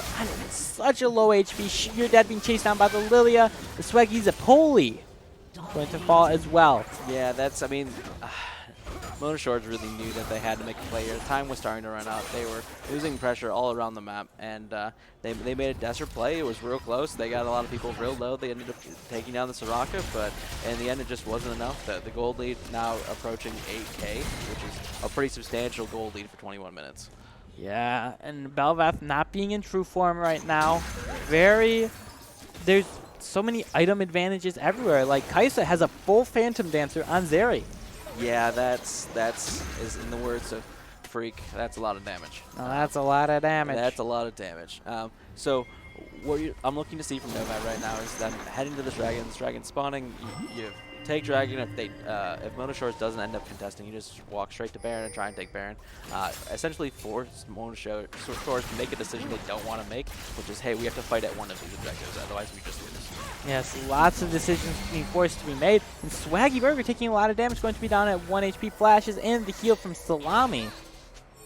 Yeah. I mean, absolutely necessary. However, this gives over pressure to this dragon. So yeah, Last Magician might be looking for something. Does have some healing, has the health. Swaggy Burger looking for a safe place to recall, with Zed just trying to look for any assassination attempt. Yeah, Zed is on the wrong side of the map right now. His team's on one side and ends up finding the blast plant, getting out very well to feel out the pressure, knowing where they're coming from, and still escape. Swaggy Burger still looking to try and contest this. The Drake being dropped very quickly by Novi. Novi having the 3-1 Drake advantage. You're Dead walking away, but Lilia running down this Fiora. Fiora not going to be fast enough. Lilia going to have all of this move speed.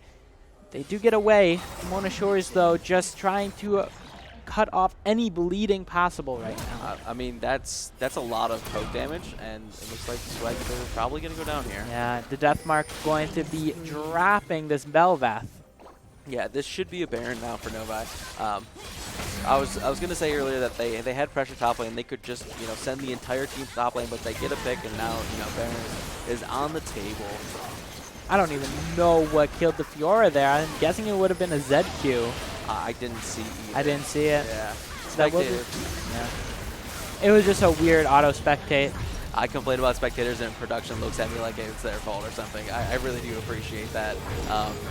So Novi team does in fact get the Baron. They are up 10k gold currently as well. So this isn't looking too great for Mona Shores currently. Yep, Swain looking to walk up top lane. Taco, not sure how much you'll be able to do. Does as much as you can. Taco, though, being run down by this Shen. There is luckily a tier 1 turret available for Swain to hide under. For now. For now. Like I said, this tower should be just free gold waiting to get picked up. Looks like Kai'Sa's choosing to go for the red buff right now as well. Yeah, the Lilia might be getting cut out here, though. Swaggy Taco running away from their spell vest. And here comes every member of Mona Shores. Lots of damage with the Shen TP coming in. And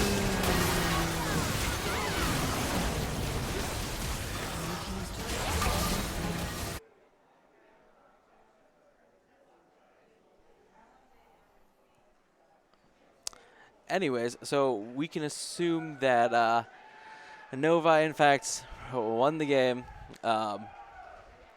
Unfortunately, we only got to see one Nexus explode in this tournament. And yeah, so congratulations to Novi. We're getting to the live. All the players standing up. Probably going to go ahead and shake hands, say GG's. Well done by that, and congratulations, Novi. Yep. Yeah, GG to both teams. Novi, we assume, took this 2-0. Absolutely. And smiles all around. I mean, they lost, but it was a hard-fought game. They end up getting second out of, like I said, 30-plus teams in Michigan. So congratulations to them. Still a massive accomplishment. Being able to say, hey, look, we were one of the best 2 high school teams in the state of Michigan, and they've got the trophy to prove it. Yeah, lots of great games that we got to see, even if they may have been cut off a little bit short, but that's not what matters. The kids are smiling. The kids had fun. And that's absolutely what it's all about. We do this, for the high school students to make memories and so that they can enjoy, playing games in front of large crowds with their friends. Still, GG's to both teams. It was a very long season, and it looks as though we are going to go ahead to the main room. Toss it on over. Folks, it was a long day, but exciting way to go out. Just like we've done throughout the day, we want to recognize and honor both teams for their season-long accomplishments.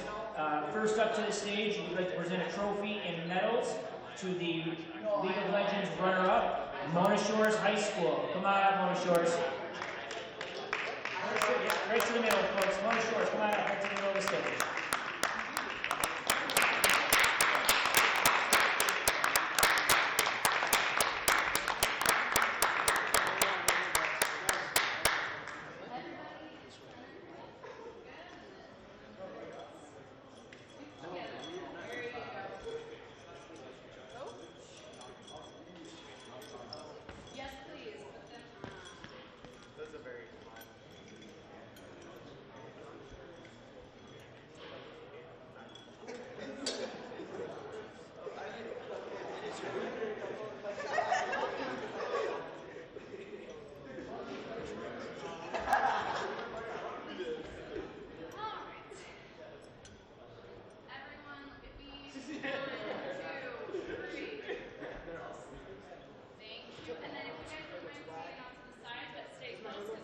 One more round of applause for Mona Shores.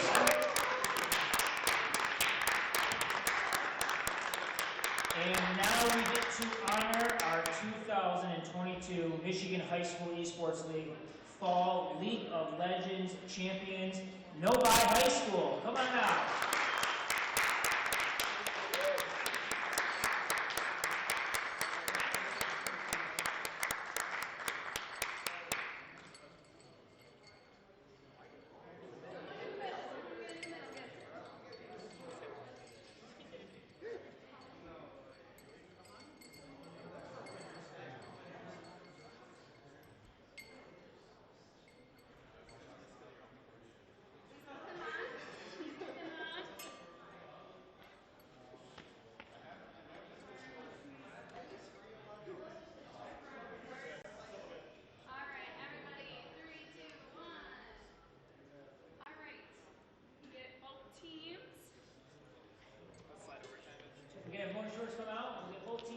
together for one more photo op. Okay.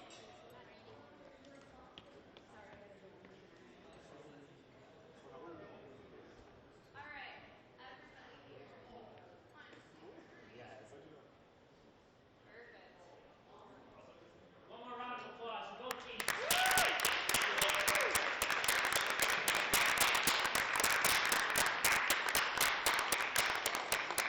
You guys are all set to exit. Go ahead. Congratulations, both teams.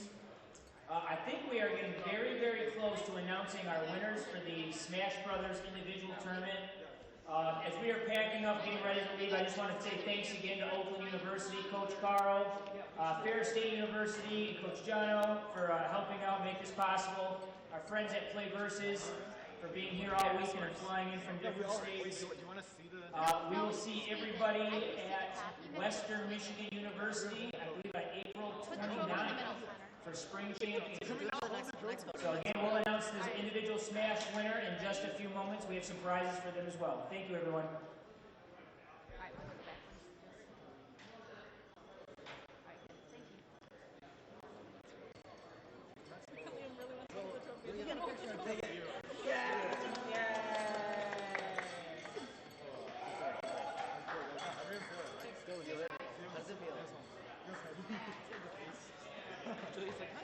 You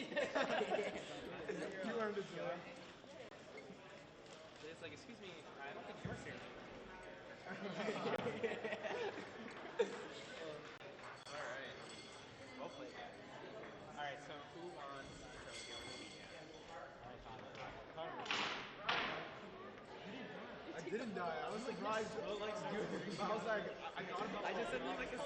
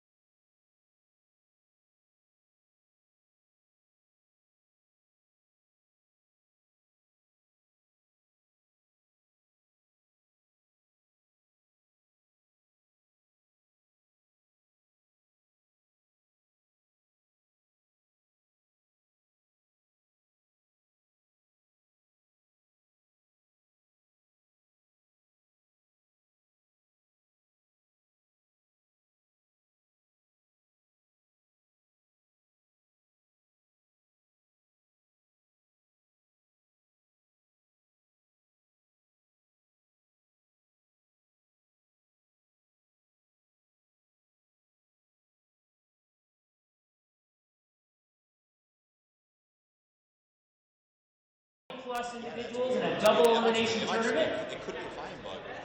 Let's announce the runner-up. The runner-up was, correct me, Caleb was our runner-up, so we have some prizes here on behalf of Oakland University and Michigan High School Esports League. We'll give Caleb a round of applause. And in first place is Danny. So Danny, we have a certificate for you, a wireless headset, and some other gear, again, from MHSCL at Oakland University. Let's give Danny a nice round of applause as well.